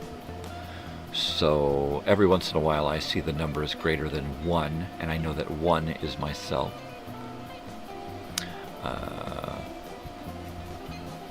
Yeah. I believe WW has left us to go on a beer run. He may be back soon. And of course Susie had to get up and deal with the guys, and I guess that means you. So here we are, man. I've been talking about going camping. I'm going to be going camping in the middle of August, doing that reunion thing, hoping that somebody shows up, and hoping that they're nice and don't have any political agendas. Because I don't.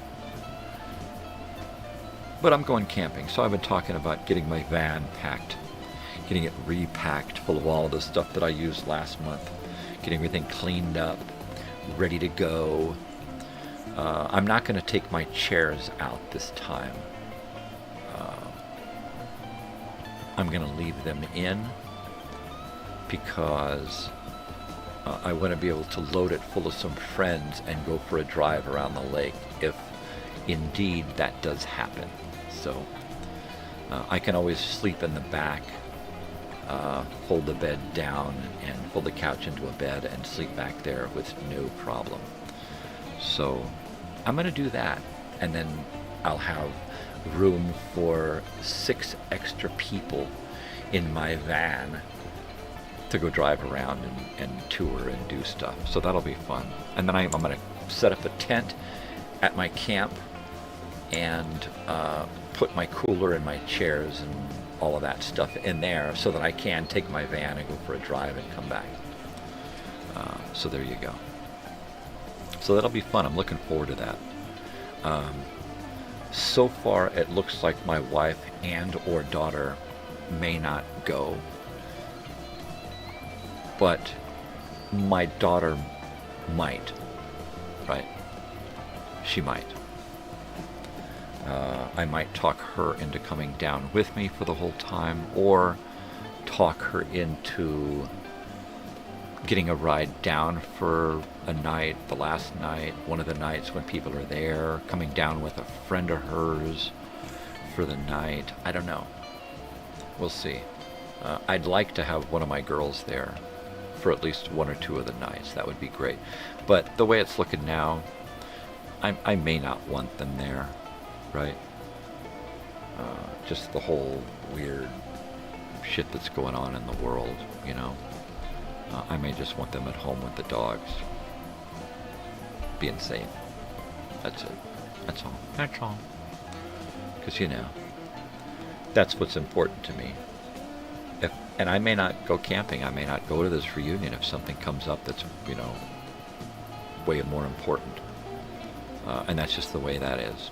And I'll be bummed. I may just take the car and drive down there to see, you know, if I get a report that people are there and it's happening.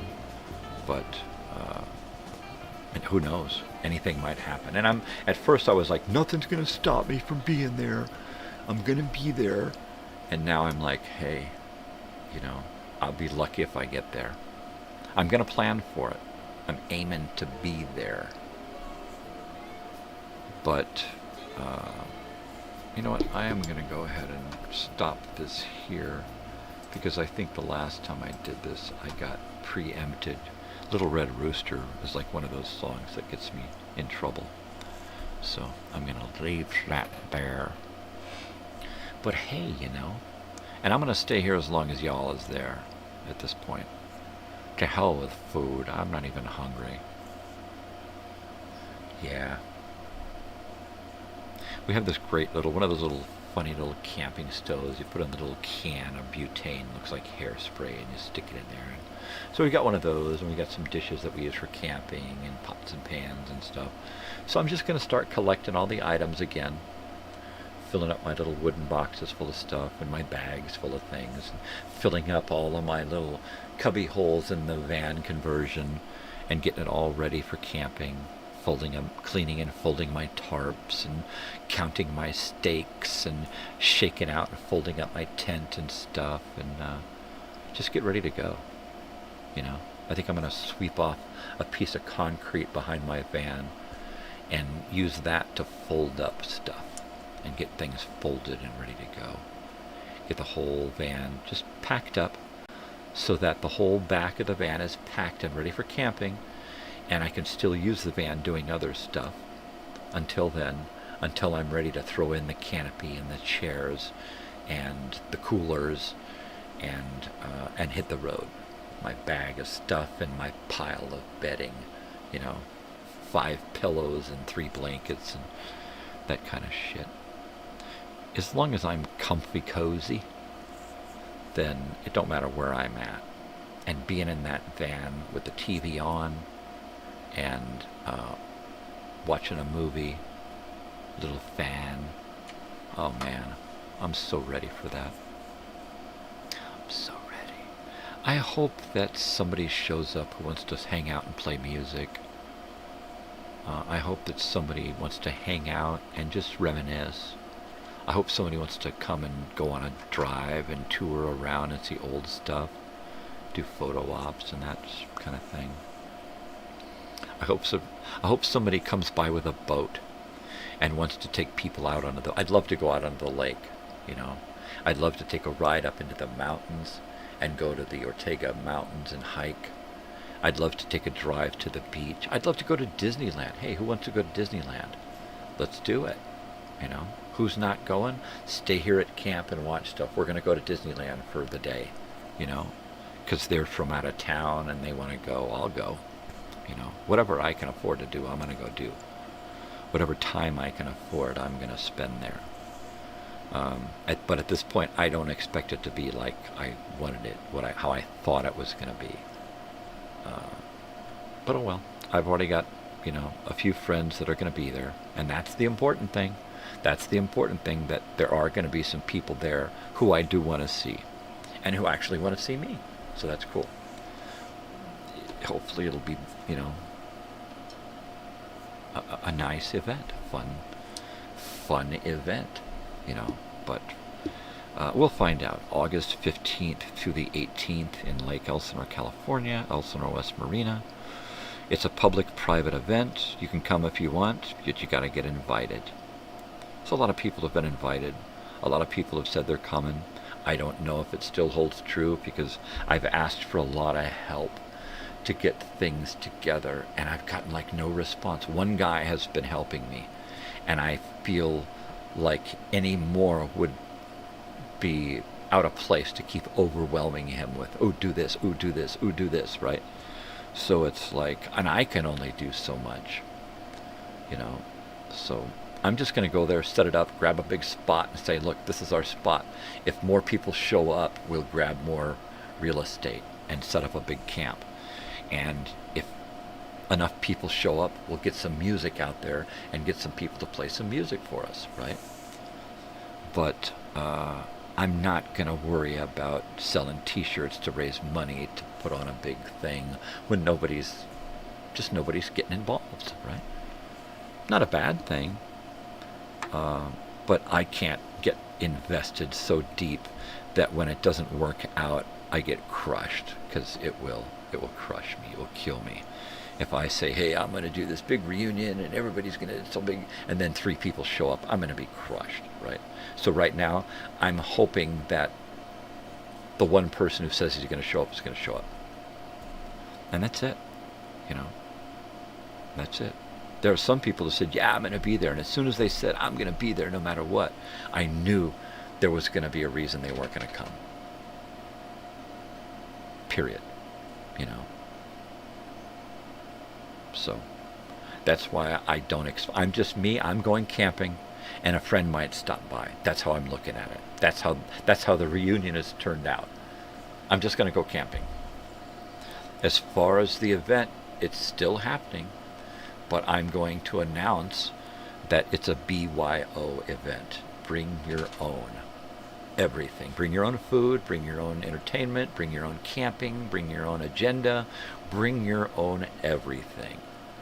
Because I can't be responsible for setting up a big event and then it not being. People are like, well, how much are the tickets are going to be, and how much is what's this and what's that? I'm like, dude, if you want to get involved and find out about what this is and help set it up, and I think that was a dog squeaking. Then yeah, you know, let's do it. Here's what I want to do, and then it just kind of fell flat, and people are like, yeah, this is awesome, and then they fell silent. People buy shirts, and then nobody wants to help get rid of more shirts.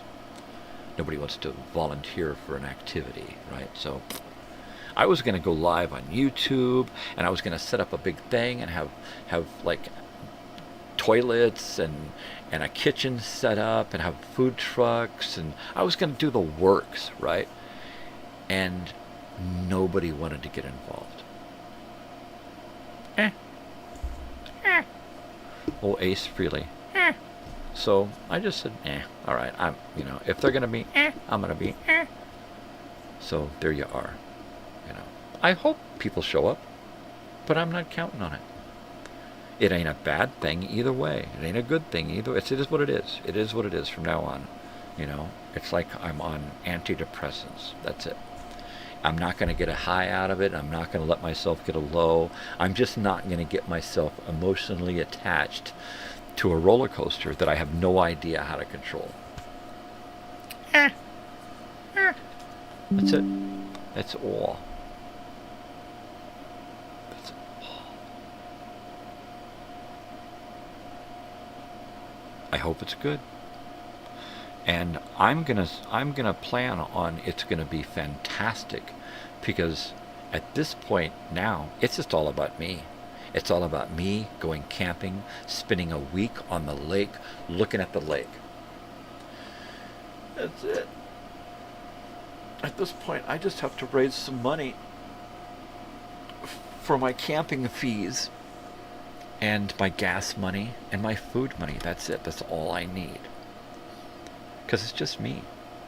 You know, I had shirts made and sold shirts to raise money, and barely got enough out of the shirts to pay for what shirts were made. So I'll bring shirts with me, and I might make a few bucks there to help pay for my camping. But that's it, man. That's all.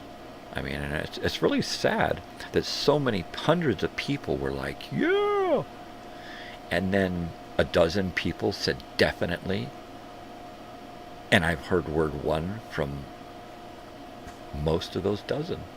So I hope they come. I hope it's in the works. I hope people planned it. You know, I hope they've got reservations somewhere. I hope they're coming. A lot of people. I hope at some point they're all planning to surprise me behind my back, and 100 people are going to show up and go, yay. That's not going to happen. I've so many years, decades throughout my life, I have wished for a birthday party, a surprise birthday party, right?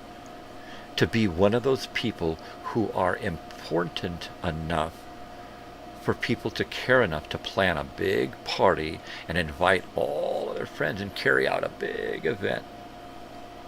I have wished for that my entire life, especially as a kid. And nobody ever threw me a birthday party. I've thrown other people birthday parties, gathered together groups of friends to birthday parties and events and big stuff, kind of in hopes that somebody would do it for me. Nope. I threw myself a birthday party once, invited a half dozen friends. We camped, we ate, we partied, we drank for a day or two, And that was my birthday party to me, you know. And not even everybody that I invited came, right? But that was the only real time that that I had a birthday party. I share a birthday with my brother, so quite often it was his birthday that was celebrated and I was tacked on, right? So I got to the point to where I didn't even care about birthdays. My wife and daughter know that I'm not a birthday guy. I'm just not. I don't celebrate Facebook birthdays. I don't tell other people happy birthday except for my wife and daughter. That's it. They tell me happy birthday. They give me a hug. I love you. Happy birthday. You're an old fart. Here's a chocolate cake. Let's eat chocolate cake. Let's have a dinner. What do you want to eat? That's it. That's as far as I want to go. I don't want to talk birthday parties. I don't want to talk people coming over. I don't want to talk, let's plan. No, fuck that.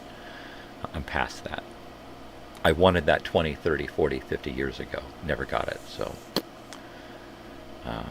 I'm over it. You know, as you can tell, I'm still a little vexed over it. But what I was going to do was do the whole reunion thing over that weekend, and then by the 18th and the 19th, everybody would be gone from the reunion, and I would be there left one day by myself on the 20th to have my birthday. Right? hoping that somebody from my past or present would want to stay on that day or come to that day, my birthday, and say, surprise, let's do something on your birthday. But I know that's not going to happen, so I'm not even going to think, you know. Yeah. Most of my birthdays I worked. I just would work and not even tell people it was my birthday. And then on the days when I wasn't working on my birthday, I would be at home doing absolutely nothing, because, you know, it's my birthday, and I'm not going to go over and say, hey, it's my birthday. So I just go hide and hope and sit and hope that somebody's going to come over and say, hey man, it's your birthday, let's get high, or let's go do something, I got tickets, you know, or something. But nah, it never happens. Never happens. It may have happened once when I was young, a long time ago. As a teenager, one of my friends might have said, hey, let's do this, it's your birthday, let's do this. But so seldom that I don't remember it. I just don't. All right, well, it looks like it's about my time to hit the road. I got to eat something and get my act together and try to get something accomplished today. So I am going to head on out. So, you know, thanks, James, for hanging out. Thanks, William. And I always want to say Lisa, but Susie. Thank you, Susie. Miss you, Joey. And everybody else out there in the tuber land, thank you so much for hanging out and being a pal. I just want to let you know that be kind to each other. Stay kind. Spread peace and love, not bullshit. Do something for yourself, but do something for somebody else too. Throw them a birthday party. Care about each other, all right? You know, that's all we got is each other, right? And if we keep fucking each other over, we ain't gonna have each other, and then what? Right? So look out for each other, you know. Most especially out there, stay weird. Because if you ain't weird, ain't nobody gonna be weird for you. You gotta put in the time, you gotta put in the effort, you gotta do the work. Be weird, man. Be cool, be nice, be polite to somebody and do something for somebody with no expectations. That's weird. That'll freak people out. Wow, he didn't want any money. He just did it and said, hey, no problem, bye. That's weird. I do that all the time to people. No, you don't owe me a thing. Goodbye. Huh? Really? Yeah, totally, baby. All right, love you guys. Take care. And adios.